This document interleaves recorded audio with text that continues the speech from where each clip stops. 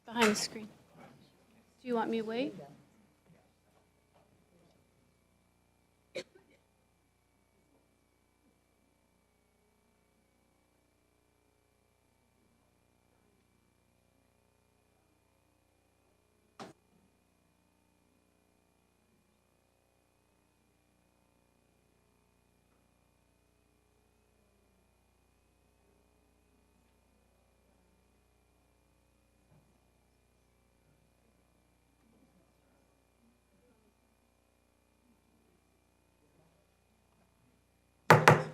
I'd like to call to order the City Council meeting of October 1st, 2024. Welcome, Planning Commission members. We are so happy to have you here. City Clerk, will you please call the roll for both the council and the commission? Councilmember Tim Chisin. Here. Councilmember Black. Here. Councilmember Sweet. Here. Councilmember Falcone. Here. Councilmember Pascal. Here. Deputy Mayor Arnold. Here. Mayor Curtis. Here. Commissioner Reiser. Or Rooser. He's walking. He's coming. Oh, okay. I'll come back. Commissioner Rosman. Here. Commissioner Jacobson. Here. Commissioner Allen. We know she's here. Oh, gotcha. She's here. Yeah, I think we need to unmute the Zoom. Thank you. Commissioner Allen, can you hear us? I can now, thank you. Great. Commissioner Medea. Here. Chair Rutherford. Here. Vice Chair Heiser. Here. Thank you. Before we get started, before I call the city manager, I first need to express my thanks to the Planning Commission for your thoughtfulness, your thoroughness. You have spent a great deal of time on the comp plan. I know that you've taken away time from your family. You've lost sleep. You've had challenging times. So I really want you to know how much the council appreciates all of your hard work. We're incredibly grateful. This has been a really complex process, and you've really dedicated yourself to this work.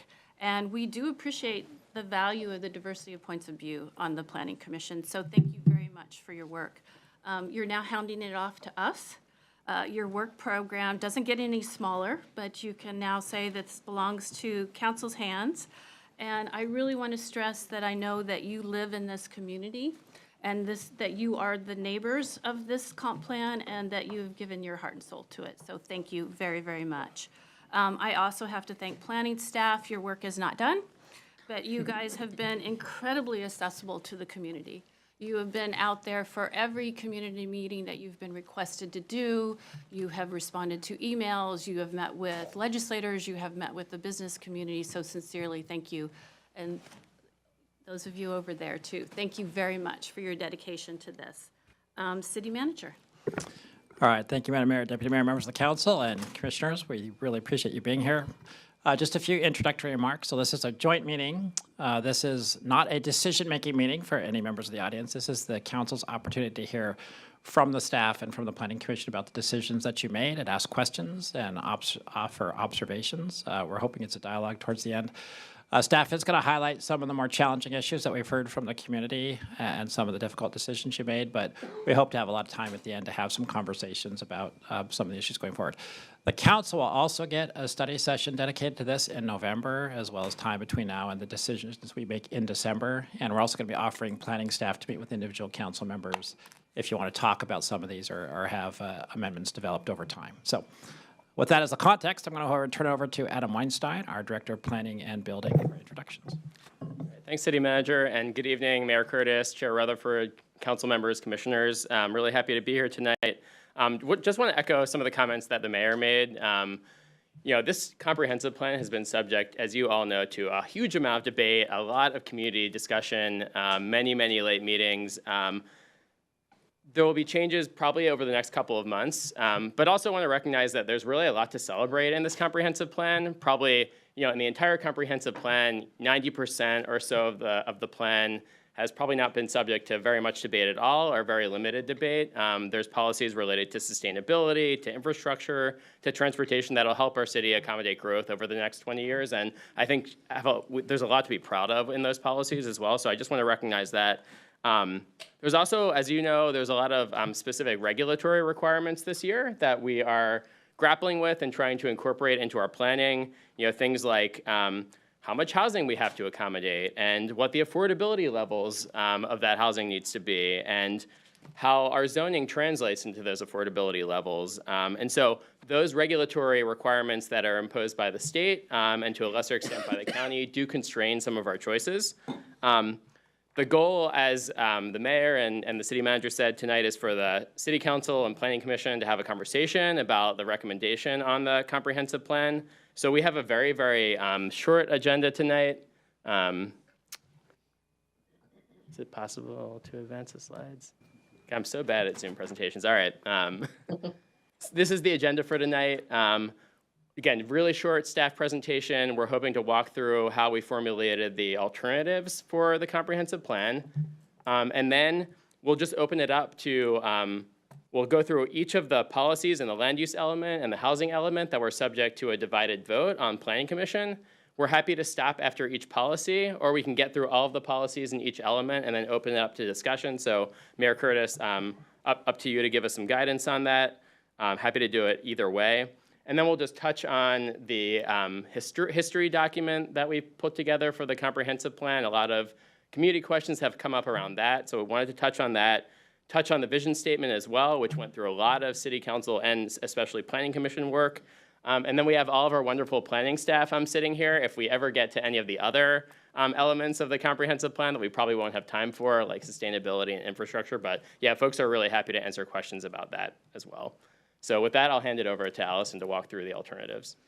All right, good evening, everyone. Oh wow, it happened on the first click that time. If you don't mind, I'm gonna move folks up a little bit here. So first, I just want to spend a couple minutes going over the comprehensive plan options. So these were informed by an environmental analysis that we did, a supplemental environmental impact statement. If you'll allow me, I'll call it an SEIS for the remainder of the time here today.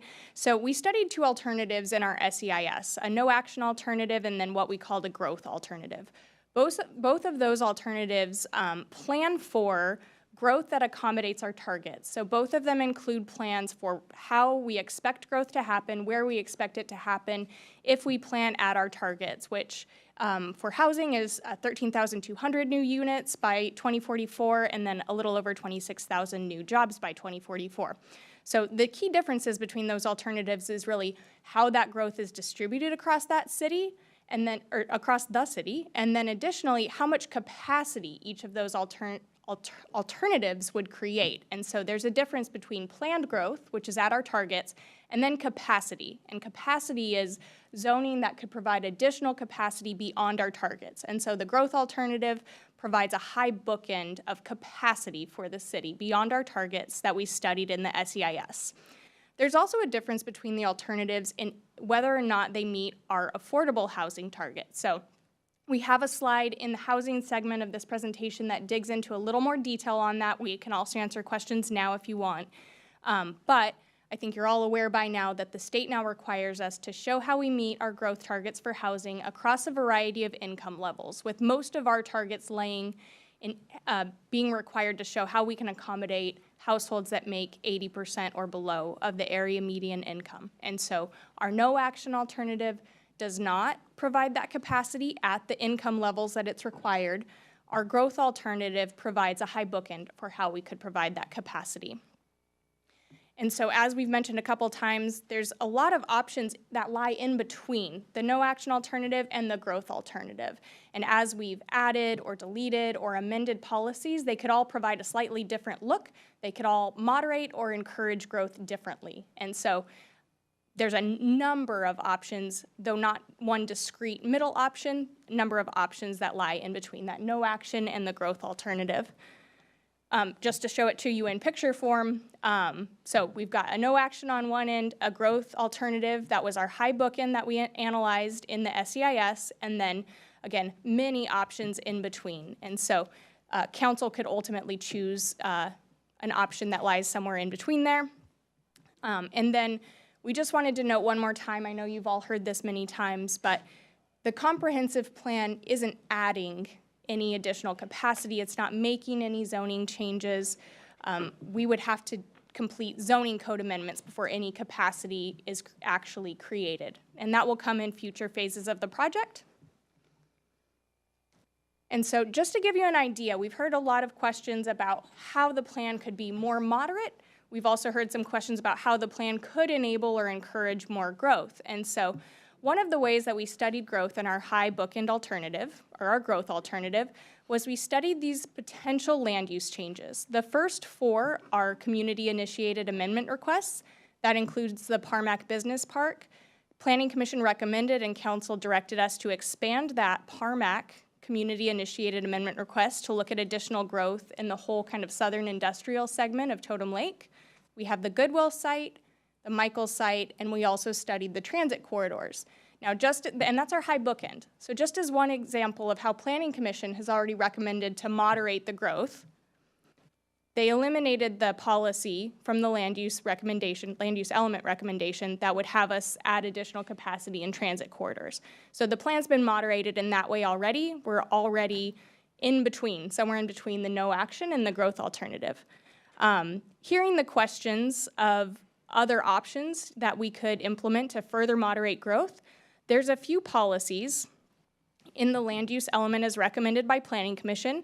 And even though these policies were recommended by the commission with a 7-0 vote, they're policies that do seek to enable more growth or encourage more growth, particularly infill growth. And so if council wanted to take a more moderated approach, those would be potential policies you could look at amending when you have the land use element in front of you. So these are policies that would direct us to study reducing parking requirements, simplify our zoning codes to try to encourage or enable development to happen easier, a policy that would ask us to look at reducing minimum lot sizes in residential zones, and then another one that would direct us to look at removing regulatory barriers to redevelopment in commercial centers. So those are examples of some policies you could look at if you were seeking a more moderated option somewhere in the middle of the alternatives. With that, I'll get into the land use element. If I've understood Mayor Curtis correctly, I'll zoom through these policies. No, actually, Oh, okay. Allison, if we could pause and see if anyone has any questions on what you just presented. And I'm a little distracted to see if we're getting more chairs. Okay, good. So moving on, does anybody have any questions on what Allison just presented? Okay, then my question is, you talked about, can you go back a slide, please? You talked about potential amendments, and City Manager, that would happen during our November meeting? Yes, the plan would be to discuss potential amendments at that meeting. The action would take place in December. On the 7th, okay. Thank you. Thanks, Allison.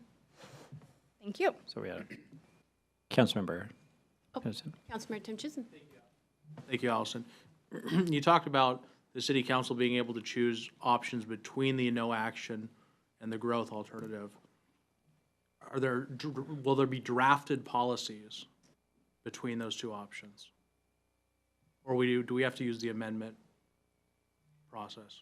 So I believe at the November study session, staff might be able to take direction from council if you wanted us to draft up some options, or tonight if there's time. But I believe staff could take direction to draft you up some options. Okay. We'll need to provide them direction. Okay. Anyone else? Forgive me if I forget to look this way. Okay, go ahead.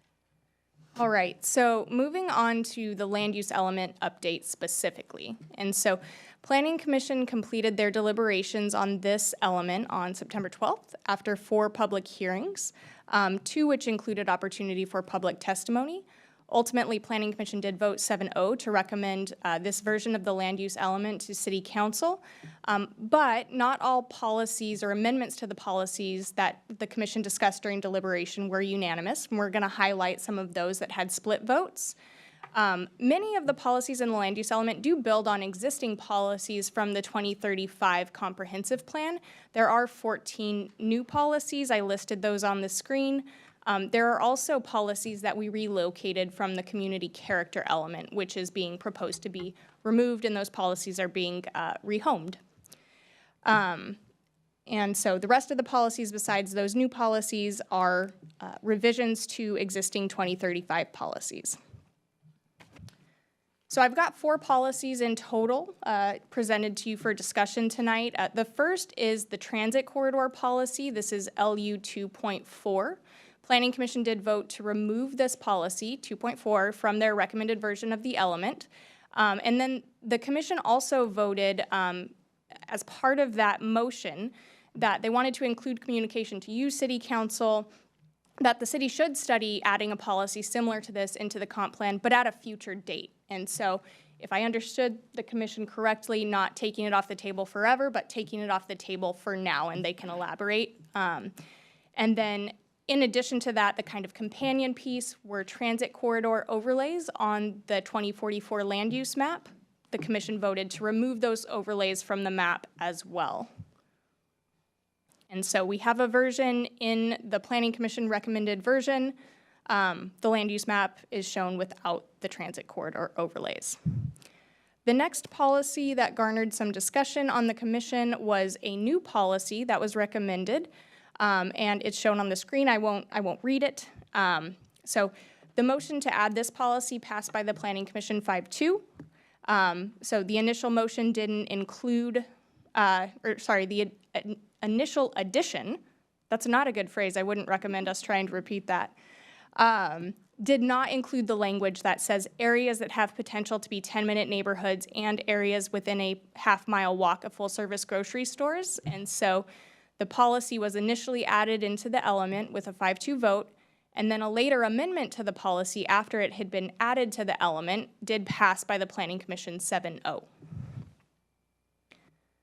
The next policy where there was a split vote in the Planning Commission recommendation was policy 3.3. So these revisions were proposed by staff. They build on an existing policy in the 2035 comprehensive plan. Planning Commission revisions did change that last part of the policy and how we talk about transit facilities and what transit facilities we're talking about with this policy. So the motion to amend this to the version you see on the screen at the top passed 5-2 by the Planning Commission as well. The next the next policy that had some discussion on the commission was policy 3.4. This policy is also an existing policy in the 2035 comprehensive plan. The changes between the 2035 version and the recommended version from Planning Commission are shown in track changes on the screen. The amendment to this policy that Planning Commission discussed wasn't actually an amendment to the policy language, it was an amendment to the narrative text. And so that motion passed by Planning Commission 5-2 without discussion of changing the policy language proper. And that was the last land use policy. Okay, let's stop on land use before we move forward. Any questions, or Chair Rutherford, is there anything, as you start to take a drink, is there anything you want to add some color? I'm not sure if at some point the council might be interested in hearing some of the split in opinion, because it isn't really I don't think it's really a clean cut that's shown by the vote there. So I don't know if those who are on the voting against, if you'd like to hear the minority perspective, or if you're more interested in hearing the perspective that carried. Thank you. Yeah. All right. Is that a question to Yeah. council? Yeah. Deputy Mayor, go ahead. So I would definitely interested in hearing the minority opinion on these issues, or if there's anything that folks wanted to add on how you came to each of these conclusions. Yeah, I'm happy to speak for myself on that, and I've stated this elsewhere. I also have a public document that I am happy to share with anyone where I go over I share my thoughts on many of the topics in the plan. And in that, I've described that I actually was also not a fan of at least the paradigm of transit corridors for guiding growth. And so I actually supported removing the concept of transit corridors, even though I voted against the motion, because the motion included to bring it back to the commission in a few years. And I felt like that's really kicking the can down the road. And at the time of the vote, we had not yet proposed 2.6.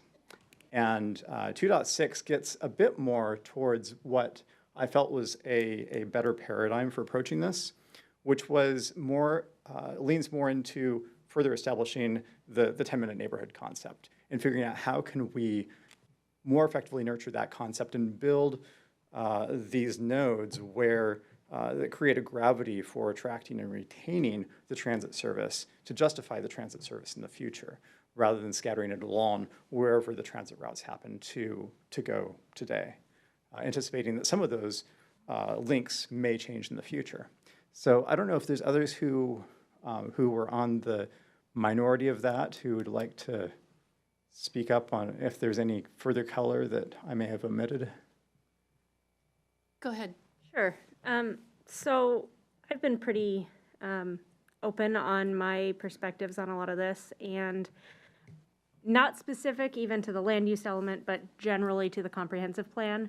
I think it's important that we remember that this is a high-level document, and it is not meant for specific land use action. And so my perspective has really been about, let's look at the whole city together fairly, and let's figure out what works for all of the folks that are both live and work and enjoy Kirkland. And so none of these are by themselves, I think, what our vision is for the city of Kirkland. But I think that overall, what we've talked about, you know, since the last comprehensive plan update, which was before my time on the Planning Commission, was let's make sure that we find ways to allow people to live and work in Kirkland with a car light or car free lifestyle. And, you know, we have a lot of traffic right now. And if we do nothing, that traffic problem still exists. So if we are not adding housing, I would love to know, how are we going to handle traffic as it exists today? So, you know, that's not specific to any of these land use elements. I think 2.6 does a good job of stating, as Rodney was saying, that, you know, we want to put housing where people want to live and where they can get around most reasonably. Going back to the transit corridors, that was specifically meant as a high level, let's get started, let's look at the whole city together before we start talking specific zoning. So I do see 2.6 as a good alternative. I think with a note of we'll study it later. If we're going to study it in the next 20 years, it belongs in the comprehensive plan document. And that's really the crux of it. If it's something that we're going to talk about in 5 years, then this is the document where it should be. Thank you. Councilmember Pascal? Thank you, Madam Mayor. So a couple thoughts here, and thank you for the explanation and kind of the background there, commissioners.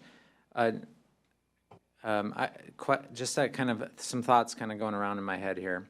One, I support the policy 2.4 removal, and you know, focusing growth in our urban centers and our commercial centers is something that we've long been focused on, and something that definitely I've supported. So I'm glad to see this. I guess I would like to ask the commissioners about the supplemental or the subsequent motion to amend to add areas that have potential 10-minute neighborhoods and half-mile walk of full-service grocery stores, because I mean, we could almost just have that policy and not have that added language there and keep it a little bit more flexible.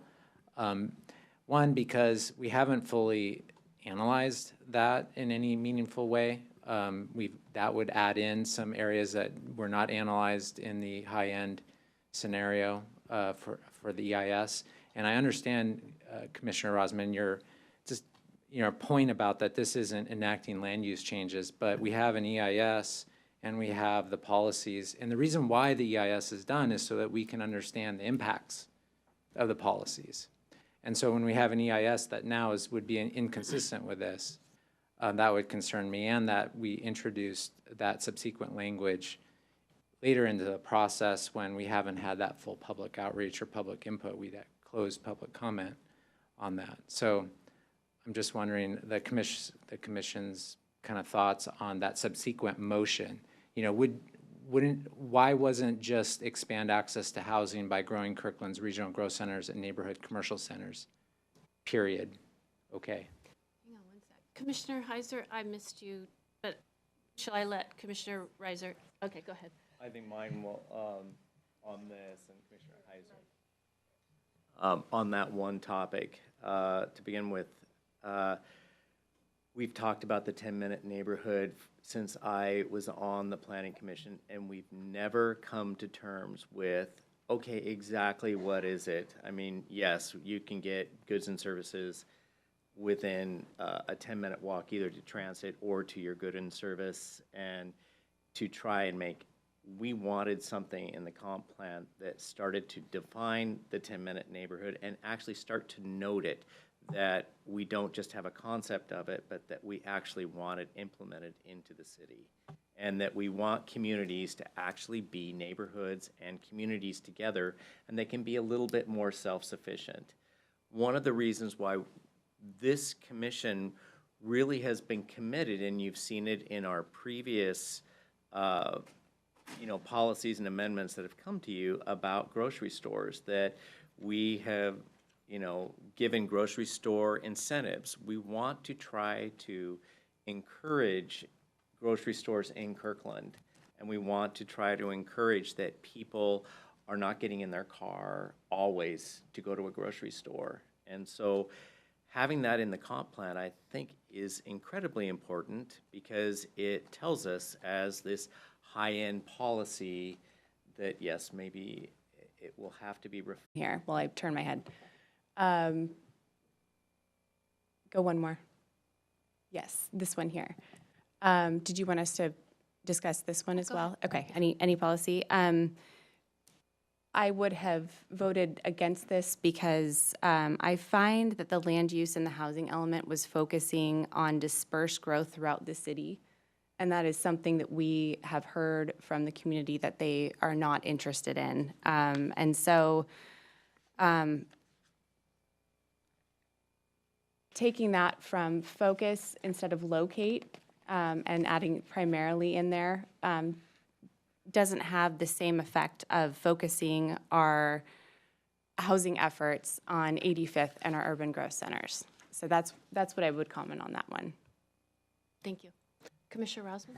So I just wanted to comment a little bit specifically on the SEIS question and concern about we didn't study specifically the 10-minute neighborhoods.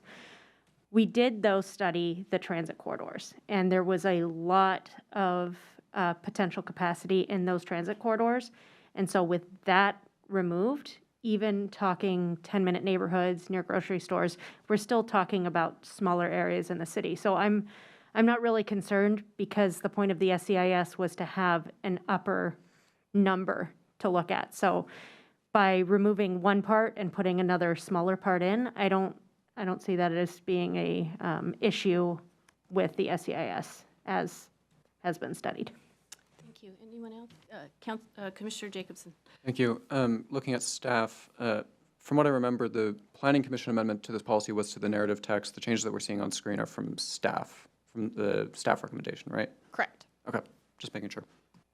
Okay. Commissioner Thurford. Too many names tonight. Go ahead.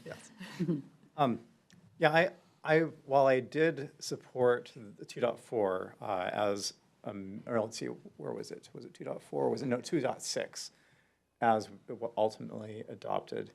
I was admittedly a bit uncomfortable with the way it was phrased for some of the reasons that were brought up about, like, there is no real definition of a 10-minute neighborhood, and a half-mile walk of full-service grocery stores is kind of an arbitrary parameter.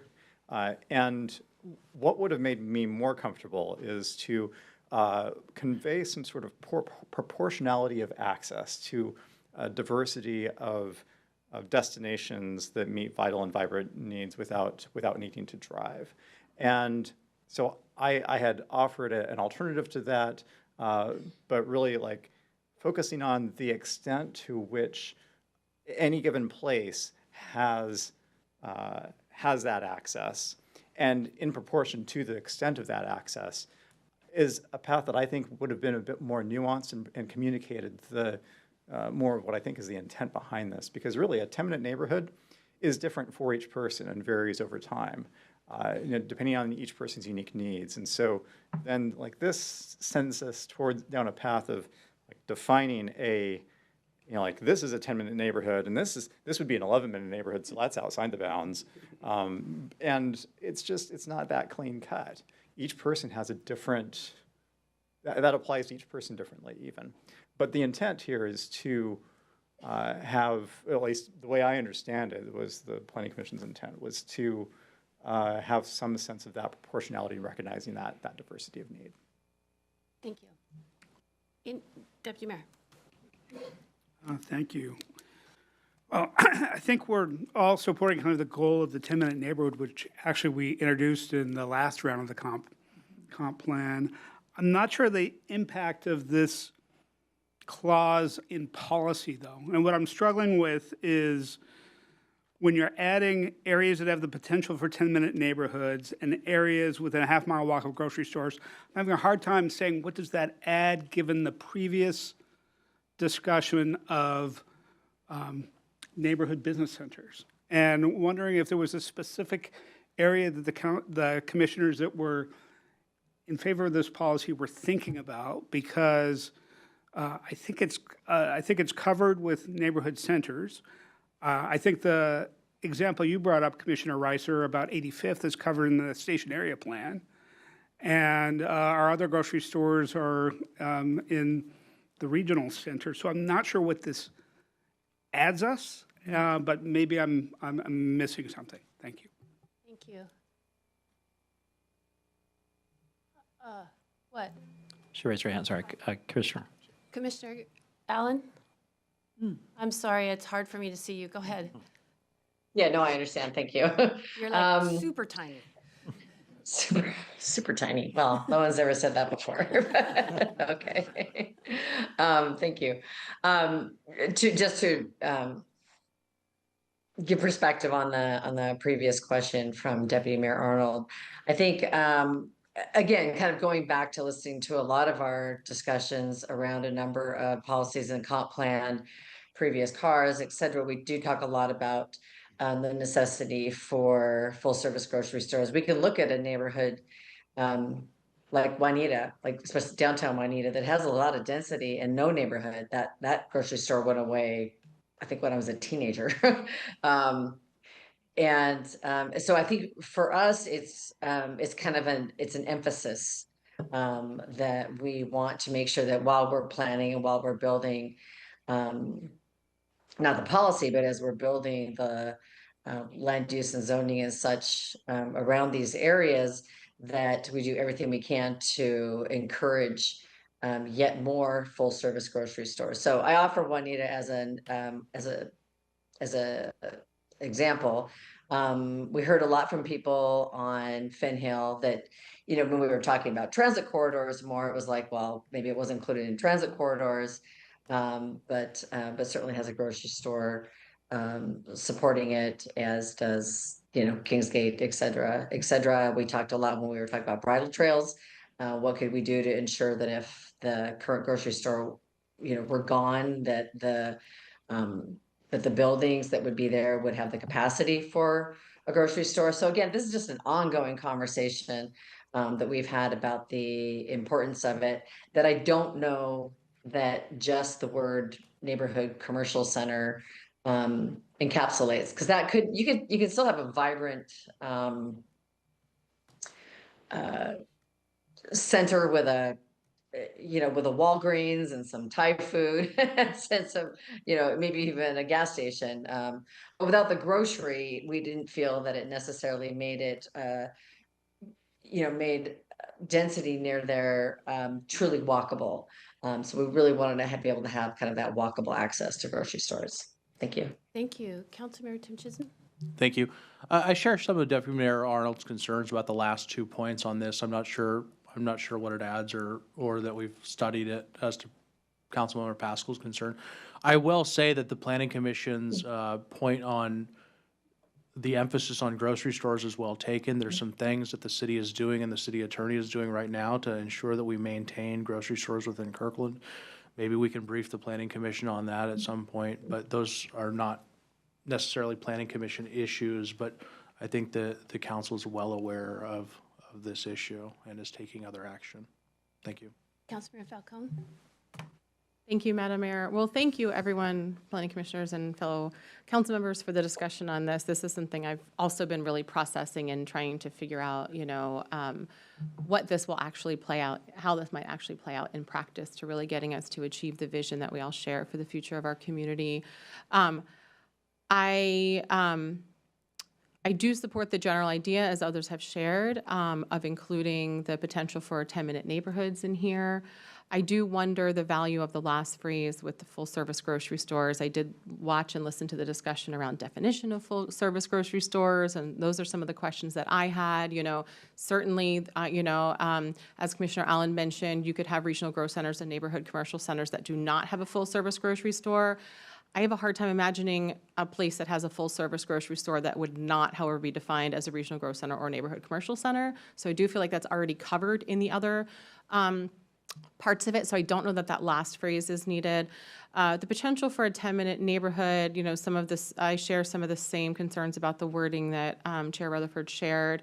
I don't know, the best way to wordsmith that, but I do think about, again, looping back to the discussion about full-service grocery stores, if that's always what we need. There's certainly value of full-service grocery stores, but when we talk about having walkable neighborhoods, I don't think of walking to a big grocery store with a huge parking lot as being a very walkable type of place for me to get groceries for my family, right? I think of like walking to a corner store, walking to bodega, walking to things that are within the community that may not be defined as full-service grocery stores, but which will certainly meet the needs of the community a lot better than what we have today. So again, I don't know what that language would look like, but I'm wondering how much that was a part of the conversation and perhaps part of your thinking, Chair Rutherford, around the language that you proposed to really have those vibrant neighborhoods, or I don't remember the exact language that you mentioned, but Yes, that was a big part of the concern that I was trying to articulate. And I've seen in other places, other communities around the world that are very walkable, where you have a fairly compact grocery store, and especially now with grocery delivery services, and there maybe are in some neighborhoods people who tend to eat out more, or that's what I'm getting at with it's like we need to address the full diversity of different ways that people live. And I think that's also a great point about like having, depending on a grocery store, like a full service grocery store, which is big and often will have a lot of parking. And I live a block from Safeway, and we commonly will send our kids over. But the part when I'm walking to Safeway that makes me most nervous is the driveway. And it's blind, and just, this is where I come back to the question about access, safe and comfortable, convenient access to these destinations is ultimately what's so paramount. And that could be access via walking or transit, but ultimately it's that access, or even delivery in some cases. In some cases you don't need to go there, but some needs can be met in other ways. thank you for that. Just finished my thought on that yeah. real quickly. So thank you. That is helpful. And I also think of that, just a little bit more color to that, as I think about, we've been briefed over the years about how a lot of our pedestrian fatalities in the city of Kirkland occur in parking lots. I know that one occurred of a young child in a grocery store parking lot very close to my home where my family grocery shops. And so that's part of why I don't really see, full service grocery stores are very valuable in our community, but that doesn't fully meet the needs for folks who want to be able to and need to be able to walk or ride transit to get to get the food for their families. Thank you. Thank you. I have Councilmember Sweet and then Councilmember Black. Thank you all. This is a really interesting discussion. Having watched your last three meetings, I have so much respect for each one of you in terms of just how much time and how much passion that you have put into this process. A couple things that fall out for me, and grocery stores are one of them, is the fact that we have never really defined what a 10-minute grocery store is. It was one of the planners, I can't remember who it was, who brought it up a lot with our last comprehensive planning process. So there was a loose description of, you could get there in 10 minutes, dry cleaners, coffee shops, whatever. I believe that our Juanita Village is an absolute jewel of a neighborhood center. Doesn't have a grocery store, that is a whole, But for the most part, what my experience is that people don't walk to my grocery store. People drive to the grocery store to get groceries, and they don't, I mean, you don't see a lot of people walking back and forth from Safeway or QFC. So putting it in this fashion was a kind of a strange ad for me, because as Councilmember Falcone mentioned, there was a small grocery, well, the Subway store up the street from my old house. I used to walk up there for half and half all the time. But to walk to a grocery store and, because I never know what I'm going to come home with if I go to the grocery store, right? Often it's a whole lot more than I thought I was going to come home with. Anyway, but that is an area where I would love to get some consensus by the time we're finished with this. I don't ever want to quibble about what a neighborhood commercial center is or a 10-minute neighborhood. Let's get those defined. Thank you. Thank you. Councilmember Black? Thank you, Madam Mayor. Well, I was going to largely save this kind of specific discussion for our later conversation, our later study session. But I do think part of our job today is to try to give some direction to staff so that we can expedite the study session. So since we're spending time on this one, for me, I originally came into our discussion, super helpful discussion, by the way, thank you, everyone. When I came into this discussion, I was with the folks who were just like, we don't really need the 10-minute neighborhood concept here. We don't really need the full-service grocery store concept here as far as a policy. Those are simply, goals, general goals that we would have when we actually do a zoning implementation project, when we're actually doing a land use action. We would be probably, all of us on the council would be talking about how this is really an opportunity to foster a 10-minute walkable neighborhood. This is really an opportunity to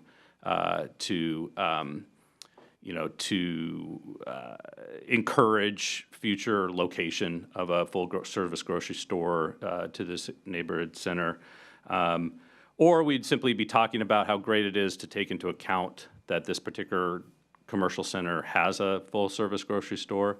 I think the problem I have with the policy is just that we kind of conflated the concept of let's expand access to housing in these areas, namely regional growth center and neighborhood center, to sort of separate goals. And the separate goals are, hey, and why would we do the former? We would do the former in part to foster the encouragement or foster 10-minute walkable neighborhoods. We would do the former in part to take into account the existence of full-service grocery stores, or to even encourage full-service grocery stores to locate to that commercial center. So I'm actually okay leaving the concept in, but I think we need to recast it. I think where we go from the concept of urban growth centers and neighborhood centers, we just need to recast it as something to the extent of with the intent to foster 10-minute neighborhoods, with the to encourage the siting of full-service grocery stores, or to take into account the presence of a full-service grocery store. If we're going to have those concepts in it, then I don't think we have to get so focused on what are those defined as, because it's going to be part of our discussion. So that's kind of where I'm at on this one. Thanks. Thank you. I am going to move us on to the housing element. I think that staff has heard a lot about 2.6. What I am hearing, though, and what I had written down in my notes is when our land use element, we do have definitions, but we don't have definitions for what is a 10-minute neighborhood? What is why am I not thinking, what is a neighborhood commercial center? And I think that would help us if we define what these concepts are. And we're fairly consistent in the housing element that we're now using the commercial center, but again, it's not defined anywhere, so I think that would be helpful.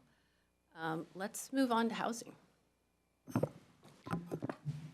Yeah, so the Planning Commission just finished with their hearing last week related to the housing element, and that was distributed to the City Council here as we were able to get it fresh off the press. So the housing element largely picked up off after the discussion of the land use element, and in particular, the removal of land use policy 1.6 and replacing it with 1.4 and replacing it with 1.6, the Planning Commission had a lot to think about, especially when we're dealing with countywide planning policies and state requirements to accommodate for growth that is appropriate for different income segments. Staff followed this guidance from Department of Commerce as it relates to what is the best type of housing in terms of housing type, apartments, multiplex and single family, as it relates to being able to accommodate. It is a requirement by the state that we show that we can accommodate in our city our growth, our allocated growth targets. And so this was a task that was put before the Planning Commission. So when it comes to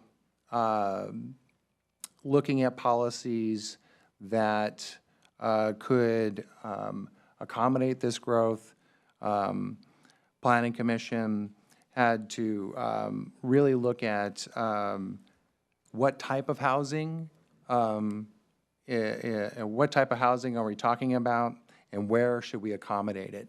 And I think that was largely a part of the conversation that the Planning Commission deliberated on over the course of the hearing. And can you go to the next slide? So when it came to many of those policies, I think what they heard from the public largely is when we're talking about what type the public was most concerned with was affordable and apartment housing, primarily apartment housing at 4 to 8 floors, and where should it go? And in the wake of removal of the transit corridors, a lot of the policies that focused on near transit were rediscussed and talked about. And also, there's a lot of conversation about surplus lands and what surplus lands are we talking about. And the public largely said that they didn't want anything that was associated with parks, so and open spaces. So with that, the Planning Commission made many amendments, and ironically, a lot of the amendments that I'm going to show you here that had split votes don't really fully touch that, but they do touch on a lot of topics here. First was this policy H1.4, which largely was a repeat policy of a policy that existed in a section of the housing element that is associated with location. So because this policy really looked at location-based objective, it was struck in place of draft policy 1.10, which is in your the housing element that was transmitted to you. Next slide. The next policy was a new policy proposed at the hearing. This largely was aimed at livability of existing residential neighborhoods, and staff wrote a different, or at least a different alternative that would remove subjective-based terms like appropriate, and then extrapolated what the components of what livability is. And this was adjusted a little bit by the Planning Commission, and then and has been recommended, and we placed it in the housing element as policy 2.20. Next slide. The next the next element, the next policy focused on, oops. I can't see that one.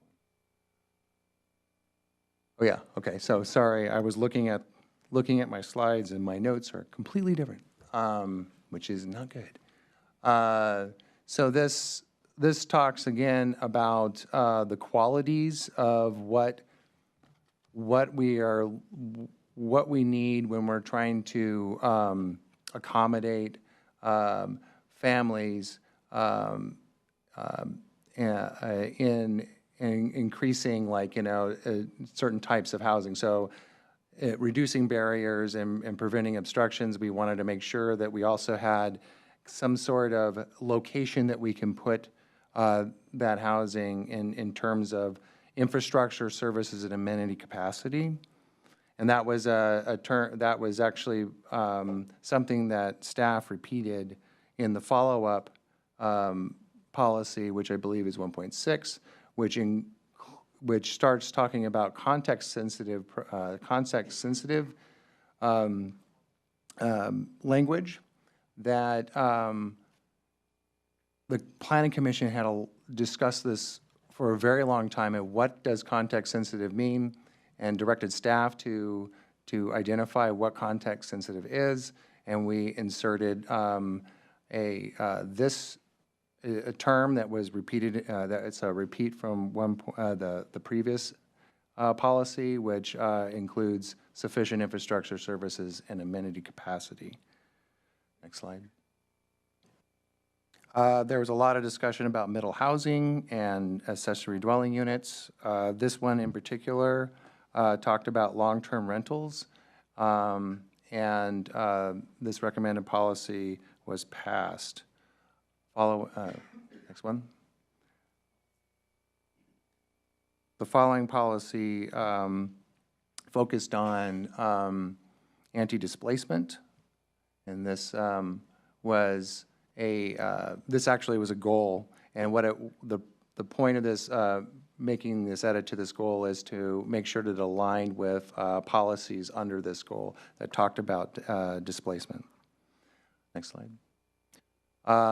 Another policy that was proposed to be struck but was retained was a policy related to exclusionary regulations.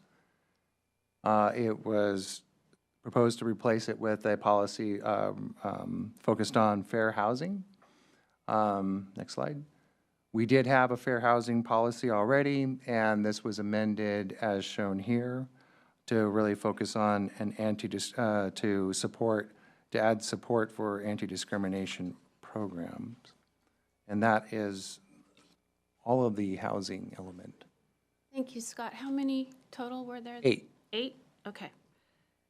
Council, do you want to take these one by one, or is there one in particular that piques your interest? Councilmember Black? Thank you, Madam Mayor. I like the way you framed the discussion a moment ago with the land use element. So where these are, Scott, you highlighted these 8 because these are 8 that did not receive unanimous approval from the commission, correct? Yeah, precisely. It's not the ones in particular. They had a lot of edits related to transit and parks and anything that was related to that. Those received a 7-0 vote. These are the ones that did not. Right. So I like the way that was framed, Madam Mayor, last time around, that if we have commissioners that want to talk about either why they supported these policies that were at least somewhat controversial, or why they objected to it, I thought that was really helpful. Thanks. Thank you. Commissioners?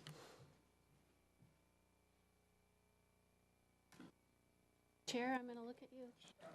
I mean, I can talk to this. I didn't feel like it was terribly controversial unless those who vote against want. But I just reading this, like, prohibit unlawful activity caught my eye. Like, aren't we already prohibiting unlawful activity?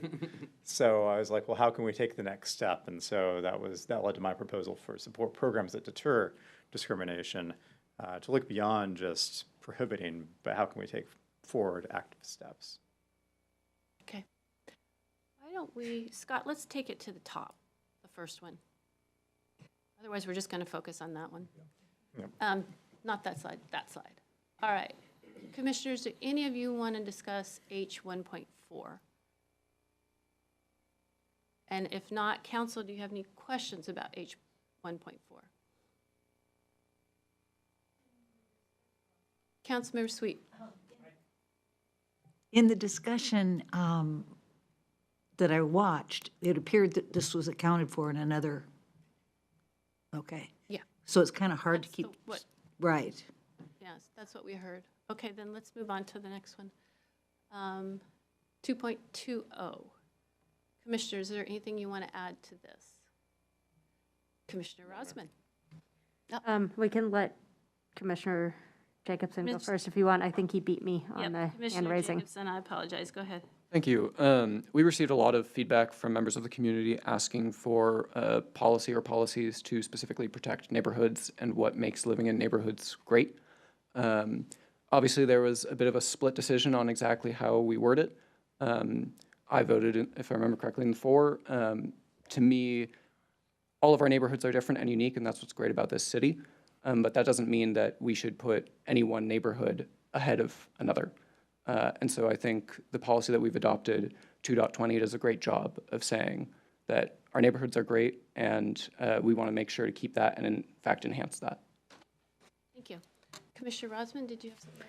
Sure. I felt like this was a good policy to kind of explain where I was coming from in terms of the comprehensive plan generally, is that I think our goal as the city making policy is to make sure that our city continues to be and becomes a great place for people to live, to work, to be, and that we want to make sure that any policies we have say that anyone in the city, regardless of means, has equal access to these good things, to have a great high quality of life. And so I felt like the recommended language did a better job of making it clear that while we have distinct neighborhoods, noting, quality of life in all neighborhoods, it doesn't have language that makes it feel like some parts of the city have a special spotlight that other folks don't get because they live elsewhere.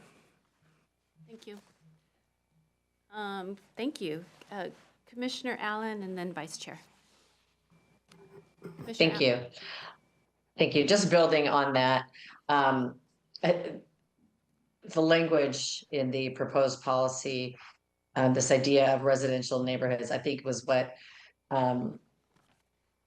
elevated the discussion in my mind to look at alternate verbiage here. I live in Moss Bay, and when I asked for not a definition, but give me an example of residential neighborhoods, it was like, oh, Finn Hill or maybe Norkirk or something. But I live in a residence in my neighborhood, so I kind of feel like all of our neighborhoods are residential, and thus the policy would really just be a blanket policy for all of Kirkland anyway, which I think is better defined by the new policy 2.20. Thank you. Thank you. Vice Chair. Yes, since I was the one that put forward the new policy that almost passed but didn't, I can probably answer this by best saying I was the one, we kind of glossed over this, that voted no on the housing element. And there's several reasons why, and I think I can start with this policy here. I feel like the housing element was not a well-rounded plan. There are no policies regarding the livability of our neighborhoods. So if you look at it, we have, and nothing was ever presented to us by staff about policies on that regard.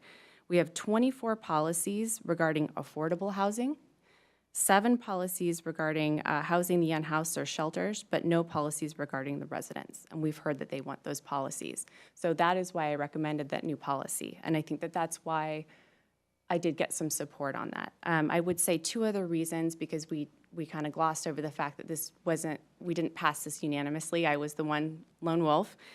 The other reason I didn't vote for the housing element to pass it is the premise of we only did have 2 choices with the growth alternatives. And our amendment process was never intended to be the way you create policy. The reality is staff should have been giving us other options.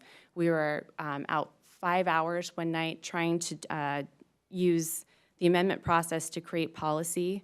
And unfortunately, we just didn't get our options. SEPA guidelines require it, and I guess I'm just wondering why we never did get those options. As an aside, I would say earlier it was asked, should we direct staff to give us moderate options?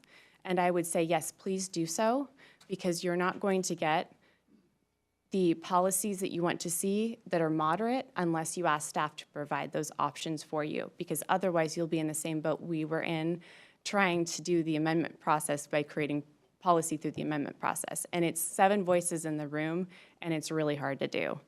The last reason that I did not vote for the housing element to pass it is that there are policies in the element that will add to the cost of creating housing and building housing in the real world. They are still in there. We did get rid of some of them.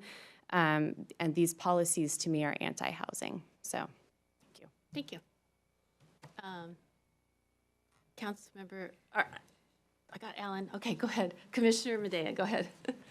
Thank you. So I almost joined her wolf pack. There were a couple that I almost voted against as well. I still have a little bit of heartburn on the policies that reference regulatory removal, because that's a very vague abyss that could present some challenges going forward. There was, again, a lot of community input regarding neighborhood character. I like what 2.20 tries to do. But going back to Commissioner Heiser's concern and why she voted against the housing element on several pieces had to do with the lack of that middle option. And at the beginning of our presentation tonight, you kind of encapsulated the no growth, the high growth being the bookend. And part of my commentary last week was that we're already sort of moving in that direction.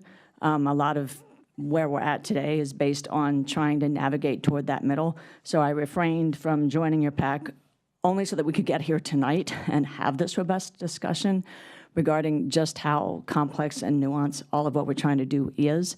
But I want to acknowledge the community's input on the neighborhood element. And again, look back in history at the good work that the city did in Totem Lake, Kirkland Urban, and I have great confidence that the decisions we make down the line will manifest in great outcomes like that as well, despite some of the heartburn that I might still have. Thank you. Thank you. All right, anybody else have comments on Deputy Mayor? Thank you. When I look at this particular goal, I'm trying to decide if this is a housing goal or a general comp plan goal. Because when you think about saying ensuring the regulations and programs, and I'm not sure what we're referring to by programs, nurture high quality of life, I think that cuts across the board. So I'm wondering if there, as we talk about this, if there might be someplace else other than the housing element where this is more appropriate, because it certainly captures what we think about across our policies, not just housing policy. Thank you. Might fit in general policies. Councilmember Sweet, then Councilmember Tim Chisholm. Just one comment, another definition I think we need to investigate is livability. I think it means different things to different people. So I'd like to hone in on that a little bit before we begin to include it in language. Thank you. Councilmember Tim Chisholm. Thank you. Well, I do appreciate, both of these policies. The first one, the livability of established residential neighborhoods, and, what the second one's trying to get at. We have a tremendous number of policies that focus on affordable housing and a tremendous number of policies that focus on housing the unhoused, and not very many policies that value our current residents. I think that's what this policy tries to get at, and I would be interested in professional staff maybe taking a crack at this and seeing how we can value our current residents in this plan. Thank you. Councilmember Pascal? Folks, let's don't do that. Councilmember Pascal? Thank you. So, thank you for the comments so far. I admit that I'm, a little bit aligned with Commissioner Heiser here in that it's been really difficult, this process, because we were presented with just two land use scenarios, one at one end and the other at the other, and nothing in between. And so, while I recognize that, because we are looking at both bookends, we're kind of covering the full gamut. What we're missing, though, is that nuanced discussion about those refined policies to support what really makes Kirkland special and what we want to continue to see into the future.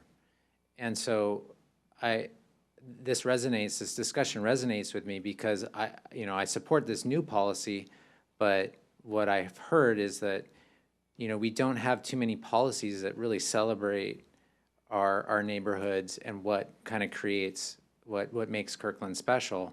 And so, I would be very interested in seeing additional policy language to, back that up and support that, and to see that go on into the future. Thank you. Thank you. Anybody else on 2.0? Okay, let's move on to the next one.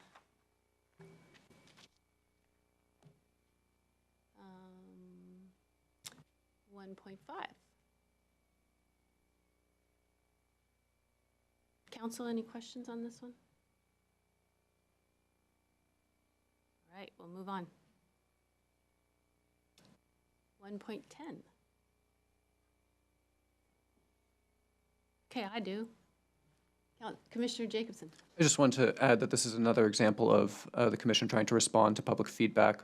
In particular, and I understand the intent behind trying to add high-capacity transportation infrastructure, but the idea of making sure that these policies are context-sensitive is, I think, a better way of encapsulating public feedback around how our regulations should look different in different parts of the city.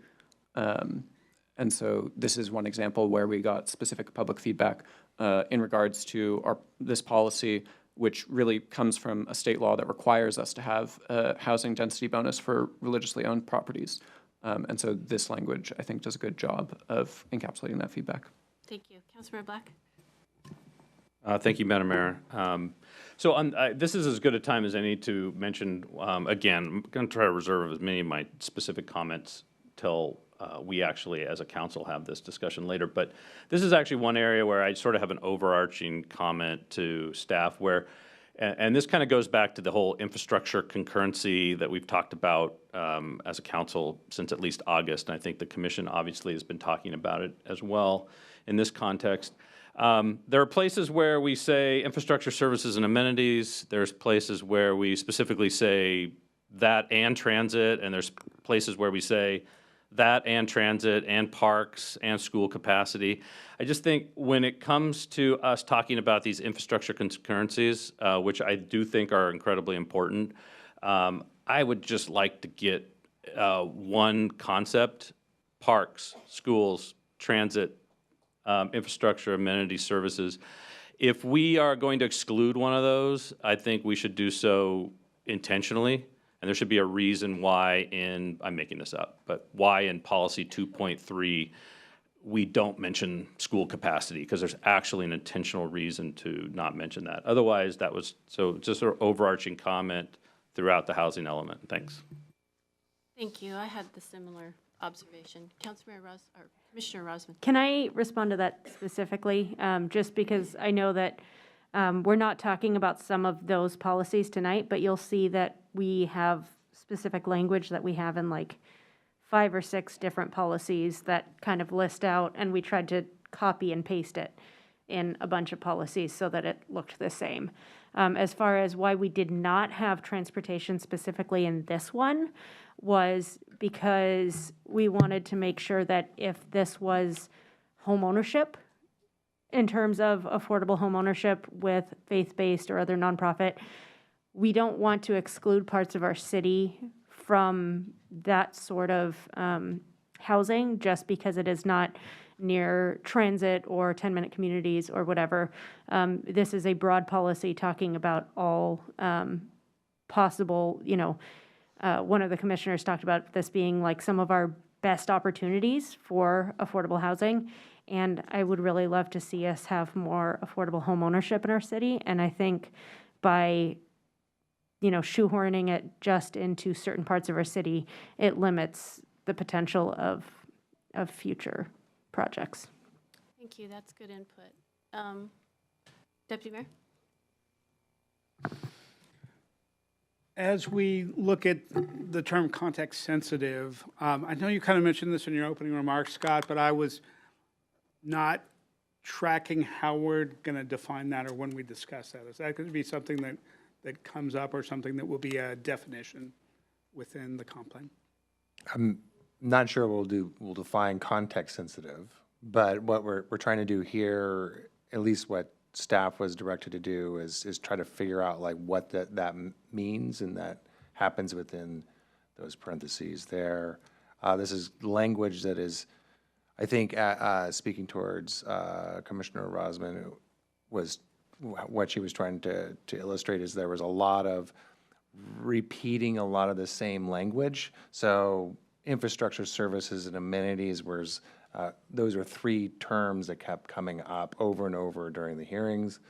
So staff just translated that over to what that would mean towards a context-sensitive environment. I like the direction that we're headed. We're standardizing the language, minus the things Councilmember Black mentions that we want to be deliberately different. I do think we may need some narrative to that effect, but we can talk about it in November. Thank you. Thank you, Deputy Mayor. Chair Rutherford. I'd also add about context sensitive. The use of it also depends on the context, right?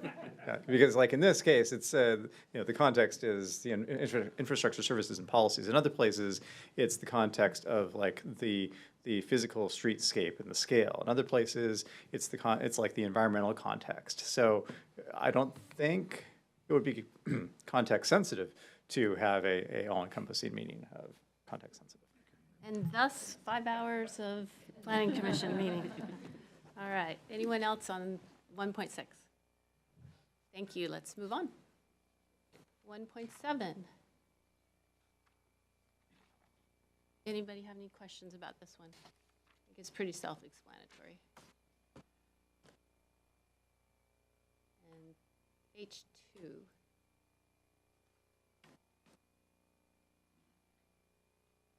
Anybody comments, questions? Okay. 2.24. All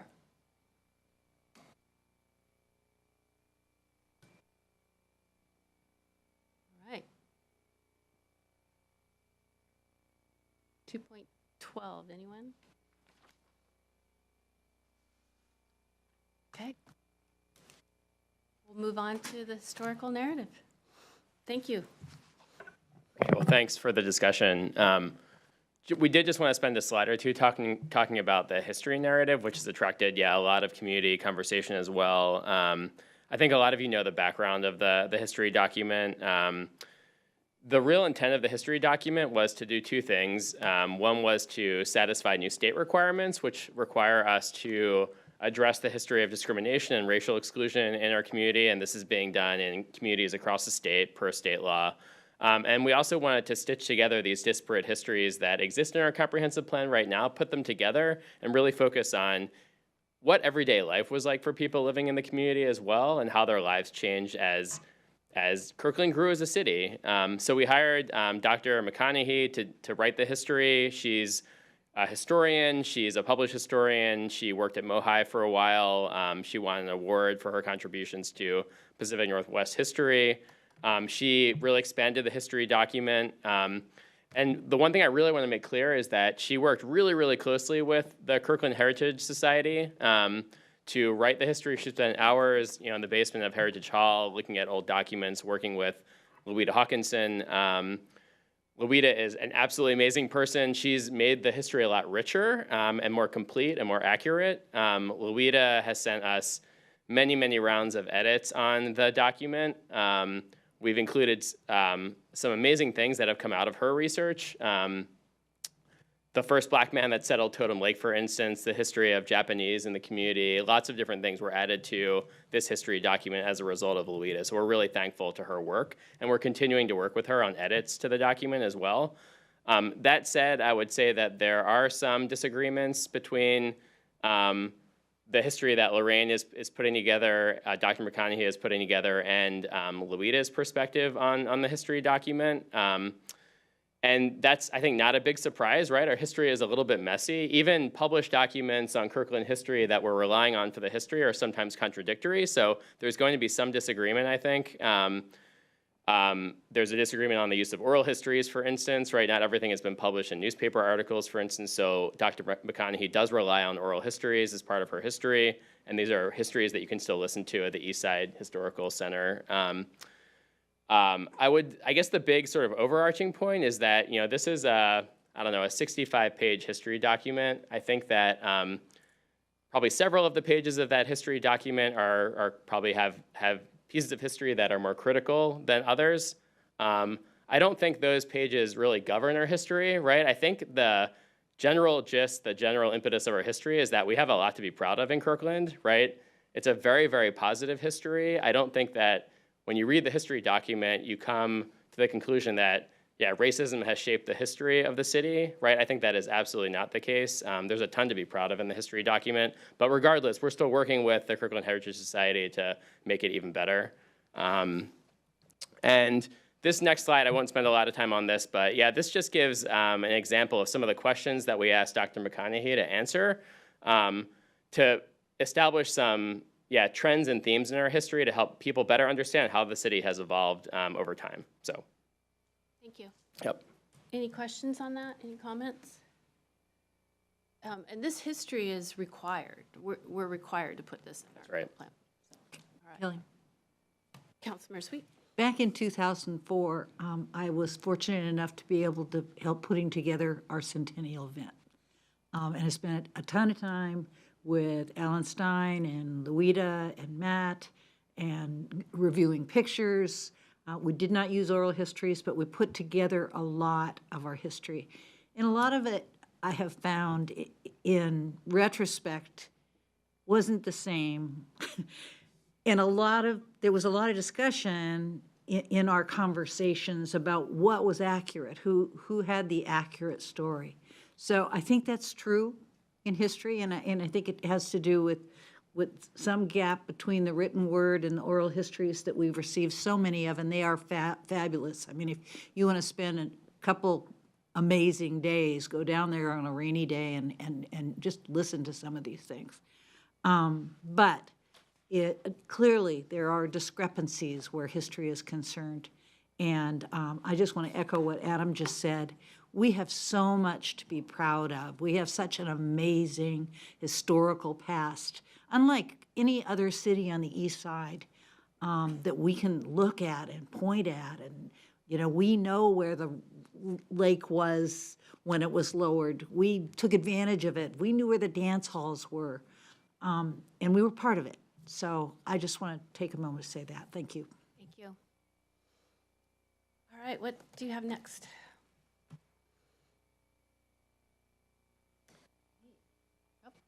Vision statement. After a very robust community engagement involvement process, staff took a cut at revising the vision statement. Planning Commission did several versions. City Council provided a lot of feedback on the draft vision statement. So it's gone back and forth between City Council and Planning Commission. City Council last saw the version of the vision statement at the last retreat that was held, and there was direction to try and pare it down in size and be more succinct. A subcommittee of the Planning Commission members got together and wrote this most recent version of the vision statement, and this vision statement draft was the final recommendation from Planning Commission. So we're bringing that before City Council to take a look at this again.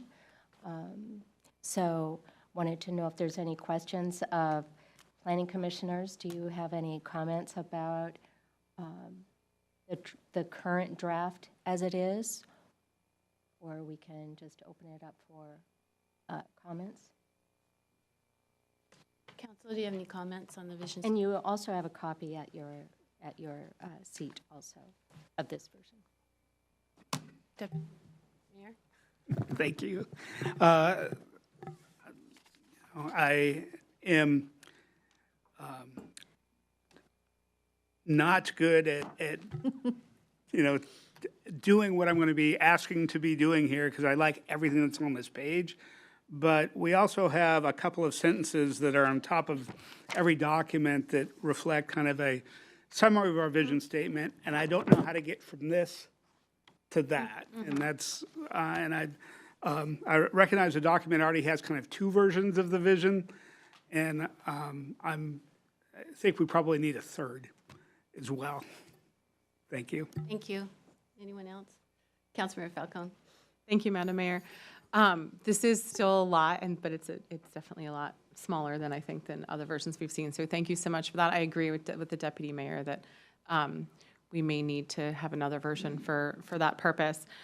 I just find it so useful in my mind, and hopefully for all of us, to just take a look at the vision statement in the work that we're doing. It's just a good reminder. A lot of the discussion tonight, just for efficiency's sake, was really talking about the areas in which there were split votes on Planning Commission.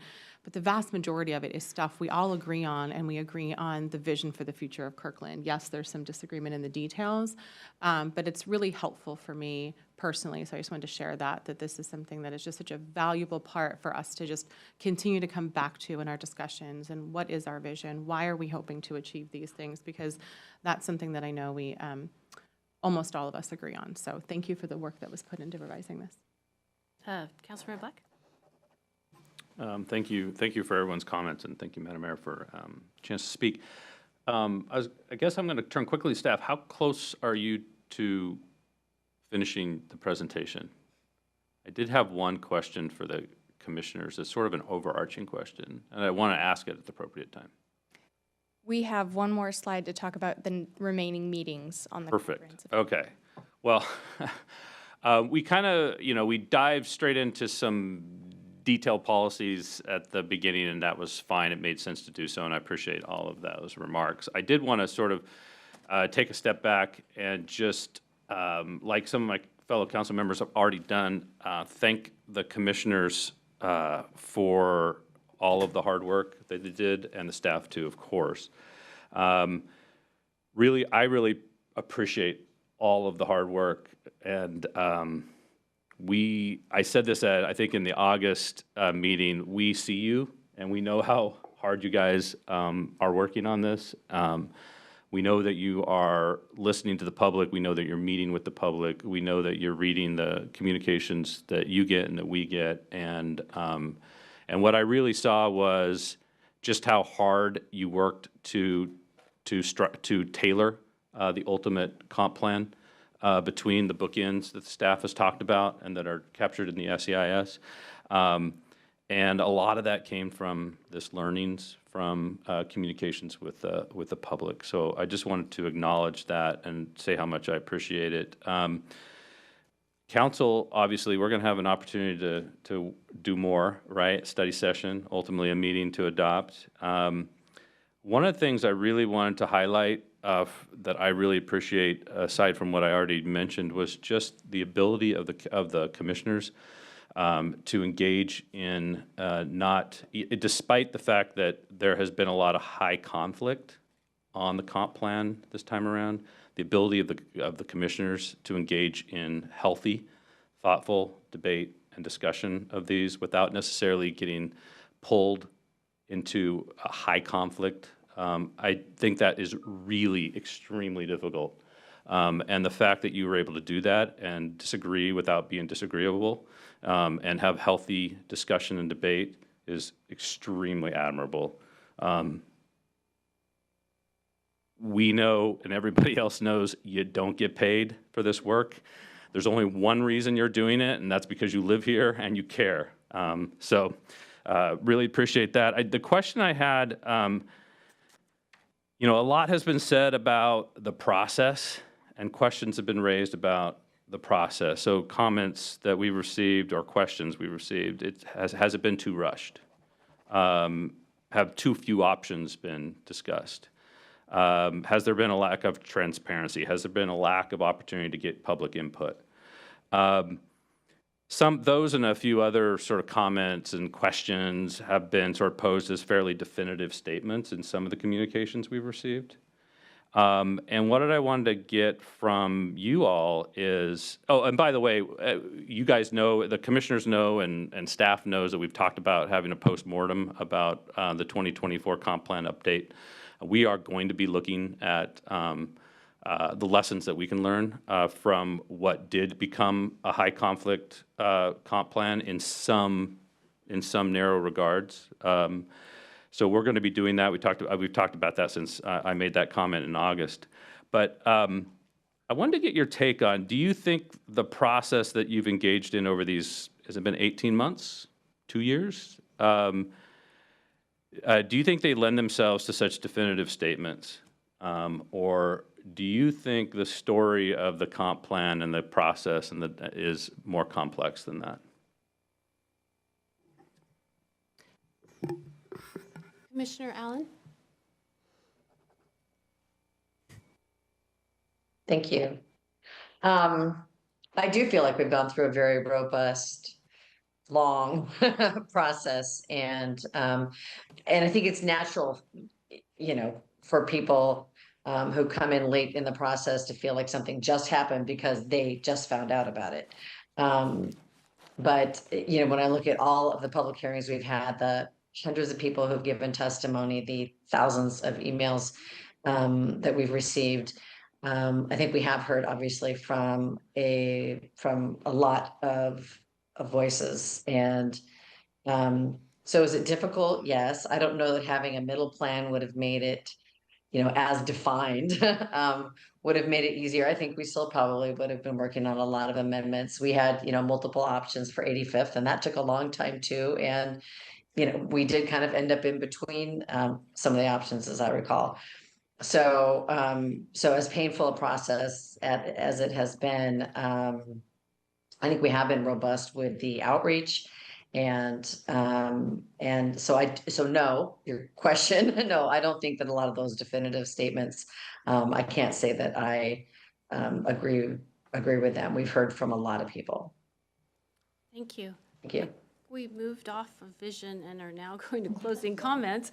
So what I heard from vision is Deputy Mayor would like to smash the two vision statements together. I'm going to go to Councilmember Pascal and then Vice Chair. Thank you. So thank you to the commissioners. Again, I'm not going to repeat what Councilmember Black said, but I also want to thank the community and the public for their correspondence. Frankly, it's been hard to keep up with the amount of email and phone calls and things, but I know that we're all trying and very much appreciated. Since this is one of the last opportunities before the staff come back with updates to the comp plan based upon what we're talking about, one of the things we didn't talk about was the citizen amendment request. That was in the packet, and that has also been a source of community input throughout the process. The Goodwill, the Michaels site, Parmac. I understand that we have policies in there. They're not like overly specific. I agree that those are not, the existing uses are not the highest and best use. But I also just really want to be considerate of scale, access, and then other impacts that would come with redevelopment of those sites, consolidation of properties and how that provides benefits. So I hope that we're providing that type of information in the policies. When it comes to Parmac, this is the area of Totem Lake that it's kind of removed a little bit from Totem Lake, and we've also heard comments from the public about this area. And there's, what was proposed is pretty sizable in magnitude in terms of additional development. And that area isn't served by transit. It doesn't have robust infrastructure and services. It's difficult to access, but yet here we are talking about pretty sizable changes So it'd be good to, one of the things that I'd really like to see is more or less kind of a sub-area plan for what really is our vision for that area, because we'd be displacing a lot of commercial businesses and services that people would have to go leave Kirkland to go find. And that's problematic in my mind, because we want to be a complete community where people don't have to go elsewhere to seek their services. And Parmac has a lot of different commercial businesses. So I'd like to see some consideration or some policy about creating a sub-area plan or something that provides a better vision of what really needs to be in place to achieve the goals we want there. And then, you know, in terms of process, I agree with Councilmember Black. I think there's a lot more lessons learned from this that we do need to talk about and need to raise and to, you know, make sure we avoid in the future. You know, I mean, I think I raised this earlier, but again, you know, I think it's always good to provide policymakers various different options. If we don't have options, it's really hard to coalesce around a solution or various policies. One of the big things that, you know, really stuck out to me was the EIS that went along with this. The growth scenario clearly showed that, you know, if we move forward with that it would move growth away from our urban centers. It was not consistent with our vision of where we'd been focused on. And so, you know, that's one reason why we should really be looking at, you know, different options as we're considering the land use plan. And then finally, you know, so why do I care about the EIS? Like, who cares? It's an analysis. Oh, maybe it's out of date now. It's the legal binding document, right, that requires us to analyze and then to identify impacts to any zoning changes we make going forward. And I've heard this from other comments tonight. Oh, we've considered the high end, so we don't need to evaluate anything anymore. That's not true. You know, there's very kind of nuanced evaluation that we need to understand. If we're developing one area of the city, there's impacts and there's infrastructure that we need to then consider to support that. So having just some high-level EIS and say that, you know, we're done with environmental analysis, we can make zoning changes, future councils, future staff can make zoning changes and not revisit the analysis is something that I'm concerned about. And I've seen this happen in other communities. This is not something that I'm, you know, just raising out of the blue. So that's why it's important that that analysis is consistent with the policies that we've enacted. And so I don't, you know, obviously we're kind of late in the process to revisit that, but that's why that's important. And that's what I'm concerned about. So I want to see some policy that says that we'll look at the environmental analysis when we get to any zoning changes. Thank you. Thank you. Vice Chair Heiser? Yeah, I would agree with Councilmember Pascal. I would say we're talking about how we handled the entire comp plan rollout process. We did a ton of the really big work over the summer season, and I don't really think that that was fair to our neighborhood associations. It's very hard to get people together in the neighborhood associations when it is the summer season here. Our most hotly contested elements, land use and housing, were done during the summer. We were getting 700-page packets. We did get a lot of the information prior. They would be 30 pages at a time. And then when we were going to go deliberate, discuss, those were happening during the summer months. So that would definitely be something I would say needs to be noted. Thank you. Commissioner Rosman? So yeah, back to Councilmember Black's question. You know, we asked at the last meeting, when was the first time we saw the housing element? And staff let us know that that was September 2023. So, you know, it feels like it's been a long process, and part of that is because it has been a long process. But also remembering that the comprehensive plan is a state mandated, you know, county guided process where we have to finish this piece as per state code.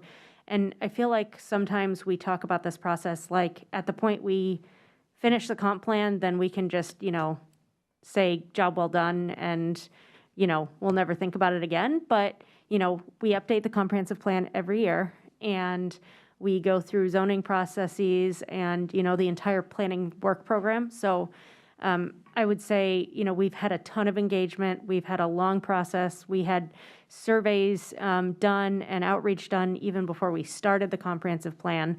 And it's not like this is a, you know, hard stop.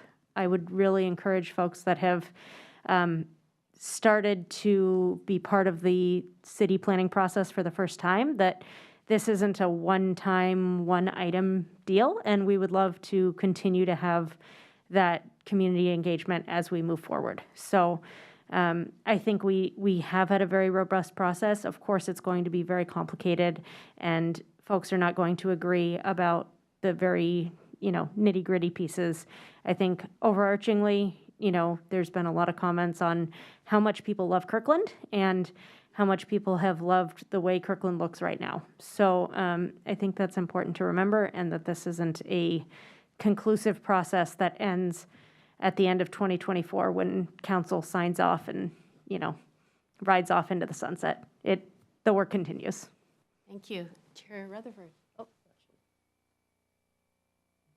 Are you calling on me, Madam Mayor?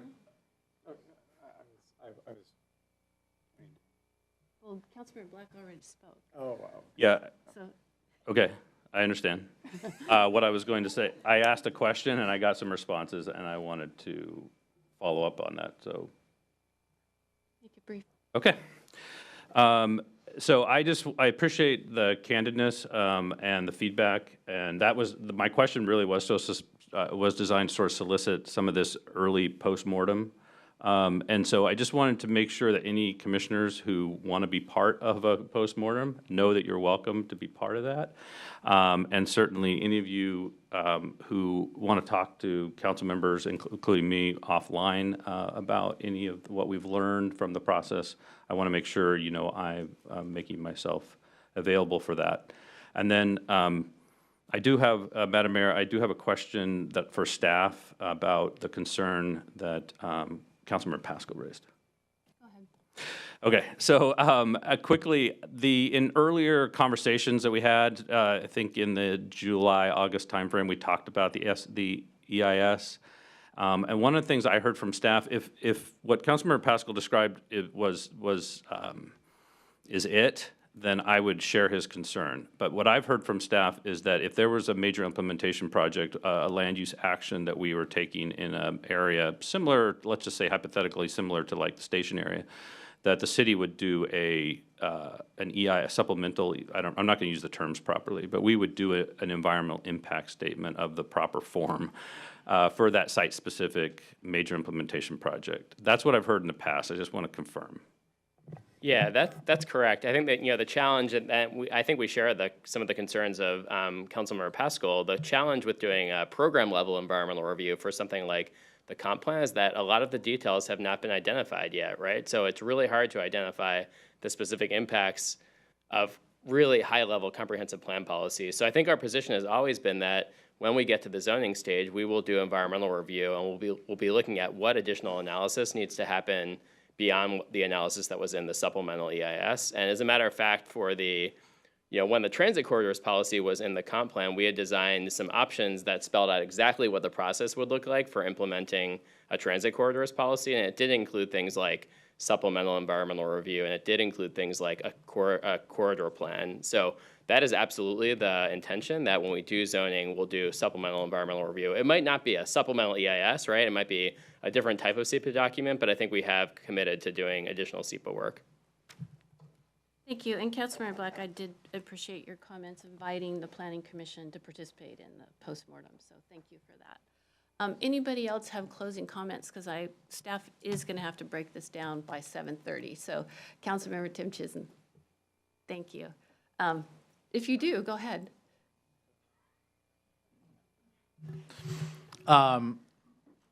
Well, thank you. It's been a pleasure working with both of these bodies, because at the beginning of this process, I was on the Planning Commission. All of you have done an extraordinary amount of work to echo Councilmember Black's comments. None of you ran for office, and none of you necessarily signed up for the scrutiny, and you've done an impeccable job. I think, you know, we owe it to you to make sure you get a something, some sort of a social event that doesn't involve talking about city planning, and an opportunity for you guys to get together as a club or body and welcome this new commissioner that's going to be joining you. Thank you. Thank you, I agree.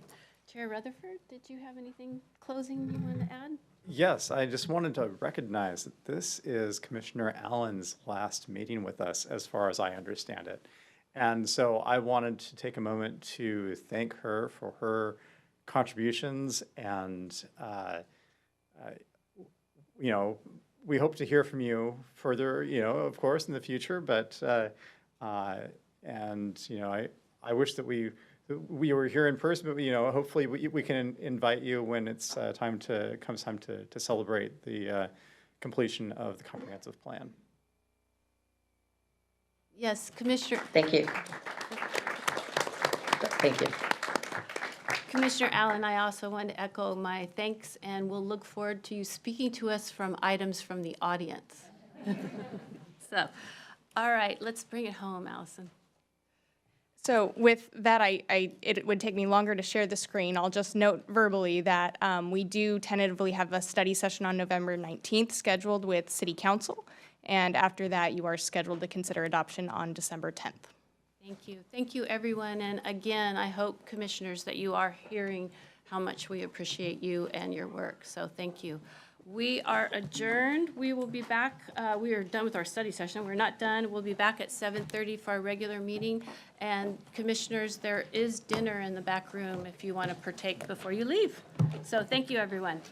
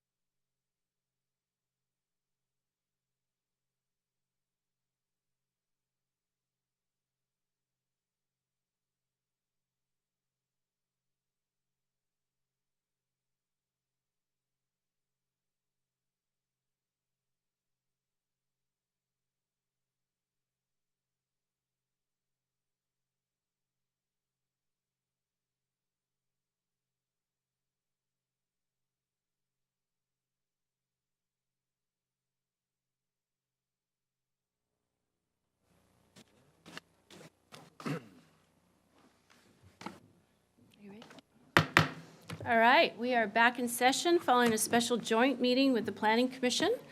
I'd like to note one modification in the agenda. Unless there is an objection, I'm going to add gotta put my glasses on, agenda following city council reports and executive session for the purpose of discussing the acquisition of real estate. Is that all right with council? Yep. All right, seeing head nods, we'll get started with our regular meeting. We do not have any proclamations tonight, so we'll be moved directly to announcsupplements. I'd like to announce that we have guests in the audience from the Kerala Association of Washington who have provided a generous donation to the city to support our shared goal of combating homelessness. I'd like to invite Mr. Rajin, Secretary of the Kerala Association of Washington, and your guest to the podium to say a few words, and then we'll get a photo with you with council. So, Mr. Rajin, thank you for joining us. Come on up. Come to the podium, and then you can talk a little bit about your organization. Hi, good evening, everyone. It's an honor and privilege to stand before you today as the president of Kerala Association of Washington. For those unfamiliar with us, Kerala is a beautiful state in southern India, often referred as God's own country. It's known for its lush green like Washington and also rich traditions. KW is a non-profit organization that serves for the Kerala community in Washington state. Over the past several years, we have associated with several organizations like Seattle Children for their cancer research, Ladybug House for their palliative care, and Evergreen Hospital for COVID relief funds. But this is the first time we ever working with Kirkland City. And this journey began when myself and the Secretary Rishi met Jim a few months back. He discussed the impactful programs and his vision about the homelessness support here in Kirkland. That donation reflects KW's core values: compassion, inclusivity, and service. I extend my heartfelt thanks to all the Kerala Association of Washington members and the Hiking Club for their generosity. I'm excited to share that KW is planning a larger fundraiser this winter to support several other initiatives in Kirkland City and other areas in Washington state. And thank you for this recognition, and we look forward for this continued support in the future working with the city.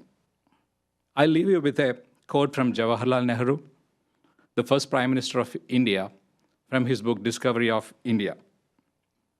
Wipe every tear from every eye may be beyond us, but as long as there are tears and suffering, so long our work will never be over. Together, we can uplift those who are suffering and help them rise with dignity. That's what KW Charity stands for. Thank you. Thank you. We're going to come down and take a photo with you, and I think there's a large check also. But I do sincerely want to thank you for your generosity and your donation. We appreciate it.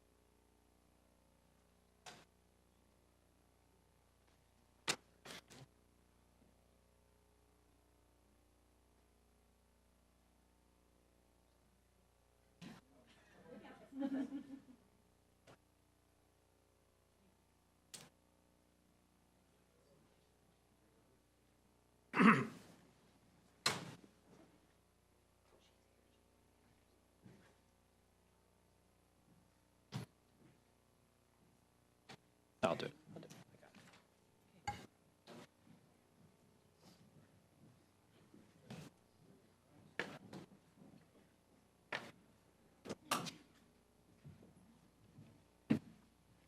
We are incredibly grateful for the support of our community members. We are going to now move on to items from the audience. We're missing the hugs that are happening out in the lobby. This is the time in our meeting when we normally hear from the public on matters that are not quasi-judicial or scheduled for a public hearing, of which there are none scheduled this evening. Please limit your remarks to 3 minutes, and the council will receive up to 3 comments each on both sides of the issue. If you're present either in person or virtually and would like to address the council during this items for the audience period, please sign up online using the public comment instruction link or in person using the posted QR code. For those participating by phone, please dial *9 to be recognized to speak. Items from the audience is an important part of our business meeting, and we ask that everyone be treated with kindness and respect. We ask that you please not clap or applaud after a speaker or otherwise openly express your agreement or disagreement with a speaker. When that happens, even when being openly supportive of a speaker, it can be disruptive of the meeting and discourage others from sharing a different viewpoint. We discourage people from using obscenities and personal attacks, and we ask that you direct your comments to the council, not to staff or audience members. Because they can be disruptive, signs and placards are not allowed in council chambers during the meeting, regardless of their content. As a reminder, state law does not allow items for the audience to be used for promoting or opposing a candidate's campaign or ballot proposition. Kirkland prides itself on being a respectful and welcoming community. We want everyone to feel like they belong in council chambers, expressing their viewpoints regardless of content. Thank you, everyone. City Clerk, who do we have first? Our first 3 speakers are Joe Kunzler, Jennifer Loy, and Nicole McKenzie. Joe Kunzler is virtual. All right, Mr. Kunzler. Thank you. I will just my background briefly. I'm here to discuss the audience rules. I was one of the folks that helped adjust the Public Meetings Act in 2021, 2022 to adopt to our new virtual mixed reality of virtual and in-person testimony, and also to help make sure we can address disruptions and that kind of thing. Mayor Kelly, I'm going to be very blunt with you that one of the things that I think I absolutely failed on was getting the Attorney General's office to support a model set of rules or something to deal with some of the hateful public comments that have come out there. I am very disturbed and very hurt that this council, after experiencing months of Alex Zimmerman's anti-Semitism and other hateful outbursts, is taking no action to curtail them or stop them. Tonight, the Bellevue City Council finally excluded Mr. Zimmerman for a month. And other local governments have taken action against repeated anti-Semitic attacks by this troubled individual. I know I'm supposed to address the council, and I hope I continue to do so. I urge this council to push pause on the proposed reforms and request politely that mayor and staff come to you with items from the audience that says that items must only address city business, items must only address the operation of the city government, and items may not discuss elections, religion, gender, race, sexual orientation, or such, or neurodiversity. For the record, I'm autistic. So that's what I'm trying to say there. I got about a minute left on the timer. I also want to add that Mr. Zimmerman is currently driving on a suspended license. I am deeply concerned, and I hope this council is concerned, that we have an individual coming to these meetings and driving on a suspended license. This is a threat to public safety. This is a threat to you. This is a threat to the other city councils he's terrorizing, like Redmond, with a Jewish council president. I think you might want to instruct the bailiffs to make sure that Mr. Zimmerman doesn't leave your meeting without proving how he's going to get home safely. I have my documented issues with him, but I also care about the public, and I also don't want to break the wall myself. I don't think violence is an answer to this, and I don't think promoting hate is an answer anywhere. Thank you for your time in public service. My time is run out. Thank you. Thank you. Jennifer Loy.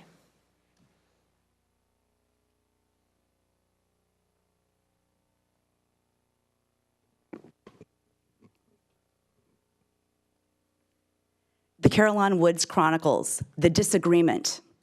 I began to realize that regardless of the request, the behaviors of the employees were what was most concerning at this point. What was worse, the cavalier disregard and management of a park or the behavior by the employees? This is the plot twist, where the behavior becomes the central theme. I could walk away from the park, but could I accept the way the city employees had been treating me? I was still determined to discover what went horribly wrong with the maintenance of this park and how to fix it for the long run. All roads led back to getting the park reclassified. I made this request to you at the May 7th City Council meeting. The parks director, Lynn Zagwastra, was assigned to respond to me. Among other strange things, she says, quote, City Council and staff have also heard your request for a policy change to upgrade the park maintenance level to that of a neighborhood park level. The level of development and amenities at each park is the primary driver of the maintenance level. Carolyn Woods has very limited amenities and is intended to look and feel like a natural park. To increase the level of service, we would need to increase the development and amenities at the park. These factors are a matter of policy, there's that word again, as well as a balance of city resources required. Our parks director went on to say, you've brought your requests forward at an opportune time given the current comprehensive plan process. City Council has received your feedback and has the planning and building department planners working on this as well with the comprehensive plan. Should policymakers wish to change the course or the level of the service and level at the park, it will be incorporated into draft documents currently going through the public hearing process. So it is confirmed to me by the parks director herself that this is a natural area park and maintained at a low to non-existent level on purpose because it has limited development and amenities. That any changes to the park service must be run through the planning department, have a public hearing, be voted on by city council, and be incorporated as policy into the comprehensive plan. She then provided me the pros plan referring to the exact pages to look at to see how the parks are ranked by development and amenity level. So naturally, I looked up the Carolyn Woods Park on the exact pages the director pointed me to and found it categorized as a neighborhood park with a very high amenity score when compared to its 26 peers. I about fell out of my chair.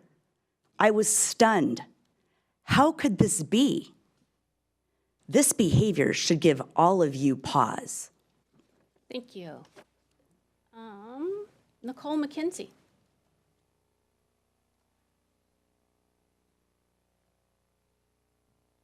Good evening, Madam Mayor, Council. Thank you. I have 3 topics to cover. I don't know that I'm going to get through them all, but I'm going to do my best. First of all, on your consent calendar tonight, I know I've mentioned this before, but I feel obligated to bring it up again. You are planning to appoint 2 new members, one to a board and one to a commission. These are persons who have been previously identified as an alternate.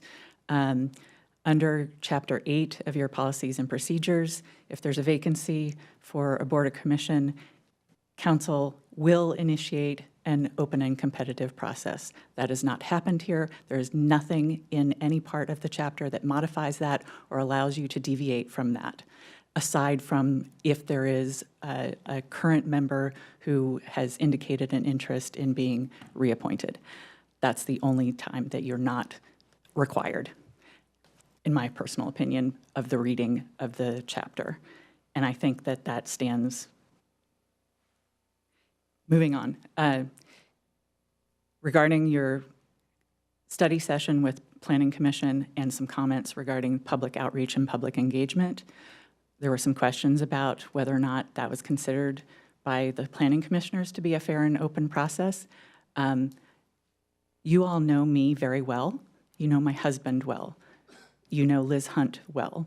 You know several of us who are here on a regular basis and are very actively engaged in city process. We were not aware of what was going on with the comp plan until May. If we, who are very engaged in the city government, were not aware, how is it that you expect that any other residents in the city who are not as engaged as we are were aware and were able to participate robustly in the process? There's a reason why you saw sudden increased engagement starting in mid-May and lasting throughout the summer. That's because those of us who are engaged, who figured it out, started educating the community. We educated the community. The last piece. Nope, folks, thanks. The last piece is regarding the moderate growth options, the SEPA process, and the EIS. You were told multiple times that you had a no change option and a high growth option. Those were the bookends, and everything else in between was already considered. That's not the way it works. SEPA specifically requires an EIS for any government action, including specifically a comprehensive plan, and it requires that there be the no option and additional options considered. That was not done here, period. Thank you. All right, who's next? Our next three speakers are Kyle Sullivan, Tara King Whiteside, and Ken McKenzie. Thank you, Kyle Sullivan. I'm earlier in the list than I thought. Let's see. I didn't write anything out. So generally, as you know, I'm well in favor of the comp plan. There are a lot of details to hash out. There is a lot of room for different options, and I understand how that is concerning to a lot of people. But at the same time, because these things are not nailed down yet, I fail to see how this is an existential threat that some people seem to be feeling that it is. And, you know, if people feel that they are threatened by it, I think that's something to be examined and addressed. You know, people have concerns and they should be addressed so that we can actually move forward productively. So I hope that that process can happen as we start to actually, you know, chunk out the things that we're talking about in this comp plan. Like, you know, the memo talks about, you know, oh, if the amendments get, if all of the elements of the plan get passed as currently proposed, all of the projects like Parmac, Goodwill, et cetera, will be added, you know, to the planning work program, and then those will go into zoning, and there will be all of these hearings and such. So I hope that we can continue the outreach process through those, and that we can, as a community, find understanding and common ground. That's a large part of why I'm getting more involved, because, you know, certainly the people I spend the most time with, we have our opinions, and those are different from other groups. You know, that's a large reason why I've gotten involved in my neighborhood association's board. I know for a fact that my opinions are different to theirs, and that's why I'm there to try to engage with people that have different opinions. So I hope that the city can continue to foster those sorts of discussions and come to a thoughtful arrangement that accomplishes all of the goals of the city. Thank you. Thank you. Tara King Whiteside. She's virtual. Thank you.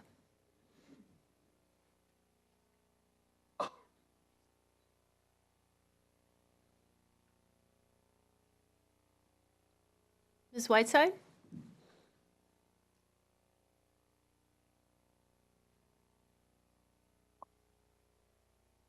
Hello. Hello. Right. I was late to this meeting, and I want to start by acknowledging that the Southern Salish Sea region lies on the unceded and ancestral land of the Coast Salish peoples, the Duwamish, Muckleshoot, Puyallup, Skykomish, Snoqualmie, Snohomish, Suquamish, and Tulalip tribes, and other tribes of the Puget Sound Salish people, and that the present-day city of Kirkland is in the traditional heartland of the Lake people and the River people. We honor with gratitude the land itself, the first people, who have reserved treaty rights and continue to live here since time immemorial. And we honor their ancestral heritage. I also want to take a moment to honor the ancestral lineages of everybody in that room. It's obvious that everyone here is very passionate, and I am part of the Kirkland initiative, and I am very passionate about this city as well. I also would like for my young son to be able to live here. I also was not aware of the Kirkland 2044 plan. It's just recently that it's come to my attention as well. It sounds like it's been a bumpy ride. I want to share that I'm a highly sensitive person. It's difficult to be in rooms where people are not responsible for their emotional energy, and not everyone is capable of doing that. I would like to encourage the city during the meetings of the Kirkland Initiative to read the land acknowledgement, to honor the land, to honor the ancestral heritage of the first peoples. And I would encourage you to adopt the process of also acknowledging the ancestors of everyone else in the room, and to be aware of how such land acknowledgements can land in the bodies of the people that are in the room.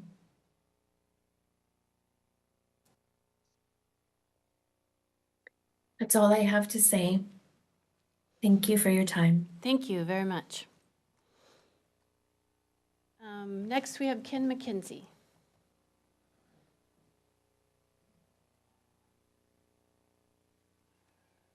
Mayor, Deputy Mayor, and Council, thank you. I'm worried. There seems to be an increasing gap between the city government and the residents. There seems to be increasing distrust. People just don't seem to believe each other anymore, and that worries me. This comprehensive plan is shot through with distrust.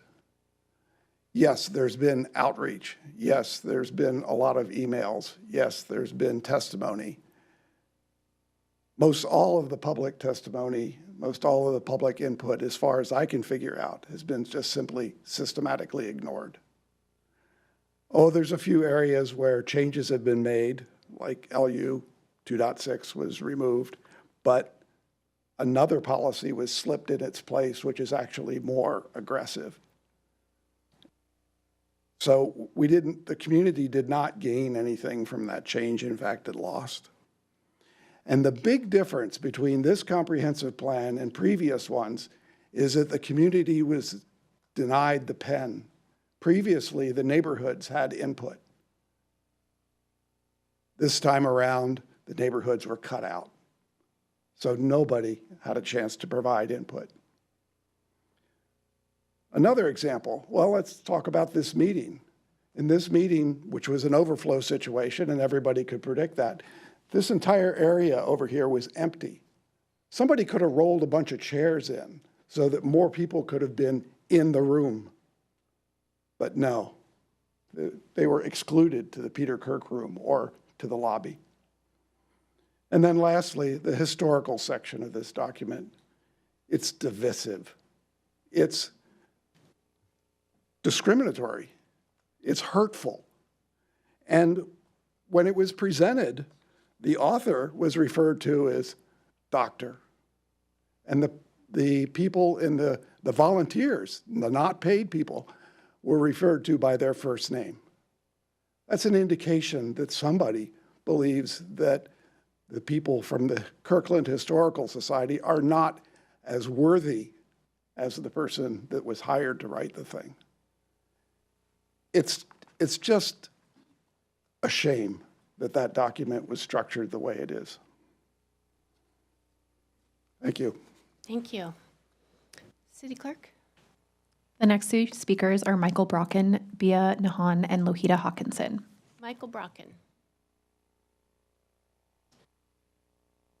Hi, thank you for the chance to address all of you. I'm a Kirkland resident of over 30 years, and I'm a huge supporter of the democratic process. I trust the intelligence of everyone in our council. And I'm speaking today in favor of making slow, steady progress to our collective goals, but I urge careful consideration and thorough discussion when community members, discussion with community members as regards zoning changes. Once zoning changes are made, they are forever, and I realize this is a topic that's on all our minds at this time, and you're giving lots of thought to it. But I just would like to remind you that zoning changes should be made as slow a process as possible, not only so that changes can be accompanied with lots of research into past and projected impacts of those changes, but also to allow residents already living here the opportunity to observe those changes and help direct the results. So I urge that all of us slow down the process of zoning changes every chance that we get. They never go away. Thank you. Thank you. B. Nahan, and I'm guessing she's virtual. That is correct.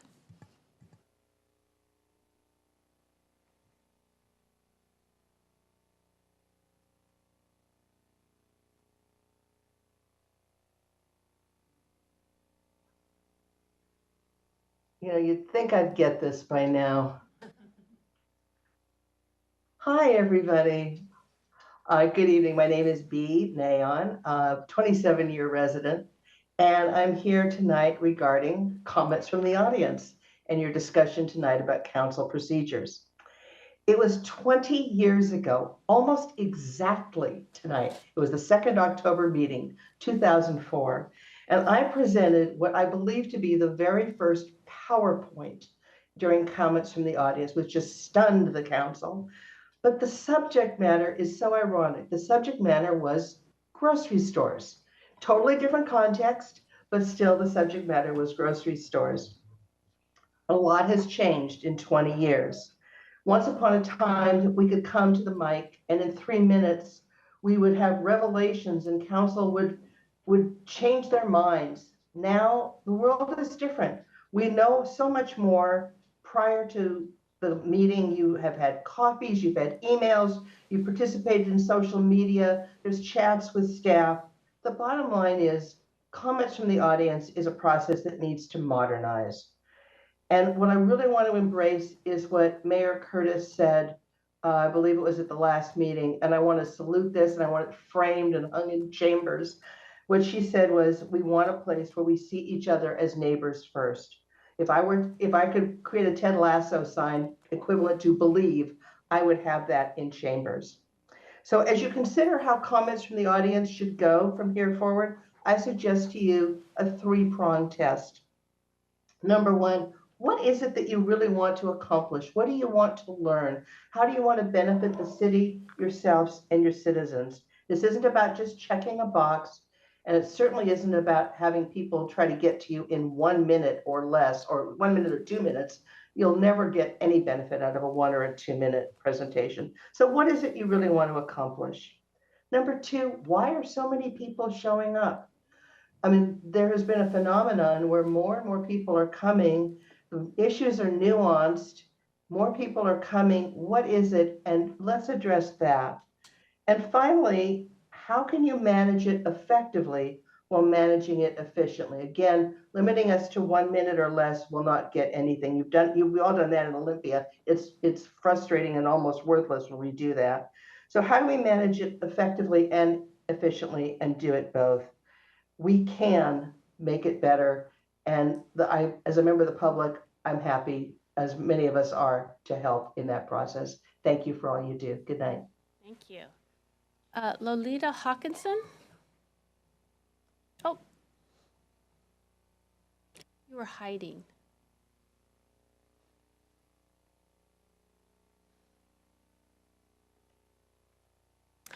Hi, I'm Loretta Hawkinson. I live in the Norkirk neighborhood, and I am wearing my blue collar to denote that I'm one of the last remaining blue collar workers that can afford to live in Kirkland. And I say it's my late husband that was a blue-collar worker. I always was and still am a no-collar worker. I can go by my first name, I don't mind that. So tonight I listened to the meeting before, and it was the first time I have heard the phrase affordable home ownership. This is what I want for Kirkland, is affordable home ownership. There has been a lot of incentives talked about for developers to build larger, denser, taller apartment buildings. So that our teachers and our police and our fire, our local citizens that give us our services can live in Kirkland where they work. They can rent, not build equity in their community.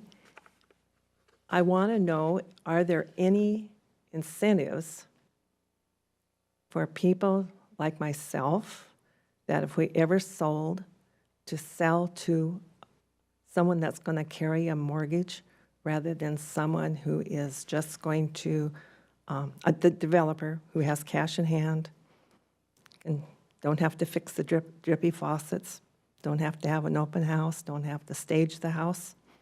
Just take the money and run. The house comes down immediately.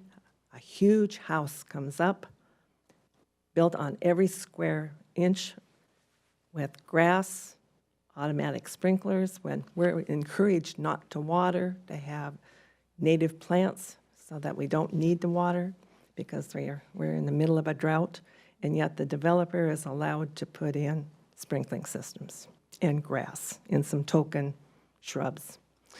So I'm just here to complain. Please think about home ownership for our people giving us our services and for just people like me. Thank you. Thank you. I did it. City Clerk? Our next speaker is Jill Stoddart, and she is virtual. Thank you.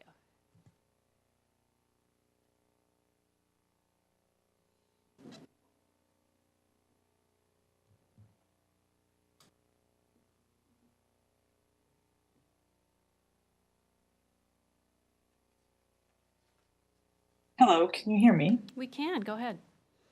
Okay, hi, I'm Jill Stoddart. I'd like to talk tonight about the process that some of the things that were raised in the discussion tonight. I was offended at the very leading and opinionated way that Councilmember Black tried to solicit input from whether the comprehensive plan was developed with regard to neighborhood resident input, whether there were sufficient options presented, and whether this was done in a transparent process. It's clear to me in the way that Councilman Black phrased his question in the tone and the leading way that he asked, that he was not looking for an open dialogue, that he's not looking for multiple opinions. This is not the person I hope is going to lead the retrospective of this comprehensive plan in any way. In fact, I think what would generate trust is if the city hired an outside facilitator for this process, one that is experienced in doing retrospectives of what went well, what went wrong. We have a lot of those folks in our community. I hope that you'll consider hiring them so that we can also do benchmarking. The type of benchmarking I would want to see done is a comparison to when was things like votes to the council and votes to the planning commission made on different growth options? How far in advance was that done? When I look at the growth options that Redmond did on their growth plan, it was a year ago. So I would like to see in this retrospective that we're actually benchmarking and not just navel gazing and trying to hear the opinions we want to hear. I would also hope that you seriously consider and try to understand, why was it? You say that you got all this input and we could have been in the process earlier, but yet a lot of smart, engaged, intelligent people did not know about this. So Did we lose her? Let's give her a second and see if she can come back.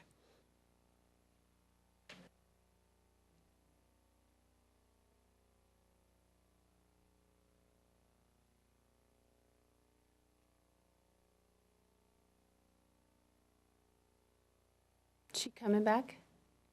She is not online yet. Okay. Anyone else? We have an additional speaker, Alex Zimmerman.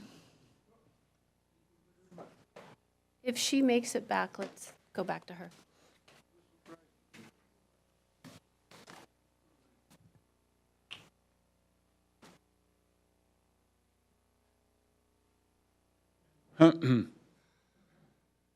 Yeah.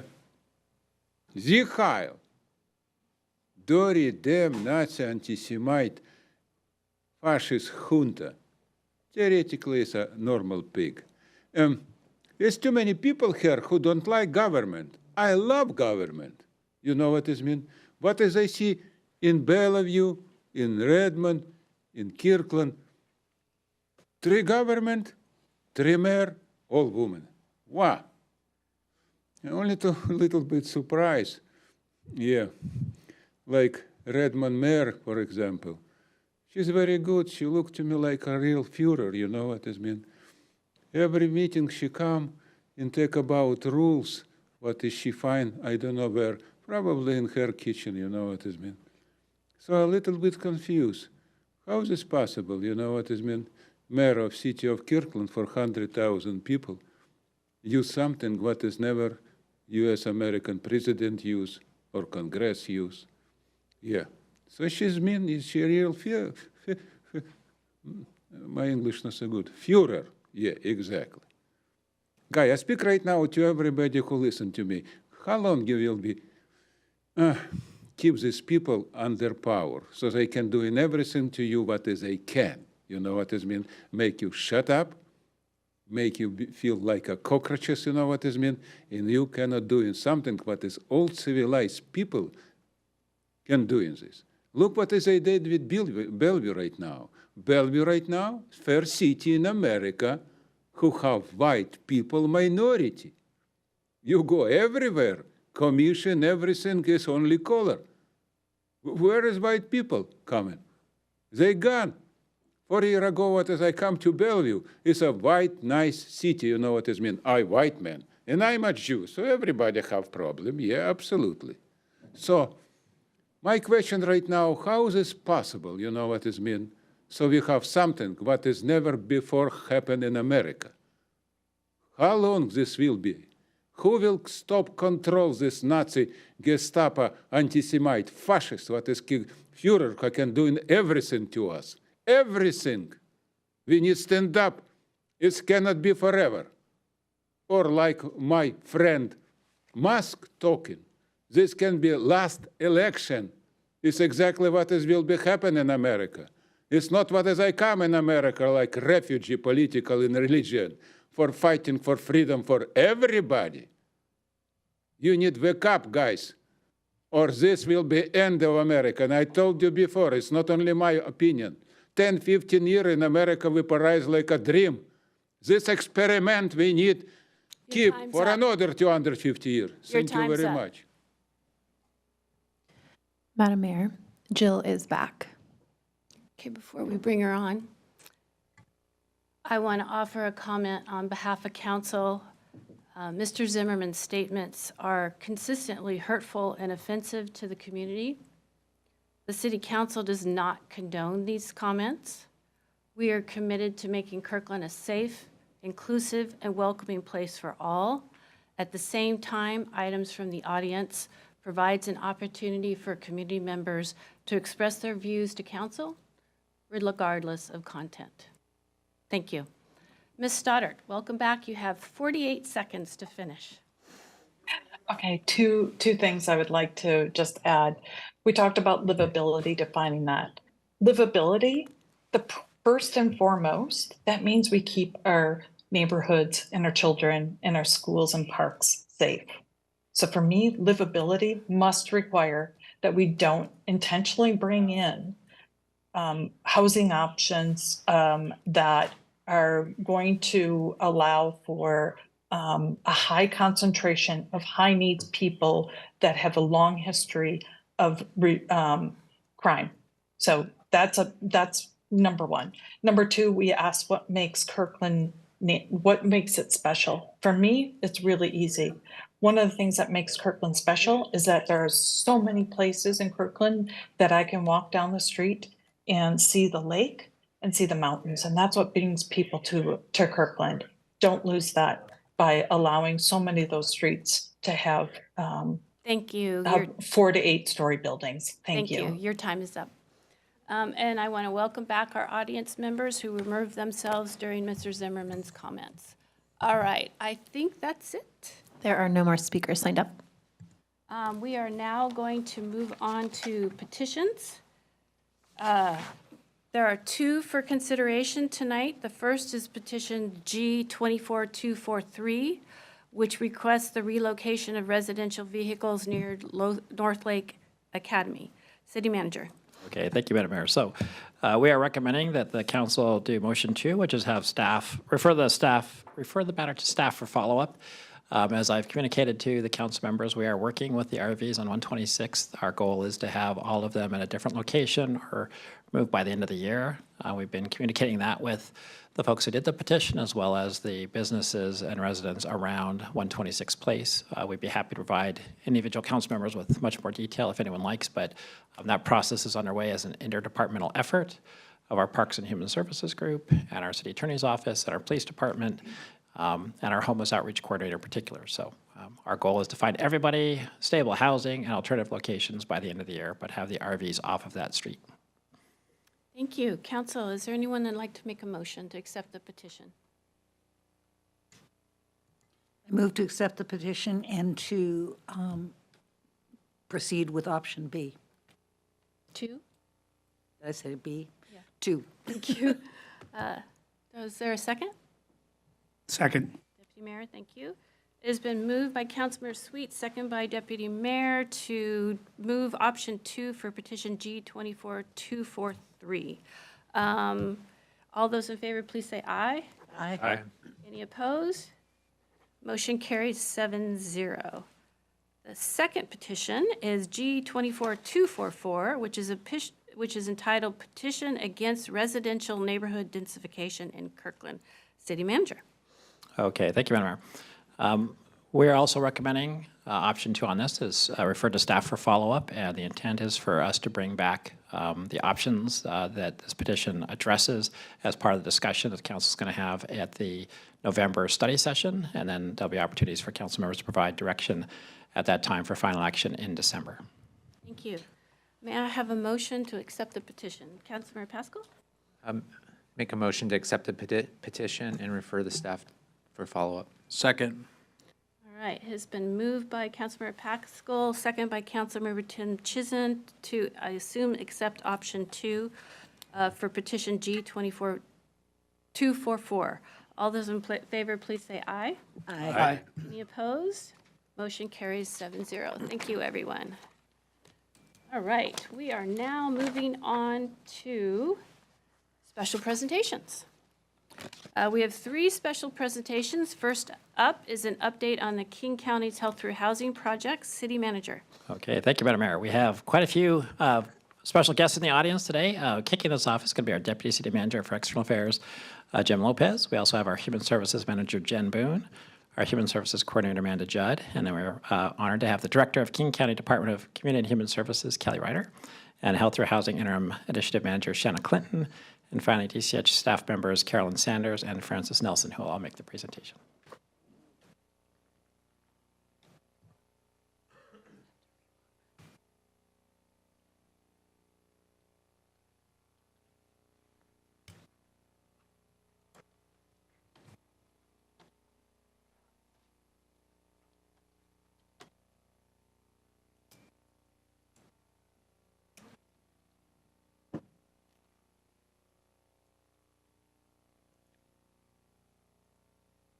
Madam Mayor, when I was in law school, my law professor said, be wary of ever practicing math in public. And, So I've extrapolated that to practicing PowerPoint at council meetings. yeah, I'm glad I don't have to do it.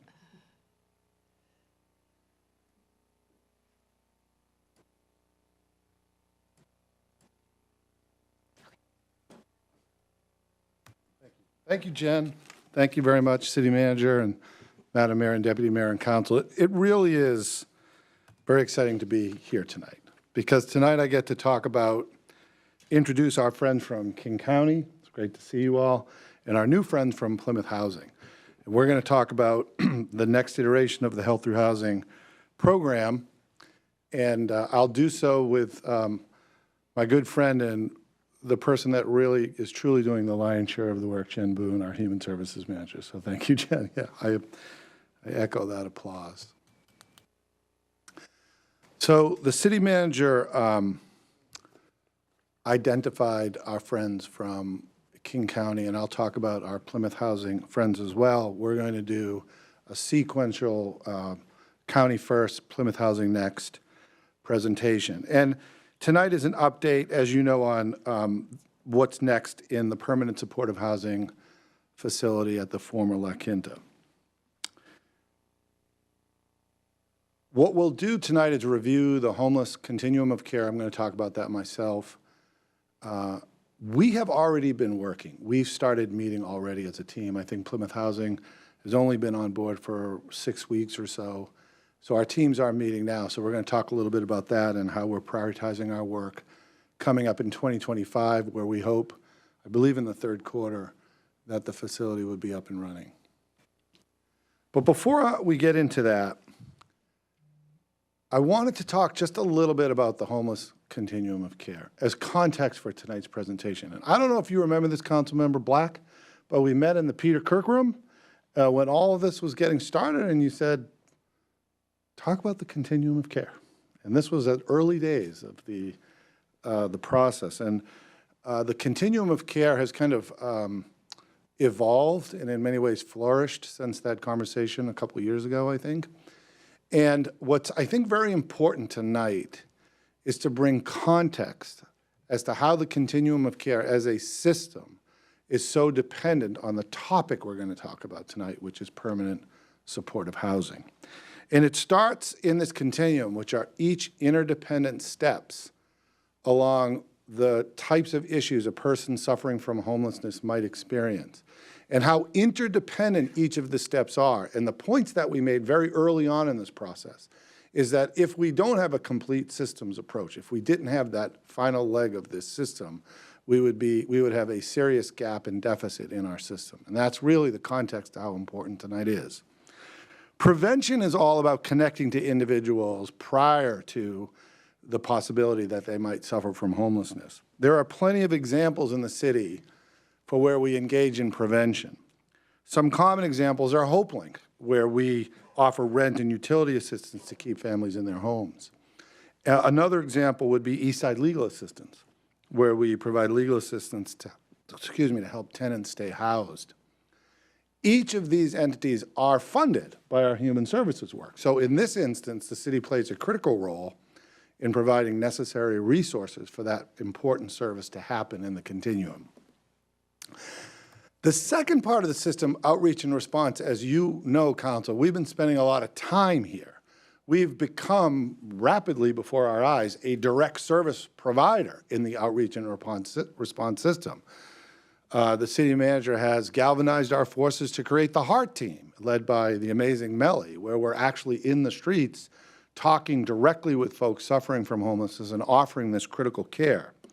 The HEART team forms the substance of so much of our work moving forward, and it will be intricately connected to the work we do with permanent supportive housing as this system comes into being. The third part of the continuum is emergency shelter services. And here, this is very forward-facing in our community. Wonderful organizations like New Bethlehem and Sophia Way. This is where folks are going to have emergency shelter on a path towards what we hope to be a permanent solution. The system simply couldn't function without the services provided in this third part of the continuum. which leads us to permanent supportive housing. And this includes supportive housing services. Here, we're talking about health through housing, the King County's program at La Quinta, Imagine Housing. There are elements in our community where permanent supportive housing serves this essential function to provide the full service of this very important system. So with the city's agreement with King County and as part of the Health Through Housing Initiative, this exemplifies our commitment to addressing homelessness with this full systems approach. And it, of course, aligns with Resolution 5631, which you passed on June 4th, 2024, declaring Kirkland's commitment to developing a comprehensive action plan for preventing and responding to unsheltered homelessness. So tonight's update will provide a status report on the Health Through Housing Initiative, and it will offer a perspective now as our three groups come together to do so much of the work that we've outlined in our agreement with King County in the expectation that we would have a wonderful operator, which we now do. So with that, I'd like to invite our King County staff to the podium to discuss what's the latest on their end. Once that's done, I'll take it back and we'll introduce our Plymouth Housing partners. So Kelly Ryder, who now heads the agency. Welcome, Kelly, and thank you for coming tonight.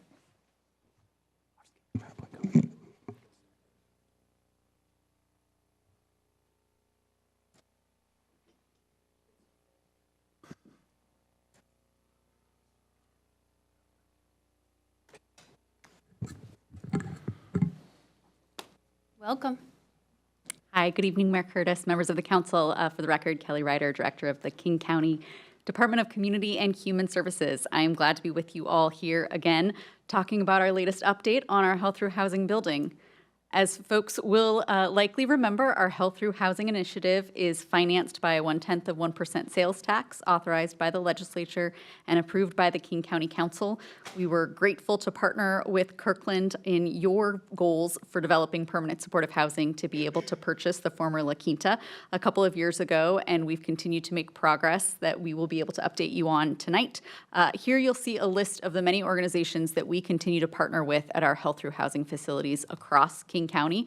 Our latest one of those to open being our Redmond facility just down the road, where we are continuing to partner on transportation, public health, other critical services that are available at those sites. So I'm here today to be with you all and make sure that we continue to be accountable here at the county for the agreements that we have made with you in our operations agreement. But with that, I will pass it over to Shanna Clinton, our interim director manager of the Health Through Housing program, and happy to answer any questions for you tonight. Thank you. Thank you so much for having us and for your continued partnership in this project. I wanted to just give you an update around our initiative as a whole before we jump into the specific site and acknowledge that the Health Through Housing Initiative is an ambitious regional endeavor to accomplish things like rapidly increasing the scale of supportive housing, developing resources that are more geographically distributed than our region has ever done before, to drive quality and healthcare integration and support healing and thriving for people in their new communities and homes, to increase network capacity of organizations that are equipped to deliver, to operate permanent supported housing, and to decrease the racial disproportionality that we see in the population of people experiencing chronic homelessness. So right now, we're partway along that process. We're currently housing over 900 people in 11 buildings across 5 cities. As Kelly mentioned, our most recent project in Redmond took residents in this year in June, and we'll be having a small number of residents as they continue construction on the building and phase in moving additional people. But that's been an excellent opportunity for us to get to know the local service providers on the east side, the homeless outreach, the shelters, as we developed and implemented a local referral process for that building. So we're excited to use those partnerships to inform us and continue planning for the Kirkland project. So the site of the La Quinta Inn that we're talking about today, our most recent milestone is selecting Plymouth Housing as an operator, and city staff participated in our procurement process where we saw Plymouth really demonstrate and stand out with their organizational expertise. They're one of the most experienced permanent supported housing operators in our region. Having a large portfolio equips them to develop a sophisticated service array for people in their buildings, and to have highly skilled property management support of those sites. They have East Side experience and are years into developing partnerships on the East Side that it was very important and meaningful to us in this selection. And we saw in them a commitment to integrated behavioral health and healthcare that exceeded the standards of typical permanent supported housing. So I'm gonna pass it over to Francis Nelson to talk a little bit about the building itself and where we're at in its construction process. Great, thank you. Hello, everyone. Thanks for having us. So we met with you about a year ago to give you an update on the construction timeline. And so after that, we went and listened to our immediate neighbors. So in November of 2023, we met with Eastside Prep and the Lynbrook, our neighboring business community, the Lynbrook Office Park, and we just heard and listened to what they had to say and wanted to hear about updates for our building.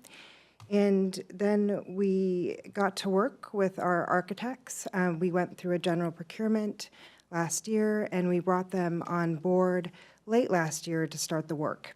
And in March of this year, there was an update to the Washington State Energy Code. And so this was one of our first projects that went through the new Energy Code update. And so we had to go through an analysis and impact report to figure out what changes we needed to implement to our building, mainly a lot of building envelope upgrades, and removing the inefficient mechanical system. And so in that time, while we were doing our building permit and bid documentation, as Shannon mentioned, Plymouth was selected. And so before we submitted our building permit, we really wanted to make sure that Plymouth's needs and concerns and their program were integrated into the building plans before we submitted that building permit. And so we did submit that building permit at the end of August, and we recently received building permit corrections last week that we're working on responding to.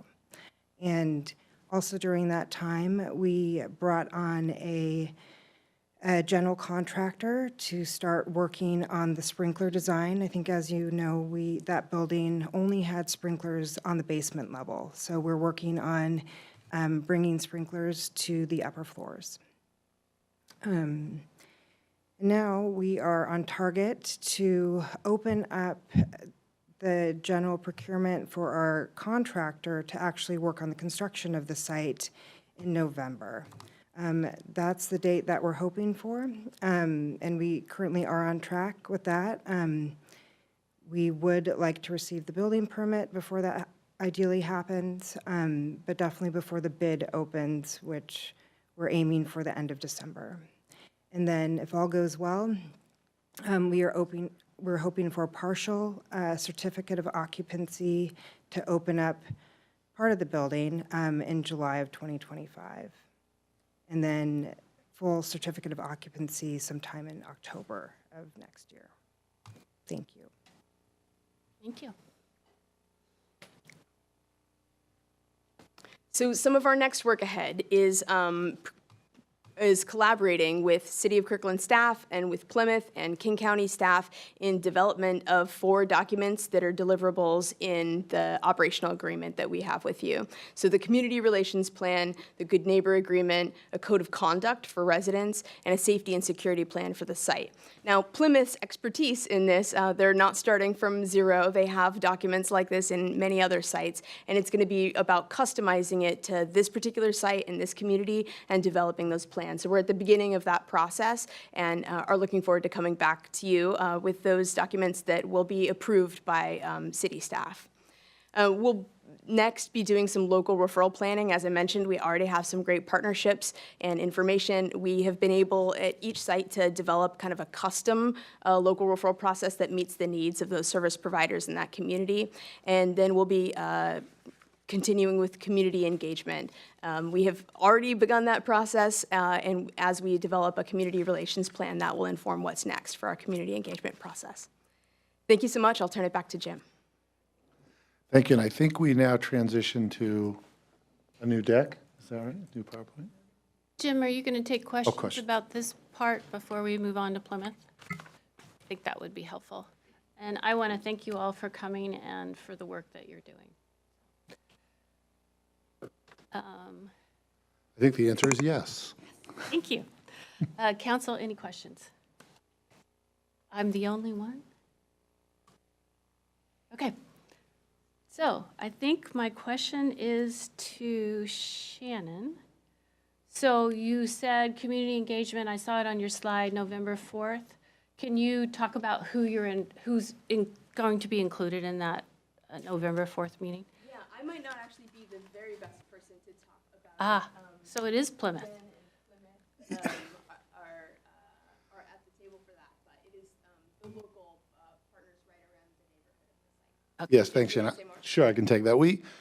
We're going to meet with the Lynbrook group, the businesses associated with this area, the businesses in that group. And the Eastside Preparatory School has been just really great in helping us organize these meetings and essentially playing a facilitative role. We've met 2 times already with that group, so we feel like we're getting some really good relationships built and general understanding. We know the work is ahead of us, however, so I think the plan is to meet around November 4th. I think November 4th is the day. So we're going to come as a group, and we're kind of getting to know each other now, the implementation teams. So we're going to share that and kind of share ideas with this group on November 4th, and then we'll continue to work together to roll out our broader plan. Can you talk about that a little bit more? Because we've got the local group, but then we have the larger community that's interested and engaged, and we talked about monthly meetings and that sort of thing. Yeah. So can you talk about that? Sure. I think the November 4th meeting is going to help us shape how we roll out in 2025 that work, those 4 critical documents that Shannon talked about. So when we get that feedback, and internally let me say we're very, very grateful to the council for providing funding for an FTE, a temporary FTE. So we're hiring that person now. So we're building our internal team and planning as we do this work. So the idea is we meet on November 4th. We continue to meet the 3 groups throughout this year with an idea of rolling out in 2025 a process that includes Lynbrook, but is much broader than Lynbrook. We're thinking a very comprehensive process with every neighborhood that's interested and any other person in the community, and then looping back with our friends in Lynbrook to make sure that they're an integral part of this process. Those 4 documents, I think it's fair to say that our friends in Plymouth are just getting kind of an understanding of our comprehensive agreement. So we're kind of learning together about all of those roles, but I think 2025 is when we would be in earnest taking the information that we learned from Lynbrook and bringing it to the broader community. Thank you. Councilmember Black? Thank you, Madam Mayor. I just have one quick follow-up to that. Jim, when you're talking about the Lynbrook, commercial units that are Lynbrook, or is there, because we're also talking about Eastside Prep, and in the memo, there's a whole larger group of stakeholders. Can you describe that for me a little bit more? Can I just say thank you for that question? Oh. Because we do get caught up in our own terminology, and it's kind of like a label that we've been using to really anyone in that area is welcome to come to those groups, to those meetings. So it's not just is working with EPS to find those businesses and community members that are engaged in that local area. That I have that wrong. I'm looking back at Vicky. I have that right, yes. So it's, thank you for the question. It's a label. All right, you can switch. Thank you. Okay, so now it's Sarah's here to talk about her wonderful organization and how we're going.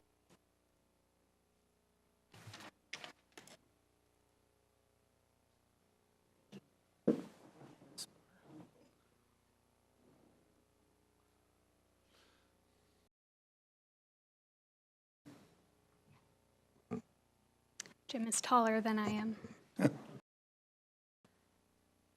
Thank you for, really quick, there we go. Hello. My name is Sarah Dickmeyer. I'm External Affairs Manager at Plymouth Housing. Behind me is my colleague Catherine Ravello, our Director of Quality Assurance, who can help answer questions about our resident services, which we'll cover in more detail later on.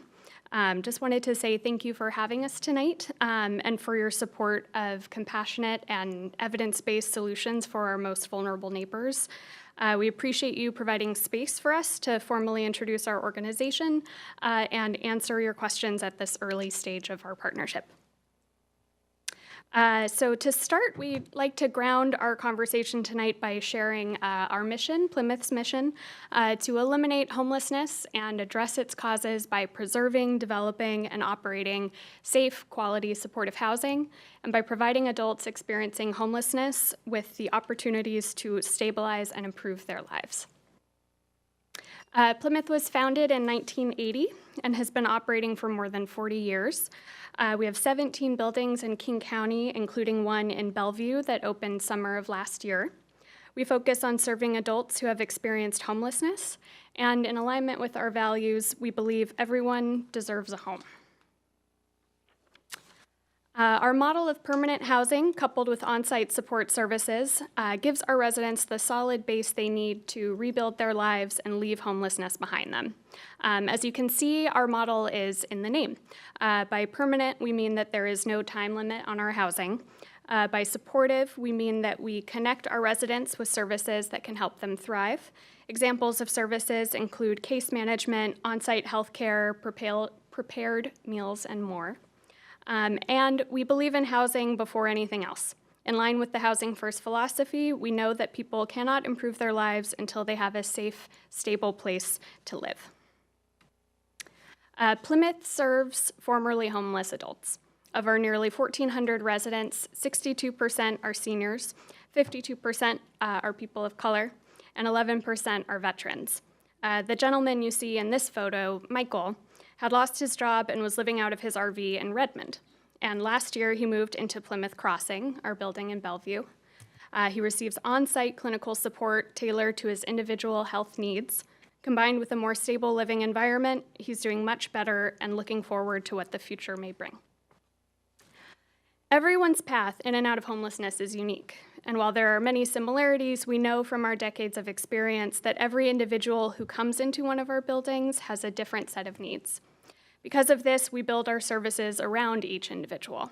Each resident is assigned a case manager who checks in with them regularly, connects them to internal or external services, assists with enrollment and eligible benefits, and works with them to set and achieve their goals for stability and well-being. Our buildings are staffed 24/7 to ensure someone is always available to provide response or support as needed. And sense of community is a critical piece of this work.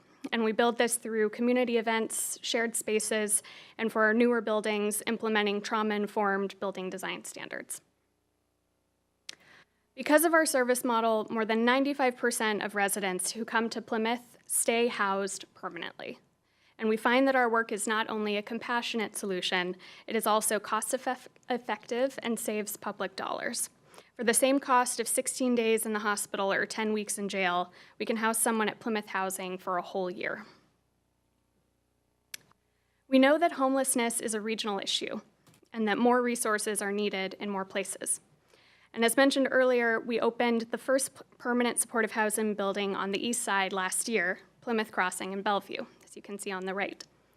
This was possible thanks to local government and nonprofit partnerships. We're proud to provide 92 permanent and supportive homes in Bellevue and excited to provide more in Redmond in 2026, and why we're here tonight, provide our services in Kirkland as part of the Health Through Housing initiative. Every community, both at a city and neighborhood level, is built through relationships. And as we've joined these new communities in Bellevue, Redmond, and now Kirkland, we conduct our community engagement efforts through the lens of community integration and relationship building. Pictured here are some of our activities on the east side, including attending the 15-year anniversary lunch for our Kirkland referral partner, the Sophia Way. Activities range from tabling, one-on-one meetings, joining local associations, and attending or convening neighborhood forums. What we've heard from community members across the east side is that this kind of housing, permanent supportive housing, is needed, and that there are real communication challenges affecting new housing and the issue of homelessness more broadly. And we believe that relationships are key to bridging this communication gap and can enable us to meet our shared goal of a safe, welcoming, and connected community for current and future residents alike. Here are the most important resources we wanted to highlight for you and members of the public tonight. Our website, plymouthhousing.org, which includes more information on our organization, service model, and our other buildings. Our social media, where you can follow for frequent updates, including resident stories. And our contact email address for Kirkland community members, Kirkland PSH, that's for permanent supportive housing, Kirkland PSH at plymouthhousing.org. We encourage anyone watching or listening tonight wanting to learn more to reach out to us. We would love to meet you. Thank you again for hosting us tonight and welcoming us into your community, and we would love to hear your questions. Thank you. I'm writing down the email. Hang on one sec. Oh, I'll go back. I got that power. All right, council questions? Madam Mayor. Well, I know this is a study session. I'm sorry. I know this is a special presentation and not a study session. You know, as the process is sort of to maybe come back and talk to us at some point, or certainly just to, what I want to understand is sort of, you know, leasing units and moving in, because I don't think understand just how Plymouth. That's sort of preview of kind of questions I have, and I think maybe we can get of folks who presented tonight. So just and relationships, that's really important, as we know, for our city. They're not paying attention, right? We know that this is an immediate need in our city. Kirkland, this crisis, really, it to care for our most vulnerable neighbors, and also to undo the harm to lead forward in the process. I appreciate Councilmember Black's questions around that and making sure how we can stop. It won't solve everything. Maybe not a question to be answered tonight or so. How can we as a city safer? And I'm just really looking forward to welcome. And I'm just really looking forward to welcoming our new. I think your organization. I think your organization clearly this puppy going. So clearly this puppy going. So very excited to have you all, and I agree. Very excited to have you all, and I agree. Your name? Your name? Sarah. With you, thank you. Sarah. With you, thank you. Thank you. Partner with you in doing that. Thank you. Partner with you in doing that. And Francis, I thought of one thing. Start of a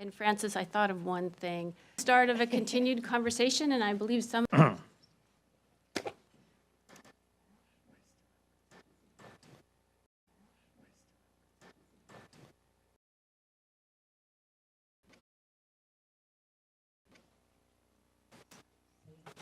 Thank you.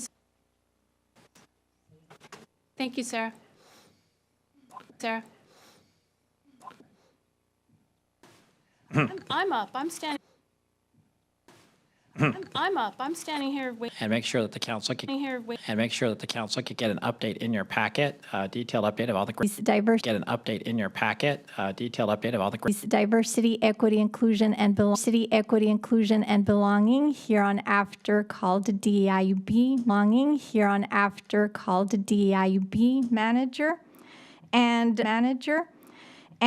high-level highlights, but there was a lot of work that we did. Around it. Before I get started,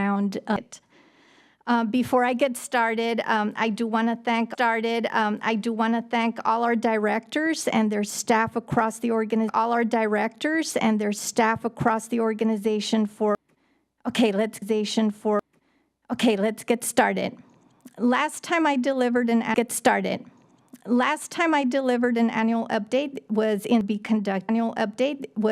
conducting a DIB roadmap evaluation. Thorough evaluation of the work accomplished and during the evaluation review, it became apparent that while some of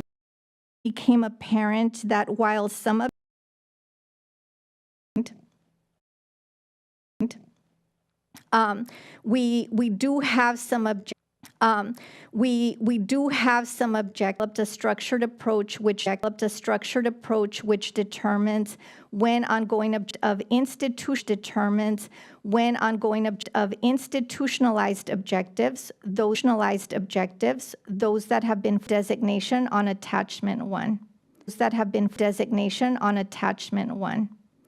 As a result of the evaluation, 42 objectionalized to reach that point. 42 objectionalized to reach that point of institutionalizing the objective.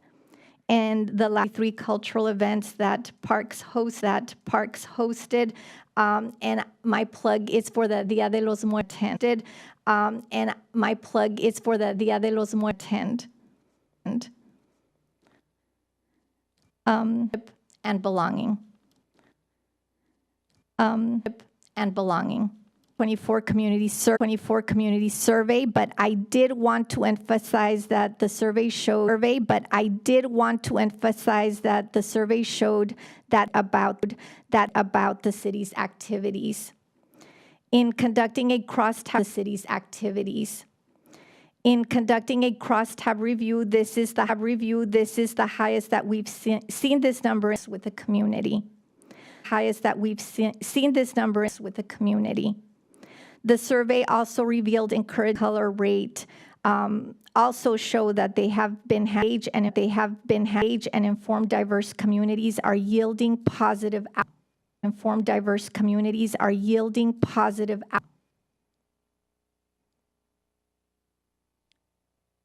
so much for your support.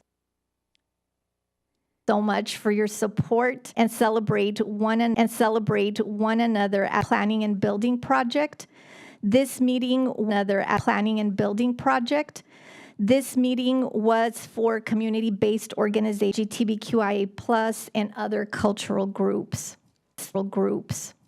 The raising of the flag first, and then next we have the raising of the flag first, and then next we have City Hall for All, our welcoming.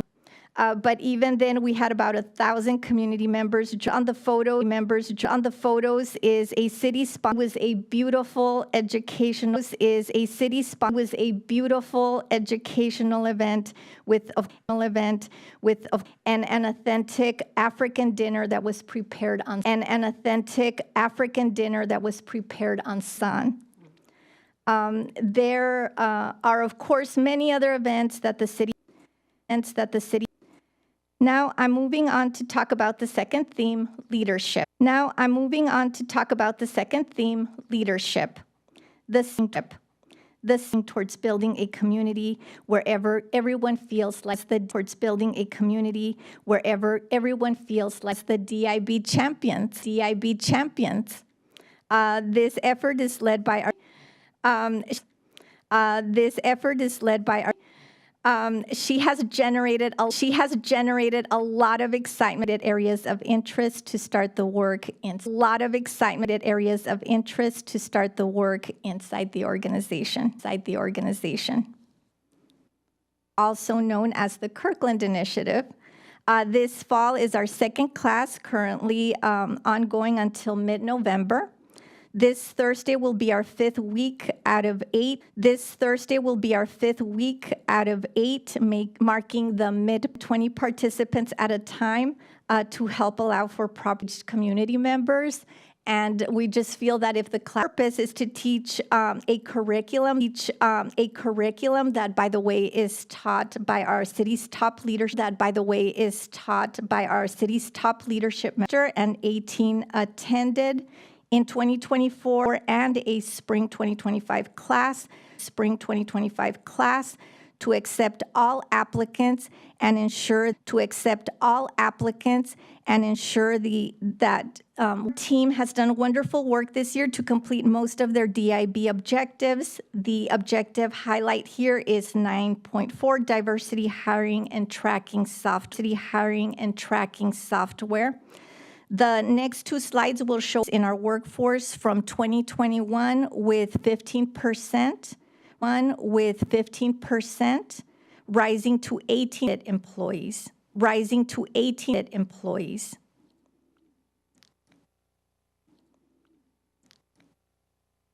The increase in diversity is not a percentage rising with our managers and supervisors, starting with our 2021 baseline of 13%, about the proper representation in the distribution of power across our organization. With our last highlight theme, belonging. Here I want belonging. Here, I want to highlight the great work of on this work back in May, covering the five phases of or presented here on this slide. Oh, I'm sorry, I skipped over. Something that I did want to share with in partnership with the State Office of Minority Women-Owned Business to bring this important training to businesses. These trainings help businesses learn how to get OMWBE certified with the state, proper representation in the distribution of money in our contracts. This is a highlight of objective. This is a highlight of objective 7 point. The city manager's office has been hosting staff DIB-driven training. Trainings. Currently, we are in the middle of a 5-part training series with Dr. Jeff McGee, Amy, highlighting objective 11.1 highlighting objective 11.1 technical assistance to businesses. I wanted to bring a Native American speaker to businesses. As cultural training several times. And I wanted to meet. I shared with her about the city of Kirkland and our DIB. I was genuinely very enthusiastic about coming to. And she said, Erica, I had never been asked enthusiastic about coming to. And she said, Erica, I had never been asked that before. Around this time, our economic development team at the city manager's office had shared with me that, so I shared about the tool with council member staff, and we worked with her all the other trainers. And so November 13th at 11 a.m. And the city of, I really hope that staff really participated with her tribe where they named her. Participated with her tribe where they named her. They gave her a name. On to next steps, and my recommendation to council, if you'd like that I attend the next council policy retreat. Is really about the people, right? Training sometimes council policy retreat Is really about the people, right? Trainings sometimes they're a bit longer, and we might offer them during the lunch hour. That. Yeah. Yeah. You just sold it. That. Yeah. Yeah. You just sold it really well. Retreat and Urban roadmap was very internally focused. Some of us expressed at I would like to see us do more welcoming week events. Some of us expressed at I would like to see us do more welcoming week events. Systemic change and not just adding programming. I really want to be An opportunity to talk about that. I don't want that to come. Internally, we could have prevented some. So, I think that what would be worthwhile is maybe we have a conversation on some specifics. Moving to the consent calendar, before we have a motion, I'd like to ask Deputy. The benefits of a healthy urban. Call a break. We will come back at 9:25.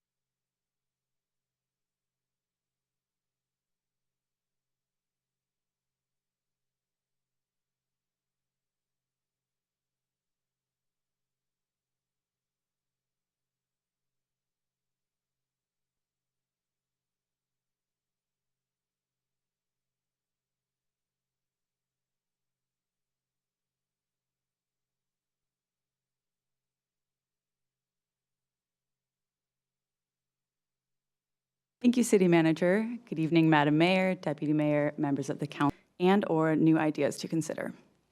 The Legislative Work Group reviews this input, assesses opportunities and challenges, and drafts dates where we are at in the process. These changes will be finalized for Council's consideration in the work group's efforts during the session. So what is the legislative agenda tonight? But at a high level, the agenda signals the city's values to the community, indicates the city's draft general principles. The updated draft language for general principles to highlight the city's continued support and its more limited group's ability to share support or concerns with any proposed legislation. Of priority areas proposed by the work group, we will walk through the reasoning behind each of these, including starting with number 1, affordable housing funding options. Last year's language was updated to include supportive housing and specific types of visibility, which is set to expire in 2026. Second is behavioral health. Like last session, the work group's anticipating many pieces of development is expected this session to address budget shortfalls caused by reduced gas tax revenue and rising construction costs. While new revenue sources are anticipated, revenue sharing with local governments will likely require advocacy. Supporting a state advisor in recent sessions has supported Kirkland's noise enforcement pilot, developing technology to identify loud vehicles on local roads. The program's nearing completion and will require legislation to allow local governments to use the technology. Starting work on this legislation now increases the chances it will be adopted when the technology is ready. Next is funding for NPDES compliant transportation projects. The NPDES permit from the Washington State Department of Ecology requires the city to take numerous actions to reduce polluted stormwater runoff. These new mitigation requirements have significantly raised the cost of transportation projects. Without grant funding, fewer projects will be implemented, hindering cities' multimodal goals and limiting environmental benefits. Number 6, extending glass packaging and paper producer responsibility. EPR legislation, including the WRAP Act, have been in development in Olympia for several sessions. It aims to create a producer responsibility program to reduce unnecessary packaging, fund recycling services, and ensure materials are actually recycled. The city has supported EPR legislation aligning with the city's sustainability strategic plan. This year, the work group proposes a more active role due to the recent closure of a recycled glass manufacturer in the Seattle area, which has impacted Kirkland community members. Number 7 is to allow inmates to select officers' gender to perform body searches. Currently, state statute requires that inmates must receive body searches from corrections officers of the same gender.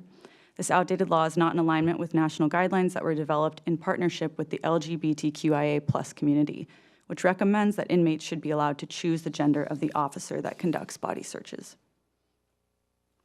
Okay, moving on to the potential capital and transportation budget requests. The work group is proposing 1 transportation project in the 48th Legislative District and 2 capital projects, 1 in the 45th and 1 in the 48th. With a transportation package likely to begin development this year, the work group's recommending a sidewalk safety improvement project in downtown Kirkland that will enable safe pedestrian travel between the city's key downtown community assets. The capital projects proposed in the 45th and 48th have high opportunities for success due to their community benefit and alignment with legislators' values. Staff are still working to identify a project in the 1st Legislative District prior to Council's adoption of the final agenda. Okay, returning to the list of proposed priority areas for the upcoming legislative session, Madam Mayor, I'd like to turn it to you for council feedback on the high-level concepts of these priority areas. Thank you. Let's take affordable housing funding options first. Any feedback on that area? Actually, let me rephrase that. Any feedback on any of the 8 areas? So, 3 of us aren't going to talk, so Councilmember Pascal. Yeah, thank you.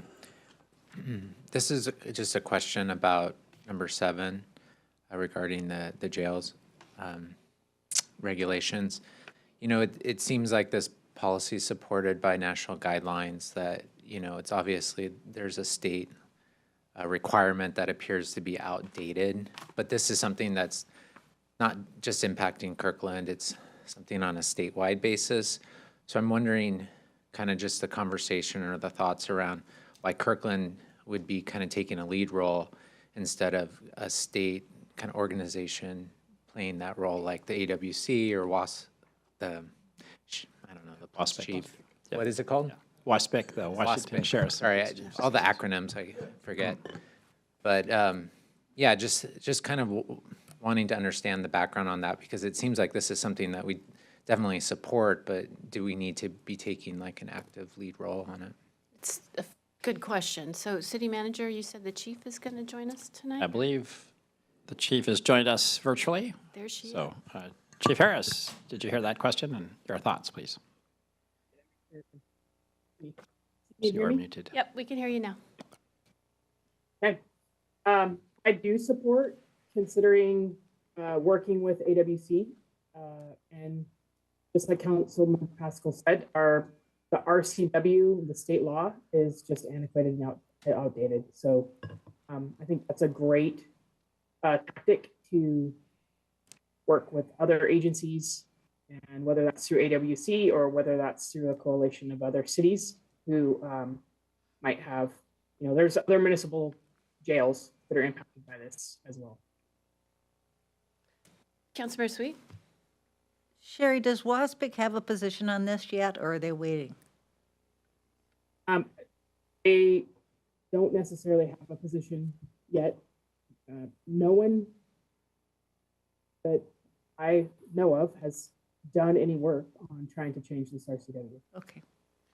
So, Chief, I personally appreciate you bringing this forward, and I mean, Councilmember Pascal's question's fair, right? What should we carry this, and what is that going to take for us to carry it? So, City Manager, what is the best way for us to go out into the community and see if a larger organization such as AWC wants to champion this? And if we say no, then are we looking for someone to sponsor a bill?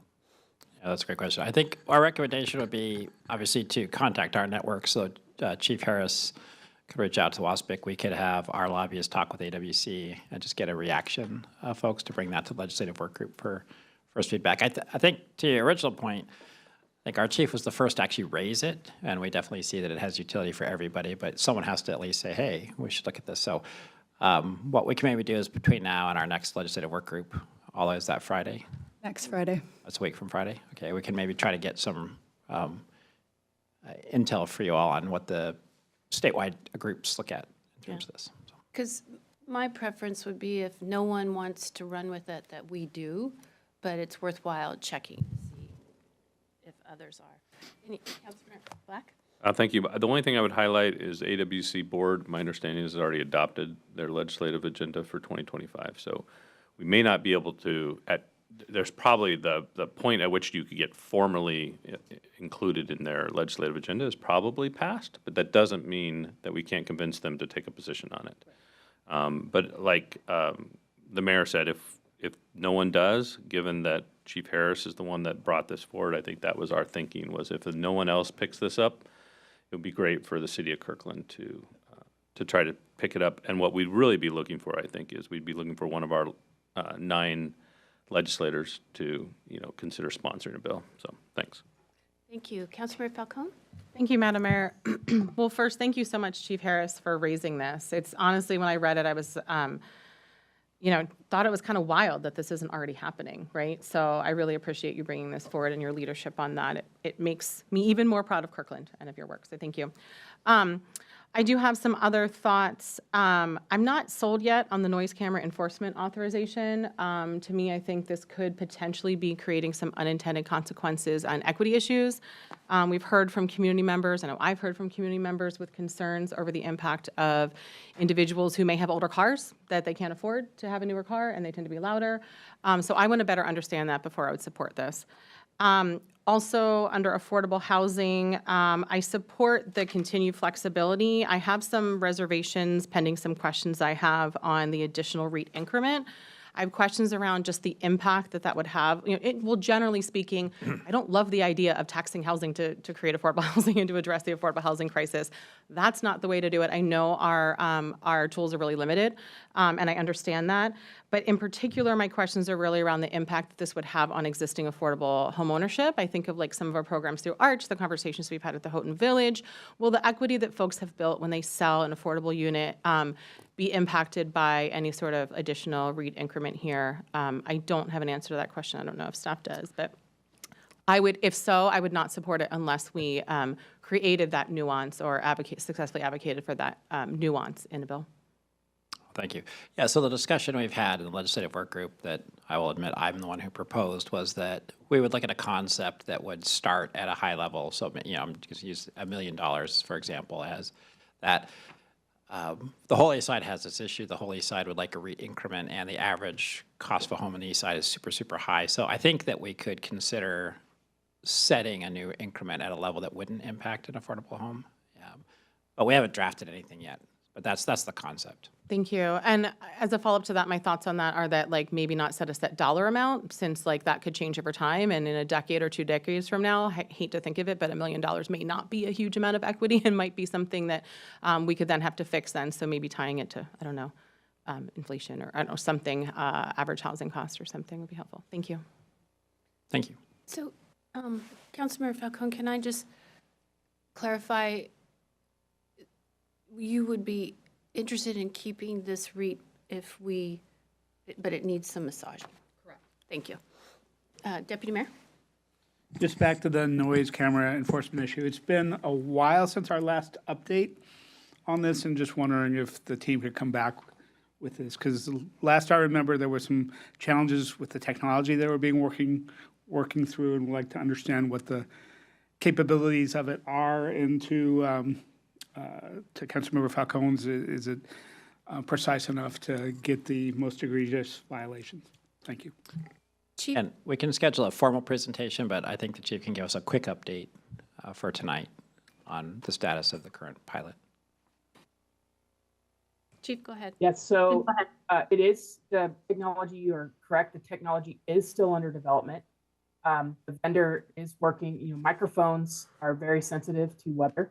And so they continue to work on just multiple different pieces of this technology to make it accurately detect noise. What I was suggesting is that we should begin trying to work on fairly antiquated RCWs and WACs. And just like Councilmember Falcone mentioned, right now, there is a WAC that speaks to if your vehicle is built before 1986, these are the decibel levels in which you have to operate on. It has not been updated in a very long time. And is not, just doesn't touch modern vehicles at all. So that really was my suggestion, is trying to work on modernizing the laws surrounding modified exhaust and the WAC that speaks to volume levels for vehicles. Just to follow up, Chief, I think my recollection is we're not really expecting any legislation next year. This is an opportunity to start socializing this and start having those conversations and what changes need to be made. Is that correct? That's correct. I don't believe that if the technology was ready to implement, that the law is ready. Councilmember Falcone. Thank you. Thank you, Chief Harrison. Thank you, folks, for commenting on that. I would maybe be more comfortable if we just were clear in there about concerns about equity and maybe attaching to it a study on an equity impact of such authorization. Thank you. Thank you. Councilmember Pascal? Yeah, just to kind of chime in on this and provide a little bit more background that we could maybe reference. By way, I'm kind of intimately familiar with automated enforcement legislation and background. And, it's all lumped into the section of the RCW together, all the different types of cameras and or equipment. And so this would obviously kind of fit within that RCW. And one of the requirements is an equity evaluation as part of that legislation. So I would assume that would be, obviously required or considered as part of this automated enforcement camera, but that's something that we could expressly maybe mention. And that's something that's being done across the state now for all different camera installations. So just to kind of put that out there for consideration. Thank you, that's helpful. Deputy Mayor, did I see you? Yeah, just one other note as we're looking at this. Councilmember Rob Saka from Seattle mentioned interest in automated noise enforcement in an unrelated issue on the Transportation Policy Board, and so it may be an opportunity to coordinate with Seattle if this becomes part of their legislative agenda. Thank you. Good. Councilmember Tim Chisholm. So I guess I'm open to learning more about the noise enforcement pilot. I wasn't aware of that this was going on. Giving our government large microphones to listen to our residents doesn't sound like my favorite idea. I think that Councilmember Tim Chisholm needs a briefing on our current pilot project, so. Fair point. All right. Okay, anybody else have any feedback on these 8 priority areas? All right. Thank you. Are we done? Oh. We're close. All right, looking at the policy champions and ally organizations, the work group is not currently proposing any changes to the list. As always, council can suggest additional organizations for inclusion. If there's agreement, the work group would monitor their advocacy efforts in Olympia for alignment with the city's general principles. Any further engagement would require returning to the full council first. Okay, moving now to section 2 of the presentation. The work group would like to enable a discussion of the full council on the concept of rent stabilization and tenant protections to guide if and how Kirkland should participate in advocacy of such a policy. So why is this being considered? These topics were raised by several council members during the one-on-one meetings with staff this summer. Last session, council signed in support of House Bill 2114 on rent stabilization and tenant protections. Although the bill did not pass, many legislators who had concerns with it are not returning in 2025, increasing the likelihood of reconsideration. And the policies in House Bill 2114 did not have unanimous support from the council last session. Here are the key provisions that the bill report identifies from the legislature. This information is also included in your council packet, and I'm happy to return to this slide as council discusses next steps. And just to lay out a chart showing 4 options for council consideration. Option 1, kind of looking down in the column, would be to stay neutral, so take no action on the policy during session. You would not testify in hearings, not participate in advocacy outside of hearings, would not participate in working groups to develop or refine the language. Option 2, to follow subject matter expert recommendations, is the same as option 1, except that you may sign in support or opposition, depending on the SME's recommendation. Option 3 would be to elevate it, or excuse me, option 3 is to get more information. So the work group would return either prior to session or during session when more information is available. Or option 4, to elevate it to a legislative priority where council specifies language to establish provisions of city support, testifies in hearings to advocate for city provisions established in the agenda, participate in advocacy hearings, advocacy outside of hearings, and actively participate in working groups to develop and refine legislation language. So, Madam Mayor, I turn it back to you for a council discussion. Thank you. And Councilmember Black, you are the chair of the legislative work group. You want to talk about why we're bringing this forward to council? I do now, as I've been told to. No, I'm kidding. Yeah, I mean, I think it's captured in the memorandum. I think it was captured a little bit by Adriana that the this is a policy that we do expect to see legislation in the next session, but it's also it's recognized by the legislative work group that this is a policy that deserves discussion of the whole council, and not something that without that discussion, it wasn't something the legislative work group wanted to propose affirmatively that should be on the agenda. Now, as a reminder, it's never the last opportunity for a council discussion of any legislation that is introduced in Olympia. There's always the opportunity. In fact, it happens every year, and we'll all remember it happens every year that a bill is introduced. It garners our attention, or maybe our lobbyist attention, or our government affairs manager's attention, or one of our subject matter experts' attention. And through any of those processes, or one of the council members' attention, and through any of those processes, that bill might get flagged. It would then get a subject matter expert opinion within the organization. The legislative work group would discuss it, and we would bring it back for a fuller discussion. We do that almost every year, and that's what, in fact, happened last year with this legislation.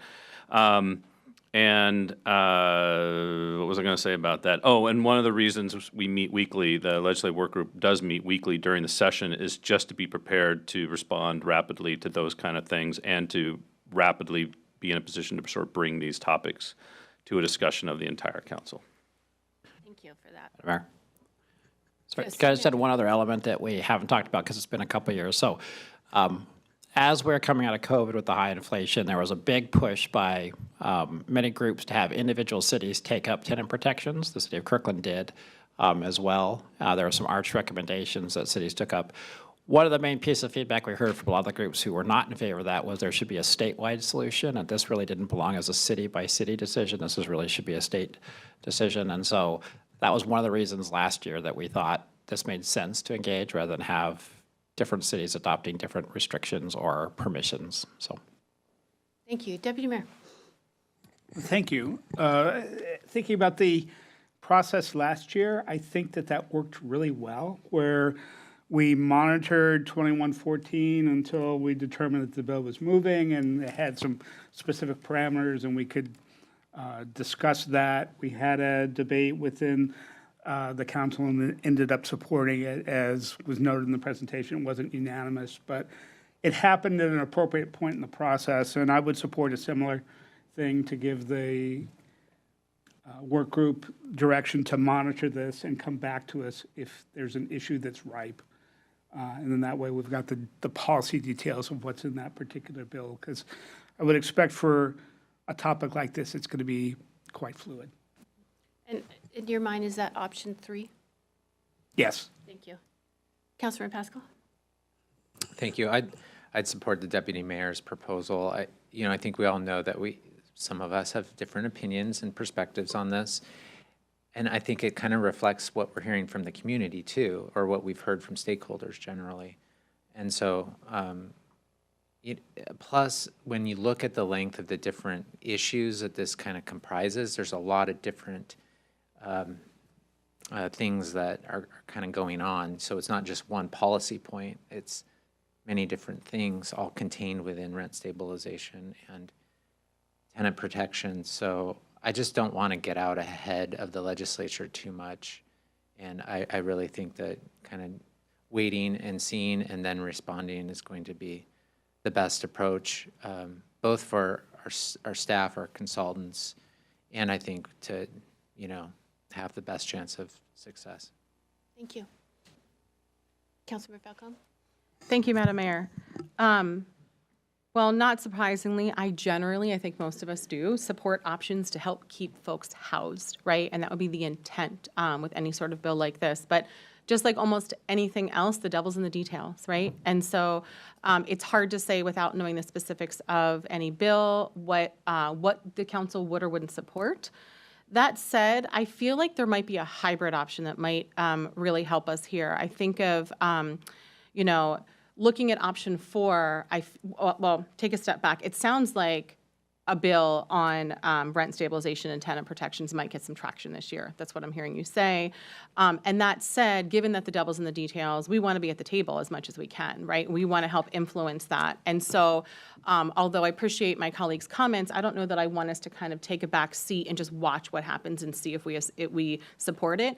If we could, in fact, have more of a say in what might be likely to happen anyway, right? And so I wonder if there's some sort of approach where we make a general statement that we support policy to stabilize housing or something of that nature that generally says we agree with this value and with this intent to kind of signal to legislators that we do support that in theory, but that the details are where it's going to be important.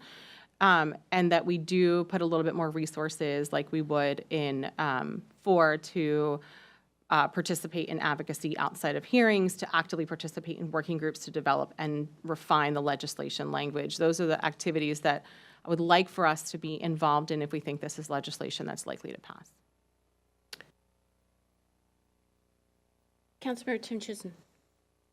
Thank you. I'm halfway between number 1 and number 3, either staying out of it entirely or making sure we don't get ahead of the legislature. We're signaling to a lot of people, including developers, that could possibly come to Kirkland when we take positions on this. And it generally would be something that advantages our current residents, but if we're also looking at our future residents and future development, it may signal to new development that Kirkland has political risk. And that's something we have to take into consideration when trying to attract new development to 85th, to our commercial centers, and throughout our city. I'm not sure I see a great advantage in Kirkland weighing in on the state legislators' matters, and I'm not sure I see value in Arch's opinion on this matter. So while I think we should track the legislation to see how it would impact Kirkland, I'm not sure. You know, and I would be interested in our planning department's position on that as well, as to what their opinion is if you know, new developers that are considering building multifamily housing, you know, if we may be signaling something we don't want to them. Thank you. Thank you. And I will say that number 3 would include the SME evaluation. So, Okay. yeah. Yeah. Anyone else? So, Councilmember Falcone, to follow up on what you said, I think what you were suggesting might work for you is if we added housing stability to our housing general principle, which I had a similar thought today. Yeah, so kind of like a 3+. Mm-hmm. Any thoughts? Those of you that are 3s, any thoughts on that, Deputy Mayor? I think the challenge is it depends. And so part of waiting is then we've got something to react to. I think that the nature of the policy discussion around this is going to be one that is about the trade-offs and compromises about what can pass versus developing the policy in a way like we would do among the 7 of us. Mm-hmm. And so I think the discussion will be as much vote counting as policy development. And I agree with Councilmember Tim Chisholm that we don't add a lot of value in that process. And I think one of the challenges is with having even housing stabilization as a principle is we have to go through a pretty detailed discussion to come to that conclusion, and I don't think we're prepared to do that. So I would rather punt and wait on this discussion until the legislators do their work. Okay, thank you. Does the legislative work group have anything to add? Okay, so what I'm hearing is we're settling on 3 for now. So, and we'll talk about it during session. Everybody okay with that? Okay. Okay, thank you. We have a next step slide, and we are wrapping up. The legislative work group will incorporate tonight's feedback into the final draft agenda for council consideration at the November 19th meeting. Legislative work group will meet with Kirkland's delegation to share the legislative agenda as they do each year in late November, early December. The 105-day session will begin the second Monday in January. AWC action days are scheduled for February 19th and 20th in Olympia, and staff will do further engagement with council to solicit your interest in attending. Mayor, can I? Yeah, Councilmember Pascal. There was no opportunity to bring up additional matters. Yeah, well, you're right. Thank you. So I wanted to speak again about the issue that I raised, I believe, last meeting, which was around business license late fees that are assessed through the state website for businesses that register for a city business license. So remember that businesses in the city of Kirkland have to register for a license and renew through the state website now. And that was a change enacted in 2019, or roughly, I think. And before that time, if you were late on renewing, you were assessed a $25 late fee by the city.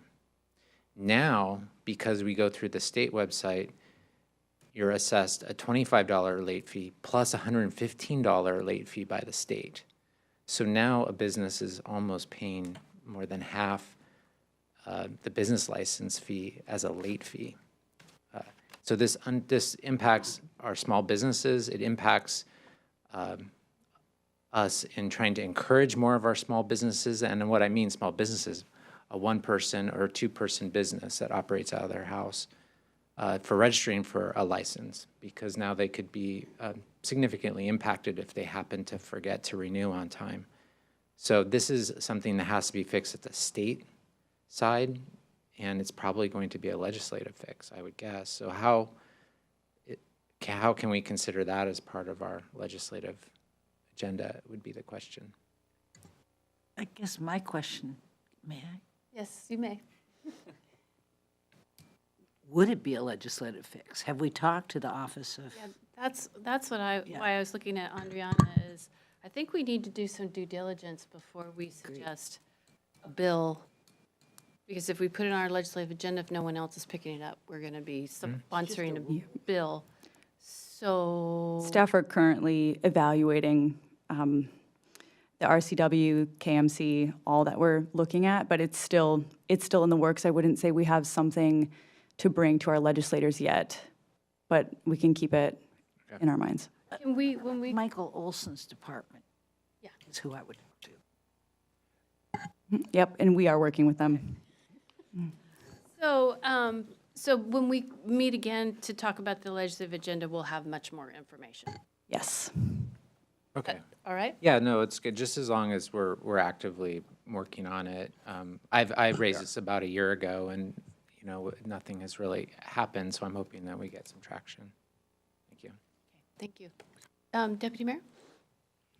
Just looking at these calendar for next steps, depending on the outcome of a couple of initiatives on the ballot, I think there may be some additions to our legislative agenda, and just wondering about timing of that. I'm a little concerned about whether we'll know enough and can respond by November 19th, but I also recognize the scheduling of legislative coffee. So wondering if there's a staff recommendation on how to respond to that.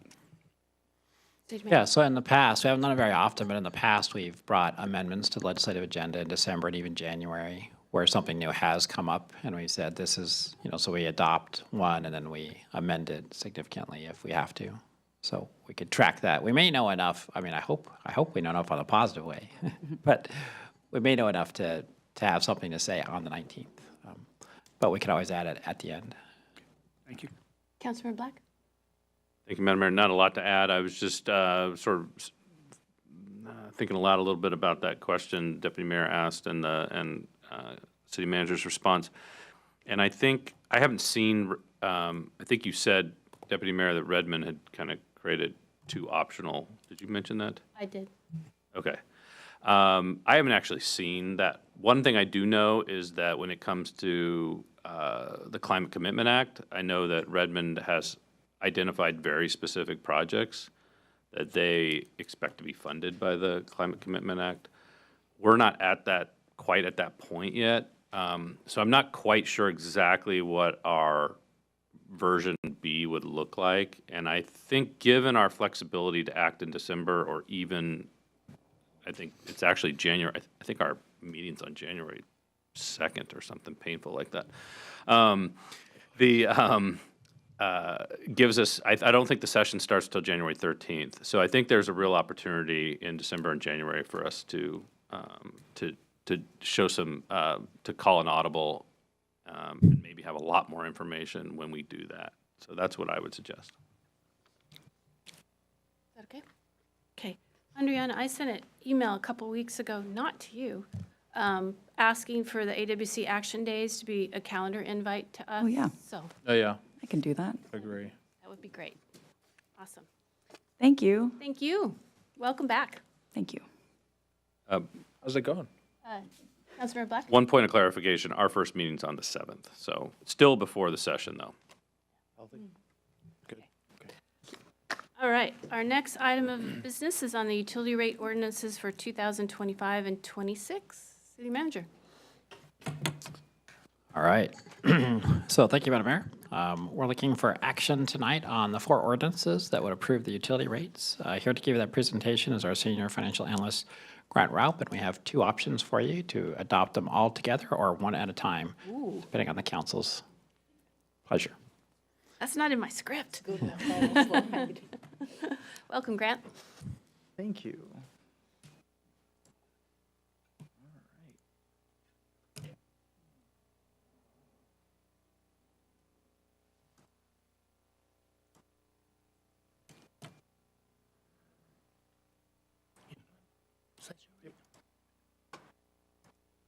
All right, thank you very much. All right, good evening, Mayor Curtis, Deputy Mayor Arnold, and members of council. We are here for the adoption of the 25-26 proposed utility rates adjustments. There are 8 slides, possibly extras if needed, many of which are summaries of what council has already seen, so we won't be spending a ton of time on those. So this is the 3rd of 3 planned meetings for the review and adoption of the 25-26 utility rates. This one looks familiar. This is just to frame us for what we're discussing. The water, sewer, surface water, and solid waste utilities. They are self-supporting enterprise funds and therefore must set fees to recover the costs of providing services, which we do adopt 2 years of rates concurrent with the biennial budget. These represent the overall proposed adjustments for each of the utilities. These have not changed since you saw them on September 17th. And here is the proposed average monthly impact on the single-family customer, which council saw again on the 17th of September, excuse me. All right, and before moving on to any recommended motions, we thought we should note the next steps staff will be taking after any adoptions. As you can see, we'll be having the solid waste rates announced in the Seattle Times. This is that requirement we've mentioned a number of times of why we need to adopt on the timeline that we do. We will be including billing inserts notifying customers, as well as updating our city website and notifying our service partners, mainly Waste Management for solid waste and King County that does our billing for the surface water. So, staff recommends the City Council adopt the 4 ordinances establishing the 2025 and 2026 rates for solid waste, water, sewer, and surface water utilities. Council can adopt all ordinances at once or individually. I have recommended motions, slides for each, depending on how council wants to approach it. So with that, Mayor Curtis, I will turn it over to you for facilitating any discussion. Councilmember Sweet. No, or, It's on the screen.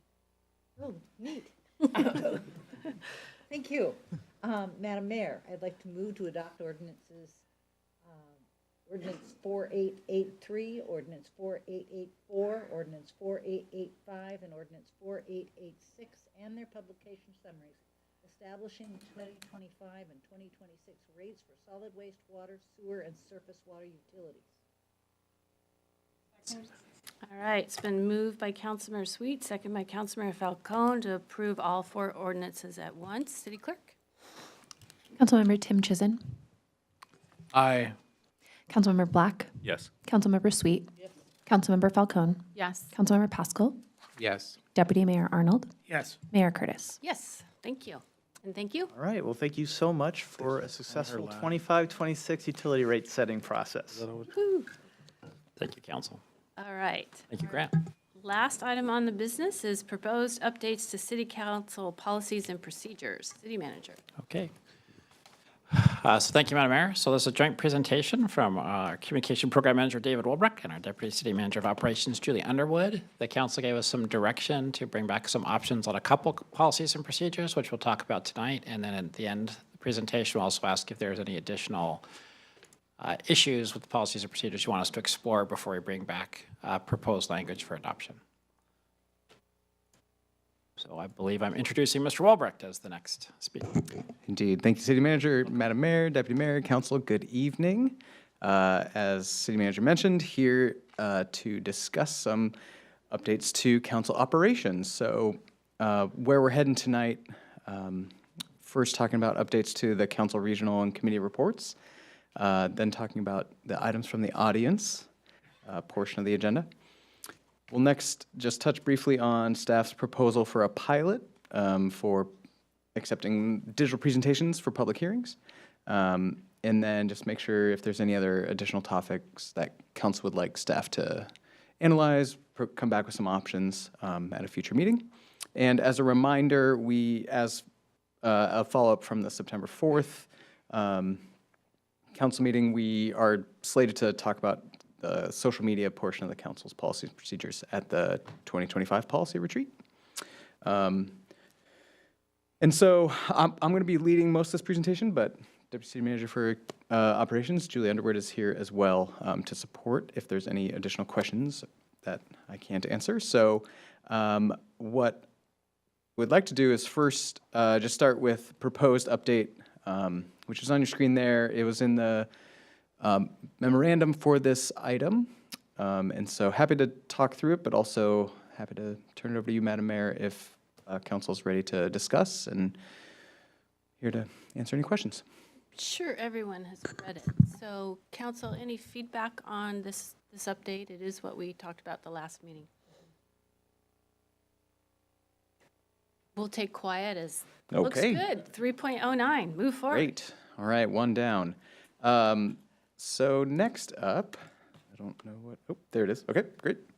So next up, public comment. And so just to uplift some of the main interests that council expressed at the September 3rd meeting, looking to find an alternative to the pro-con, 3 for, 3 against. Also ensuring equity in regards to signups. First come, first serve. Is there a different way to look at that? Also wanting to balance time for speakers and for the business of the council, in that items from the audience is not intended to be a de facto public hearing, rather. Sorry.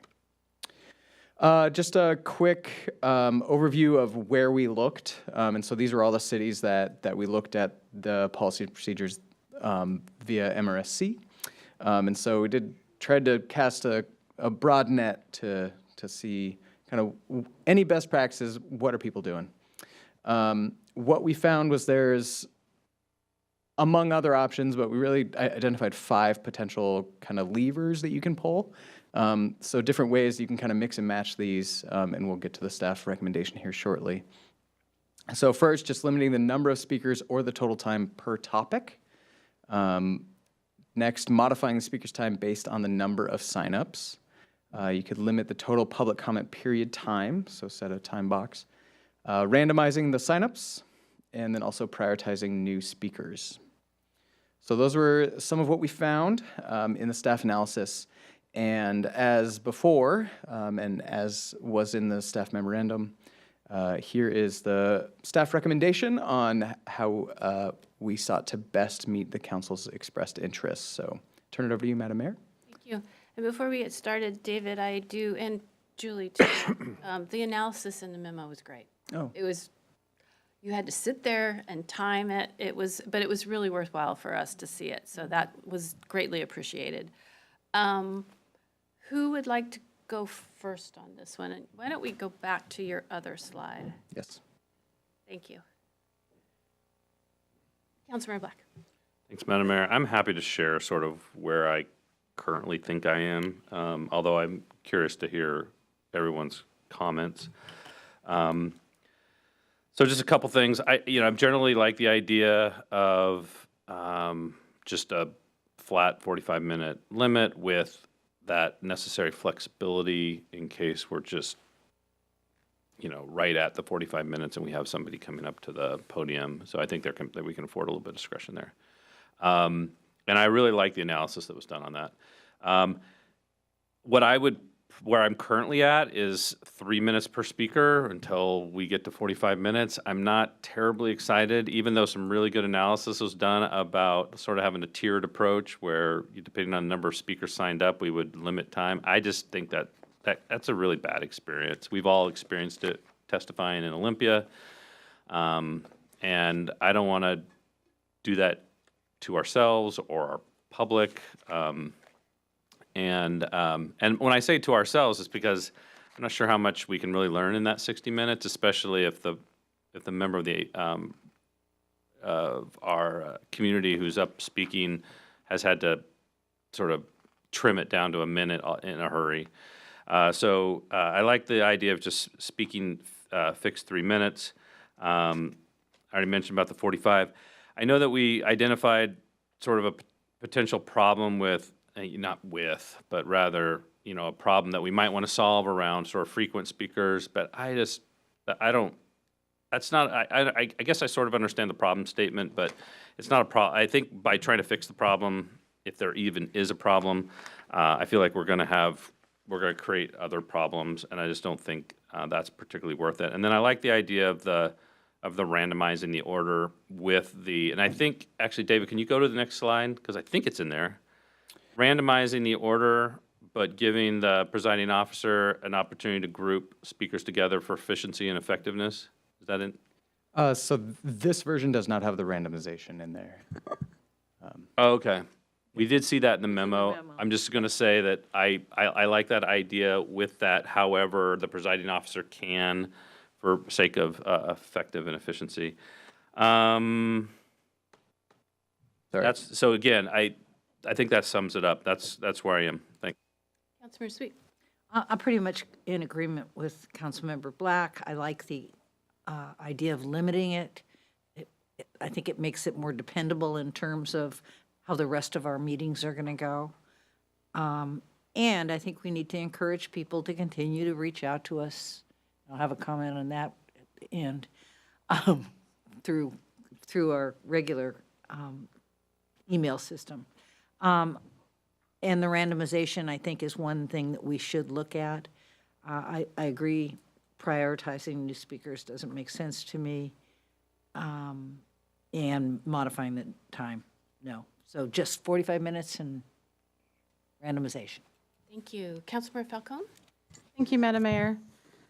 Thank you so much for all of this. It was really fun to read the data and I feel like that would be a really fun exercise. I don't know if you all thought it was fun. I feel like it seems like a very fun thing to do.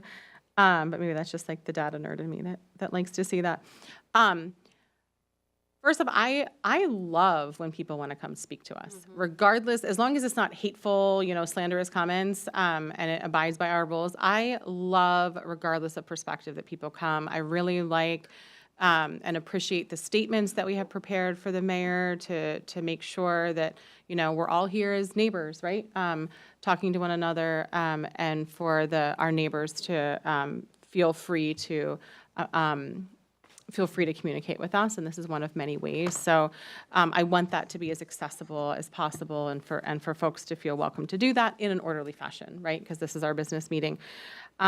I agree with a lot of what I've heard. I agree that we should keep it to 3 minutes. Having that, not knowing how long it's going to be is very stressful. Like we heard tonight from items from the audience, and all of us have experienced, I think, testifying and it being changed on you is very stressful. Having to have multiple versions of what you're gonna say. So I do like keeping with the 3 minutes. I appreciate the data-driven recommendation of 45 minutes. I like an hour a lot better than that. I think that really signals to the community that we're setting aside a significant amount of time. In my mind, having some sort of time cut off is really something that is a tool that the mayor can use or the presiding officer can use as necessary if it's, rather than a hard stop, right? So with that in mind, the last sentence where it says the council may suspend its rules to extend the total time to hear from speakers at its discretion, I think that adds a layer of formality that I would not necessarily like to have here. I'd prefer that the presiding officer may use their discretion. And then obviously if the council disagrees with that, we can then have that more formal, vote of suspending the rule or whatever of basically telling the presiding officer, no, we want, we want to stop. So I would like that, because I see this more as a tool for the presiding officer to be able to manage items from the audience. So 3 minutes, 1 hour total. Presiding officer is the one who has the discretion. I agree with Councilmember Black that, it's messy. There's no perfect solution on dealing with the issue of there aren't just two sides to an issue, right? I think there could be other things we could have, that we can have up to 3 speakers that share a similar perspective on an issue. Regardless of what we have here, it's going to be at the discretion of the presiding officer, and it's really just a tool to use. And folks are going to find loopholes to exploit either way that we have, right?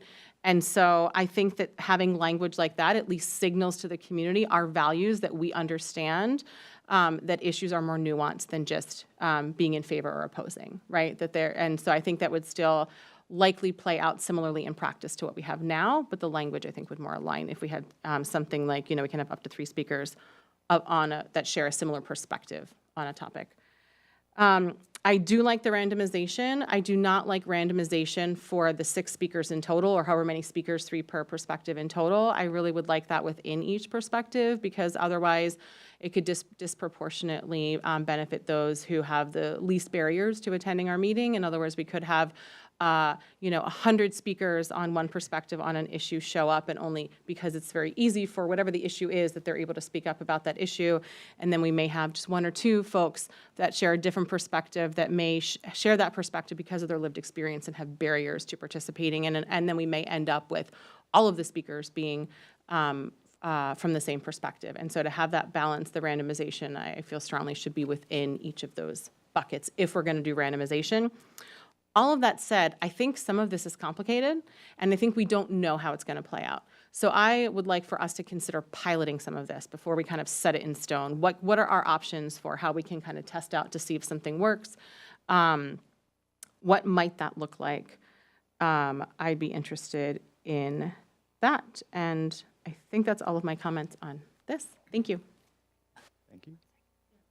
Councilor Falcone, I want to clarify what I think I heard, because the proposal is 6 speakers total on a issue, not a pro-con? Yeah. And you agree with that? So we're going to have 6 speakers talk about sidewalks. It doesn't matter whether they're... The reason I don't like that is what I said is I think it's an equity issue.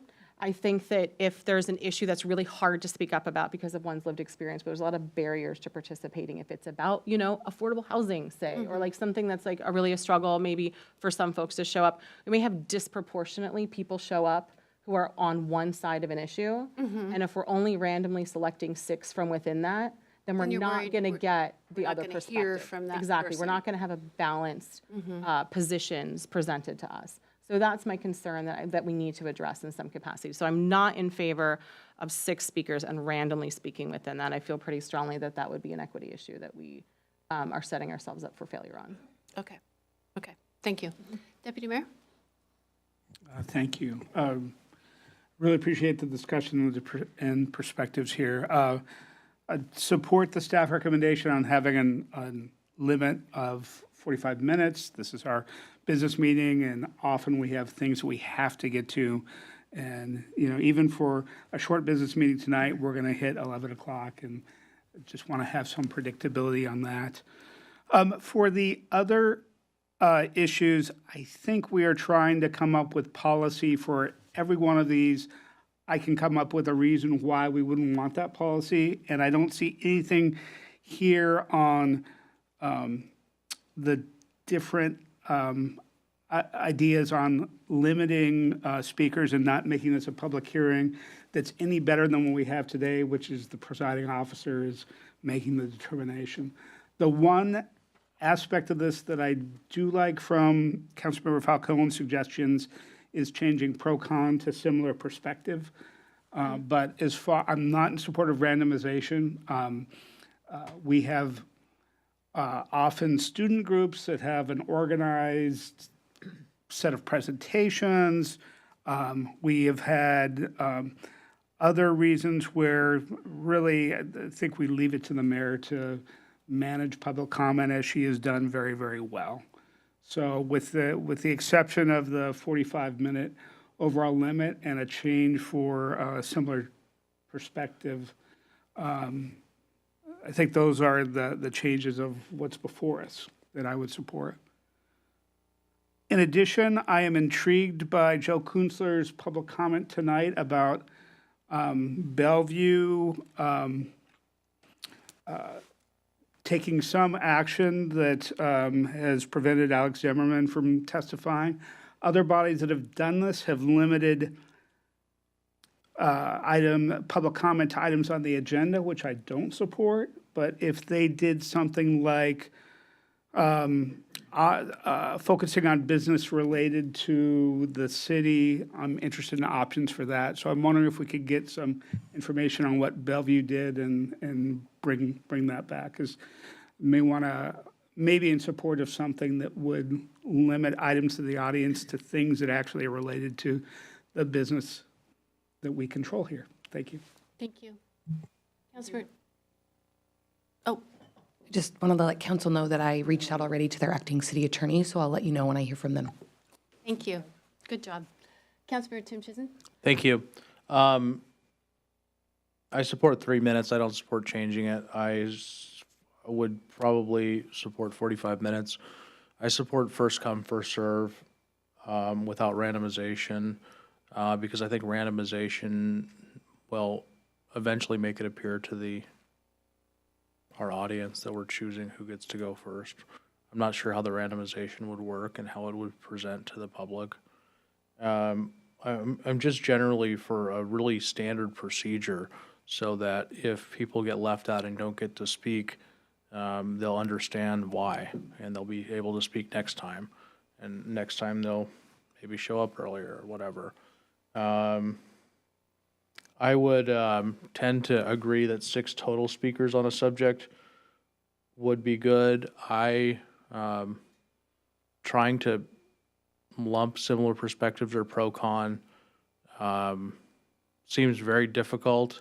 If you want to take on the challenge, have at it. I wouldn't want that responsibility, and I think it's very difficult to do on the fly when you don't know what they're going to say and you don't really know who they are. And so I'm just for a very predictable, boring way to do things because while we can strive for perfection with randomization and interesting methods, to the untrained audience and an audience that's not familiar with those methods, I think it's just going to look like we are choosing who we want to go first. And although that would not be the intention, it would present as such. Thank you. Thank you. Councilor Pascal? Good thoughts. Glad I'm going last, or maybe near the last. I support limiting number of I support, my philosophy is keeping it simple and not overcomplicating this. I think our intentions are just, but I do worry about how this can come across, like Councilmember Tim Chisholm said. So limiting the number of speakers per topic to 6, the 45 minutes I support. I really like us looking at Bellevue's, what they did. And then regarding some problematic speakers. And then Councilmember Falcone, you suggested modifying that the presiding officer can suspend the rules to extend the total amount of time. I don't know how others feel about that. I don't have a strong opinion. The one thing that I was thinking about, though, is, there can be times when there are quite a number of people that want to speak, and it could be, that kind of puts more burden on the presiding officer to essentially allow for that. It's kind of nice put that burden on the council and spread that burden amongst us to say, hey, no, we want to extend that 45-minute limit. Because otherwise, I feel like we'd put the presiding officer in a pretty tough spot, because I think you would maybe want to be more accommodating usually, I think, because we are nice folks and we want to hear from everyone, right? So that's the one thing I hear. That's why I kind of feel, so that's why I think I tend to like what staff has proposed better. But that's just me. Thank you. Councilmember Black? Only if everyone who wanted to talk for once has had a chance. Is that true? Everybody let me? Okay. Oh, did you want to talk before me? No, go for it. I was going to just, I thought of a couple things as my colleagues were talking. Again, great discussion. I think with the suspension of the rules, that's I guess I have a technical question. Can the presiding officer make a request to suspend the rules that then gets voted on by the council? And if the answer is yes, then I think the discretion is sort of at the presiding, already sort of sits with the presiding officer, and he or she can invite. They can invite a motion to suspend the rules. They can't make the motion to suspend the rules. Which is essentially the same thing, and since they're the only ones with the floor, until one of us is recognized, they sort of have that control anyway. So I kind of feel like we're already there if we leave it alone as proposed. And then I also, in the memo, I think I saw the staff was proposing to move the timing of people being able to sign up online to 4 p.m. Yes. and not 7 p.m. So I just wanted to highlight that. I think that's great. And I'm glad that people are able to go online at 4 p.m. and sign up. That's a good change. Last thing is maybe this is a question for the clerk or maybe for the mayor or or former mayor. When people sign up, do they indicate the subject that they're speaking on? Oh, okay. So now that they do, not which side of the issue, but just simply, I'm here to talk about sidewalks. And I guess there's a possibility I'm here to talk about sidewalks and sewer drains and, okay. And it is an optional field, and so we don't require it. Okay. Yeah, and so some people volunteer that, but to your point, it could be many things related to sidewalks. What I was thinking of is this could just be as simple as a change to the mayor's script in alternative language. If we do actually run up against that 45-minute limit, and so we do know that we've got 20 other people who were lined up to speak but haven't been able to speak, and we're at the 45 minutes, and we don't suspend the rules. What I would like to do is have as part of the communication then to everyone who signed up that listen on your way out, make sure and let the representatives of the clerk's office know what you were here to speak on.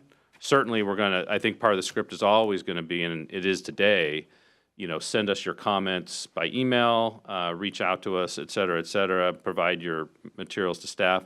That plus, on your way out, make sure you indicate, if you didn't get a chance to speak, make sure you indicate what you were here to speak on, so that we can also let folks know we will actually have a record of how many people didn't have a chance to speak, but were there to speak on a particular topic and their perspective, perhaps. Thanks. Thank you. Councilmember Falcone? Thank you, Madam Mayor. I have a couple things. One is a follow-up and one is something additional. I want to understand a little bit more some of the digital equity concerns about having a 4 p.m. sign-up. If we're doing first come, first serve, someone who doesn't have access to sign up online may show up for our meeting and try to sign up at 7 p.m. What does that look like? How can we navigate that, right? So I would want us to come up with potential solutions for that. Two things I was going to mention under other topics, but I think actually are more relevant here. One was what the Deputy Mayor mentioned about Bellevue, so that has been taken care of.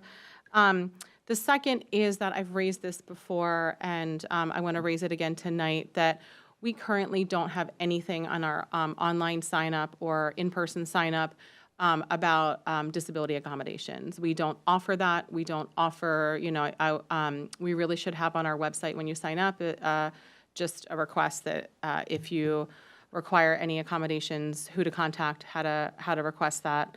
And also, we should have built into our policy that we allow for those accommodations at the discretion, perhaps, of, city clerk and mayor or some, or presiding officer or something along those lines. I don't have proposed language in front of me, but I think it's pretty important that we have that. And, Great. Yeah, thank you. Okay. So weird to sit here and you guys are talking about me in the third person. So I appreciate the analysis. I'm with Councilmember Falcone and that I love items from the audience. It's the time that we get to interact. This is why we serve. So it's the time that we get to interact, engage with our community. So I'm 45 minutes in your analysis is right where we're seeing it. And I watched the clock and I could have swear we were up to an hour a couple of times, but I would advocate for increasing it to an hour. It's just a friendlier number than 45 minutes.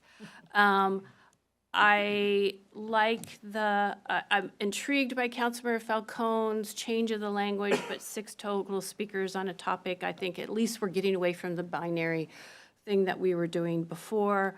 Agree with everyone on the 3 minutes. Don't need to emphasize that anymore. The randomization, I was open to it until Councilmember Tim Chisholm started talking, and then I was imagining it's like you're waiting to see if you've got your upgrade or if you even got a seat. And so I think there would be a lot of distraction in the audience, like, oh, I get to go, you don't get to go. So I think it was a great idea, but it sounds really complicated. Again, prioritizing new speakers. I love the idea of hearing from voices that we don't usually hear from, but I think that it would create a lot of animosity, and I don't want to go there. Can you go to your language? Yes. So I disagree with Councilmember Pascal. I do feel like as the presiding officer that I need some grace in managing what's happening. And the scenario I'm imagining is we have 21 speakers signed up and we're at our time limit. I am not going to tell that one person that signed up that they don't get to go. And I think it would be a waste of everyone's time to say, hey guys, we have Lolita waiting to speak to us. Is it okay if we come forward? So I like the language of letting the presiding officer make that judgment. And Emily and Kathy before her do a fantastic job of managing everyone and organizing them. That there's some stuff that's going on behind the scenes, guys, but we're keeping it as smooth as possible. So I would like to keep that flexibility. I'm interested, I think my script, I should remember to say this, but I think we should include, if you didn't get a chance to speak, here are your options to outreach to us. And what Councilmember Black said, it's a little bit of like what we do with the legislature as far as signing in. I'm pro on this or I'm no on this. We might want to explore that more to give people an opportunity that they're not here to speak, they're here to listen, but they want to share their opinion with us, just saying, I sign in on that. So it's just an idea, more work to figure out. But I think that was it. I also was open to the 4 p.m. start time, but again, Councilmember Falcone puts up some very worthwhile arguments is who is going to be able to access that at 4 o'clock, and then by 4:30 the sign-up sheet is full. And that's it. I think you want to talk about digital presentations. Do you think you have enough direction from all of us? Is it somewhat clear? I think we do, yes. Okay. Yeah, thank you. Well, Another 1 hour vote. Yes. I guess I would suggest we have a lot, but Yes. I come back with a couple if-then or options for your final decision rather than say we got it, because I do think there's a little bit of difference in a couple places. But Yeah, thank you, City Manager. Yeah. I also want to state for the record that Councilmember Falcone had asked about that 2 discussions about this ago, and I forgot to include a draft policy on disability accommodation. But I do want to make sure people know that we do provide that. It's not very clear and it's not easy to find, but it's actually listed on our agendas that the community gets, and we do provide those services, but we clearly need to do a much better job of letting people know. And we clearly don't have any policies on it about how that might affect someone's time or their speaking. So definitely need to make additions, but I just didn't want people to think that we didn't have those tools. Thank you. All right. So staff is proposing that we pilot accepting digital presentations, so PowerPoints, PDFs, most likely the file formats, for the upcoming budget and property tax public hearings on November 6th. We would broadcast this far and wide as we, publicize the public hearings themselves. And so robust communication, clear directions on the website, and we would just look to be getting files from the community by 11 a.m. That day. That'll allow for an IT security scan as best we can, and then also just a content warning review. So, Madam Mayor, over to you. Any thoughts? Anybody, Councilor Pascal? I'm glad you guys brought this up. The only question I have is, what happens if no one actually uses this on November 6th and it's not really a pilot? I guess one way we could reframe this is we can start the pilot on November 6th. Yeah. And then continue the pilot. Until we get some. Until we get some. Kind of monitor really the optimistic. Deputy Mayor. Is there any provision for board and commission public hearings using the same pilot? We haven't yet explored that, but I mean, we could do that with the liaisons, and assuming there's kind of no issue with that, but we would need to check with the IT teams just because that'll be an additional burden on them. But I don't know, City Manager, if you have any. Yeah. Deputy Mayor, are you suggesting after our first pilot or do them simultaneously? Just hadn't thought it through. I don't know, given the calendar, if any of our commissions have big public hearings coming up. But I see them. We delegate to them the authority to do public hearings on a number of topics. And so if that is, I don't know how many people are going to be talking about budget, property tax, and our CIP in November, but just looking for other opportunities to get feedback. Okay. Yeah, we'll certainly explore that. Thank you. Anybody else? Okay, we think we want to try it. All right. We'll give it a go. Finally, just want to make sure if there's any other topics for policies and procedures the council would like to take up at this time. Want to create space for that. Anyone? All right. Wow. Well, thank you very much. That's all we have. We will return with council retreat for social media. And in the meantime, we'll come back at a future meeting with some options based on the discussion tonight. Thank you. Thank you, David and Julie. All right, we are now moving on to council reports. I was going to call on Councilmember Tim Chisholm. Yes, briefly. The Kirkland Chamber of Commerce has selected a executive director. Her name is Sherry Skager. She is a longtime Kirkland resident. She has been the CEO of the Seattle Police Foundation for 6 years. And Skager is spelled S-K-A-G-E-R, but longtime Kirkland resident. She'll start on November 4th. I assume that you'll all have an opportunity to meet her soon. Second, I was privileged enough to be given a tour of the Kirkland Heritage Society by Lolita. We found my grandparents' address and looked it up. It was at the what is now Northwest University, so we were able to find it. It was kind of a veterans low-income ghetto housing, for lack of a better term, and a very the photos of the exterior of the building were little more than a kind of a dormitory or shack, but it was an amazing experience to get to have a tour with Lolita. Thanks. Thank you. Councilmember Black. Thank you, Madam Mayor. And I was supposed to tell everybody that they're invited for one if you haven't taken one. Yep. Great. Well, actually, so that housing development is specifically mentioned in our Kirkland history. I just read about it over the weekend when I was reading the packet. So it was a real thing, and it was pretty much what you described, which is some of them didn't even have insulation, at least when they were initially built. So and I have had a wonderful tour of the Heritage, the Kirkland Heritage Center, and I was there when the mayor found her husband's mom in the Lake Washington High School yearbook. So that was neat. Okay, a couple quick things, just real quick. I always like to highlight when the staff does an amazing job on something in the community, like the Harvest Festival. Got the chance to attend that. And again, city manager, your staff just did a wonderful job with a wonderful event. Really well attended despite, I suppose, kind of questionable weather. So that was cool and really neat. Really enjoyed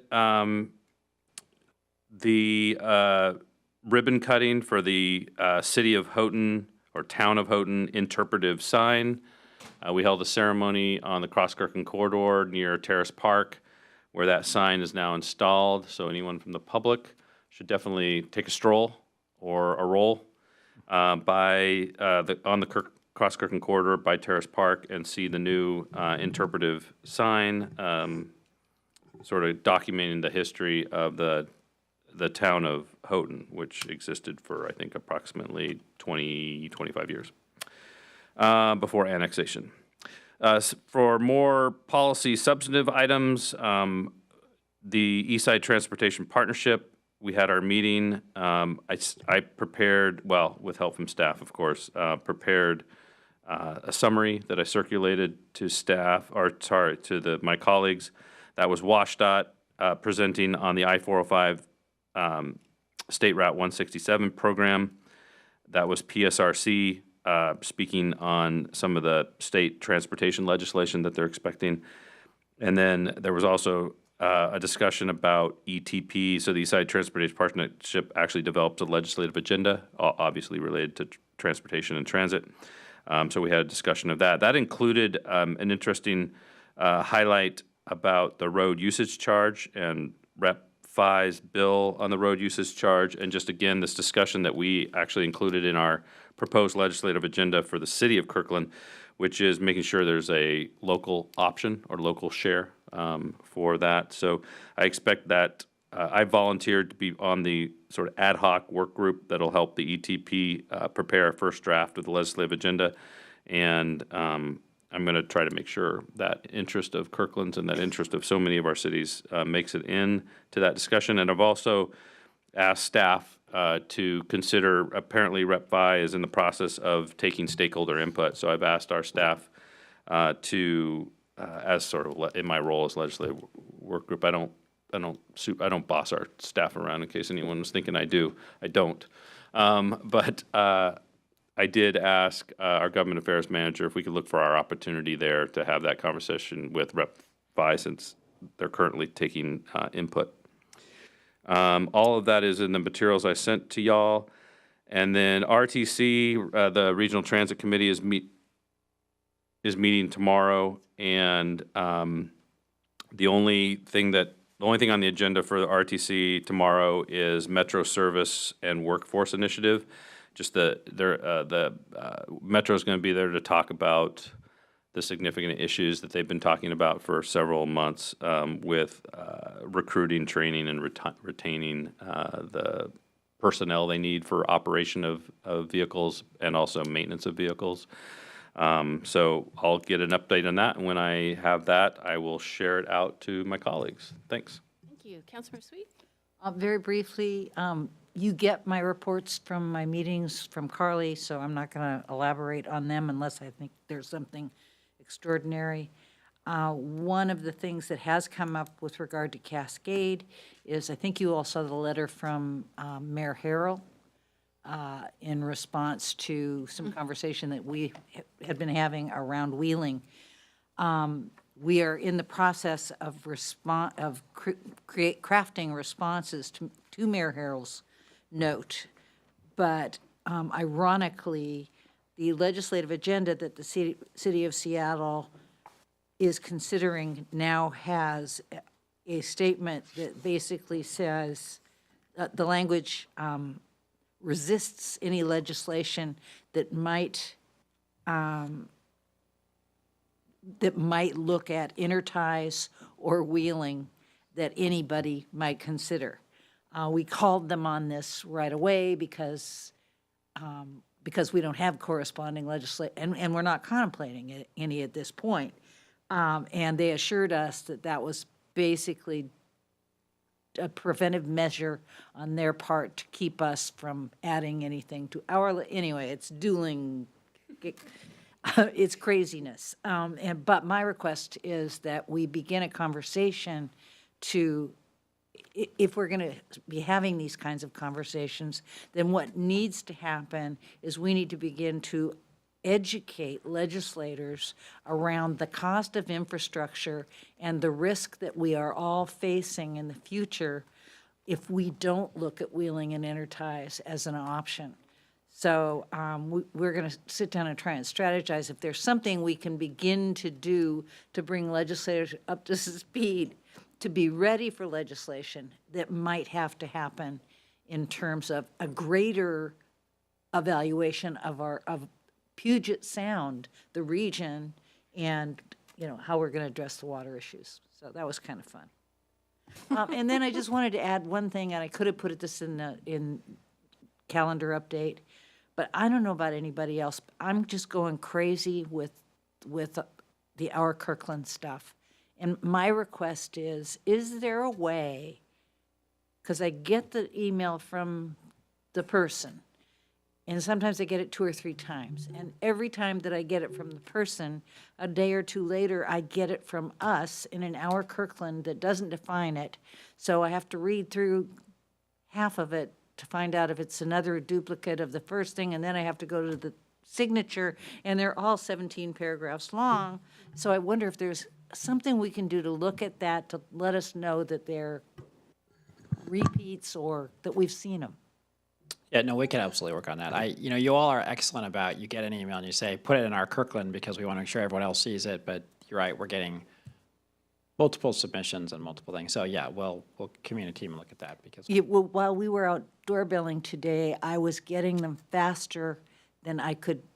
I mean, literally, they were coming like 2 or 3 a minute. It was crazy. Yeah. We'll look at that. Glad his mic's off. So, Councilmember Sweet, I just have to acknowledge how tenacious you are on these issues with water and everything else. I have to tell you guys, being a year on RWQC, Regional Water Quality Committee, made me cry a couple of times, or dang close. So thank you for that. You really add value to those meetings. Councilmember Falcone. Thank you, Madam Mayor. As usual, lots of good things have happened and are going to be happening, so I won't go over all of them. I'll just discuss a few highlights. First, just wanted to share with you news you may already know, but in my role on the SCA board, that Executive Director David Hoffman is leaving SCA, and just to help with the transition, we've executed a contract with an interim executive director, Carl Cole, who is a former SCA board member in the city manager position. And we will begin the search for a permanent executive director shortly. Also wanted to mention that tomorrow night there's a really interesting SCA networking event. It is in Renton, so it's not super close, but it's worth it. It's in collaboration with the William D. Ruckelshaus Center, which some of us may be familiar with, and Civic Genius, and it's on the issue of when you have profound differences in opinion in the community, among leaders, and how to deal with that. The speakers on the panel are folks who negotiated the end of apartheid in South Africa. These are folks who know firsthand how to deal with some of the most significant challenges in disagreements and how to come to agreement, which we know is at the core of the work of the William D. Ruckelshaus Center. So I highly recommend, if you're able to attend, happy to carpool. It's tomorrow night at 5:30 in Renton. Registration is required, and it's titled Insights from Political Adversaries, Firsthand Experience Working Across Profound Differences. And third, another SCA thing, just a reminder that applications for regional boards and commissions appointment through SCA. The application deadline has been extended and is now October 30th. So please don't forget because it's been extended. I know I tend to do that where I'm like, oh, I have more time and I'll kind of put it off. But please remember that those are important. And my understanding, city manager, please correct me if I'm wrong, is I know we had a discussion at the last council meeting around which boards and commissions we were interested in applying for. If you've thought of additional ones since then, make sure to let I'll send it Diana, to Andriana and me. Okay, Andriana and Kurt know, so that as you may know, if we send in 2 applications, that disqualifies us for consideration, and so we don't want to make that mistake. So that's why we run it through staff, just to make sure that we only have one person on our council applying for any individual seat. Thank you. My turn? Yep. All right, just a couple things. One was that enjoyed attending the King County Public Safety Summit with the mayor and police chief and judge. I was fascinated by that summit. First, just I hadn't really been into the new Microsoft, so that was fascinating. But just kind of what they talked about. There was law enforcement folks, prosecutors, attorneys, judges, elected leaders, retailers. And this wasn't talking about shoplifting by individuals. This was theft with intent to resell for financial gain, typically pretty large operations that cross jurisdictional boundaries. And I learned what fencers and boosters are. I'm sure those in law enforcement, that's a term they use a lot, but that was something I learned. So that was good, fascinating. And I'm glad that we're doing good work on trying to address those issues. And then finally was at the American Public Works Association meeting last week and was able to kind of run in and catch up with our public works crews that were there attending. That was also fascinating, watching them perform in the rodeo, which was basically an equipment obstacle course that they'd use their heavy machinery on. And they were some of the top, operators there. And so it was, they kept on trying to get me to do it because I guess anyone can do it. And I was like, no way. I would crash it. Yep. Thank you. Thank you, Deputy Mayor. 2 things not already mentioned. First, on the Harvest Festival, I just wanted to note that this was Councilmember Black and I manning for the day. Thank so you, you guys owe us for that on the public event. And also, Councilmember Pascal and I attended the Norkirk neighborhood meeting where we were on a panel on the comprehensive plan, and there was a very robust discussion. We let Adam and Allison take the hard questions, but we still had a number on our own. So thank you for the support on that, and that was also just a very interesting experience to hear from folks firsthand. Thank you. And the discussion went not just through the Norkirk neighborhood meeting, but out the door and on my walk home. Okay, so first, I want to congratulate Councilmember Falcone for her recent appointment by the governor to serve on the Washington State Affordable Housing Advisory Board. She may be serving under 2 governors, so that's quite experience. The board advises the Department of Commerce on housing and housing-related issues and is comprised of 25 members representing a variety of housing interests throughout the state. So these are builders and lenders and housing providers and those with lived experience. It's an incredible honor, and I think it's a real recognition of her work on the King County Affordable Housing Committee. It recognizes how hard and passionately she's worked on that work. So I'm very proud of you, and I hope that we will do a press release on this. So thank you, Councilmember Pascal. I also had a wonderful time at the Organized Retail Crime Summit and learned a lot. And one of the things that I walked away with was on this serial crime ring, we were a real partner with our regional partners on solving this crime, and this person was hitting our Lululemon store, and it's made a significant difference. And the reason we were able to work so well is because of our dedicated PROAC unit, that we have detectives working on these crimes. So I did ask the chief, what else do you need? And she didn't have anything to ask for. So we're doing good. And then I also just lastly want to thank all the candidates that come forward to interview for our board and commission appointments.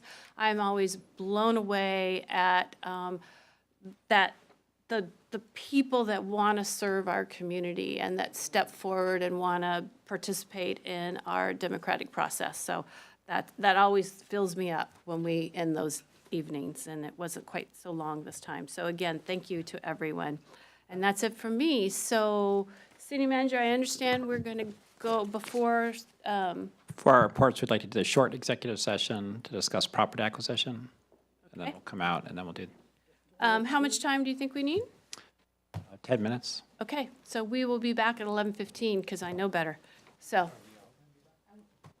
yeah, we have we have city manager reports and another closed session. Will we have a bio break after that then? We don't do it now, right? Yes. Why are we doing it this way? Well, I gave us to 11:15, so maybe we'll get.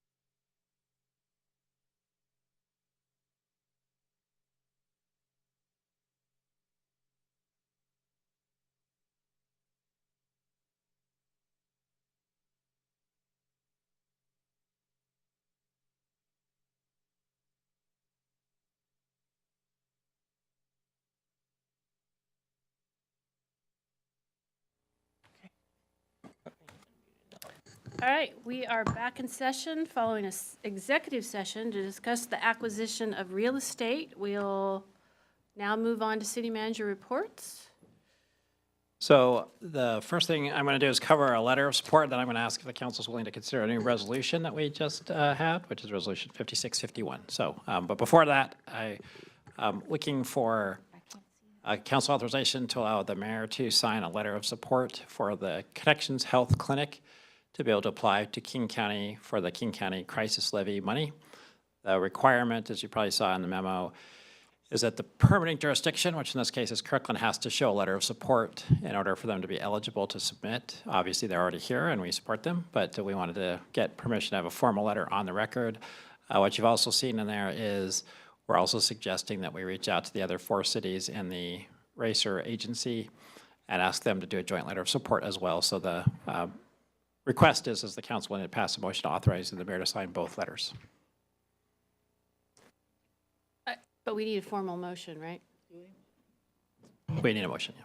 Oh, Councilmember Falcone. Thank you.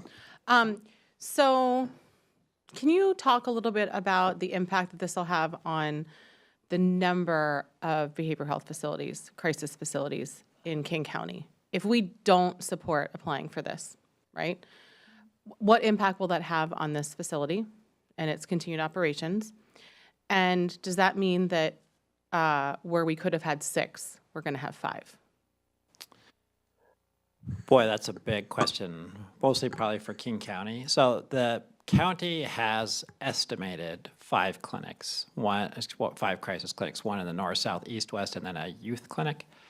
So it's not likely they would put 2 in the north, whether the one already exists or doesn't exist, and their funding, which was an estimate, doesn't currently contemplate that, but depends on how the revenue stream comes in. It's theoretically possible that there could be another one. What I can tell you, and again, this is not our RFP, and it's not, the county hasn't made any decisions, is currently the Connections Health Clinic is leased by Connections, and the building is not owned by them, and the request they're interested in is having the county own it, which means it would stay as a permanent crisis clinic, so that would be the benefit. But none of those things are decided yet, so I think it's a very good question, but that's the best answer I can give you tonight. Thank you. Anybody else have questions? Councilmember Falcone, I look at it as maybe an opportunity to also get the team to own that building. Okay, so anybody want to make a motion? Councilmember Falcone? Oops, sorry, I didn't see you. Madam Mayor, I move that I don't have a motion in front of me, that we support the mayor signing the letter of support for Connection. We approve the mayor, it's late, signing the letter of support for Connection Health Solutions application to King County Department of Community and Human Services Crisis Care Center request for proposals. Second. Okay, I got Councilmember Sweet as a second. All those in favor, please say aye. Aye. Any opposed? Motion carries 7-0. Thank you. Thank you very much. City Manager, back to So you. the second item under City Manager reports is we'd like to offer for council's consideration Resolution 5651, which would authorize a purchase and sale agreement to purchase the Dragon Realty parcels. And we want to just put this up for the members of the public to see. And our Director of Parks and Community Services is going to give a brief overview. Great, thank you, City Manager, for that introduction. The Dragon Realty parcels are 5 parcels. It's a total of 2.67 acres. And we have offered $1.5 million to purchase those 5 parcels. We have $1.7 million available in the Green Loop Fund. Therefore, we do have the funding to be able to afford that acquisition. The acquisition would essentially preserve existing forest, and it would also make a through connection from Juanita Heights Park all the way down through the Dragon Realty parcels, through the Emil parcel, and onto Northeast 117th Place. And that is part of the Green Loop Trail that is in the Finn Hill Neighborhood Plan, as well as the King County levy specifying Green Loop. Council, any questions? Councilmember Pascal? I was just going to move Resolution 5651. Second. It's been moved by Councilmember Pascal, second by Councilmember Sweet. All those in favor, please say aye. Aye. Aye. Aye. Any opposed? Motion carries 56, 51, carries 7-0. Thank you. Thank you. I'm getting punchy. I didn't second it, or I. But it's okay. You didn't oppose. Sorry. Okay. So that's the end of the city manager report. Is there any calendar updates before we? Okay. To correct the record, apologies, it was Councilmember Pascal that made the motion and Councilmember Falcone that seconded it. Either way. Thank you. They're beating me up over here. I'm getting tired and they're cutting me no slack. Okay. Any calendar updates before we adjourn for closed session? Just one for council. I would like council members to look at December 3rd and December 5th as possible dates for us to do our holiday exchange and get back to me. That would be an evening event. Okay. Why don't we email you? Yeah, please. Okay. I should add one last thing. We're hoping to get you the budget by this Thursday, maybe Friday, depending on printing schedules. As you know, we have our long study session next Thursday on the budget. Again, I think you're going to be happy with the budget that you receive, and huge thanks to the financial planning team, which has been working around the clock to get that ready for you. We can't wait. True. I'm going to get my tabs out. I'm ready. Highlighter. I'm ready. Okay. Anything else, City Manager? That's all I've got. We are now going to move into closed session to discuss collective bargaining. We expect to reconvene our regular meeting in, It's probably 25 minutes. okay, so, yeah. So in 25 minutes only for the purposes of adjournment.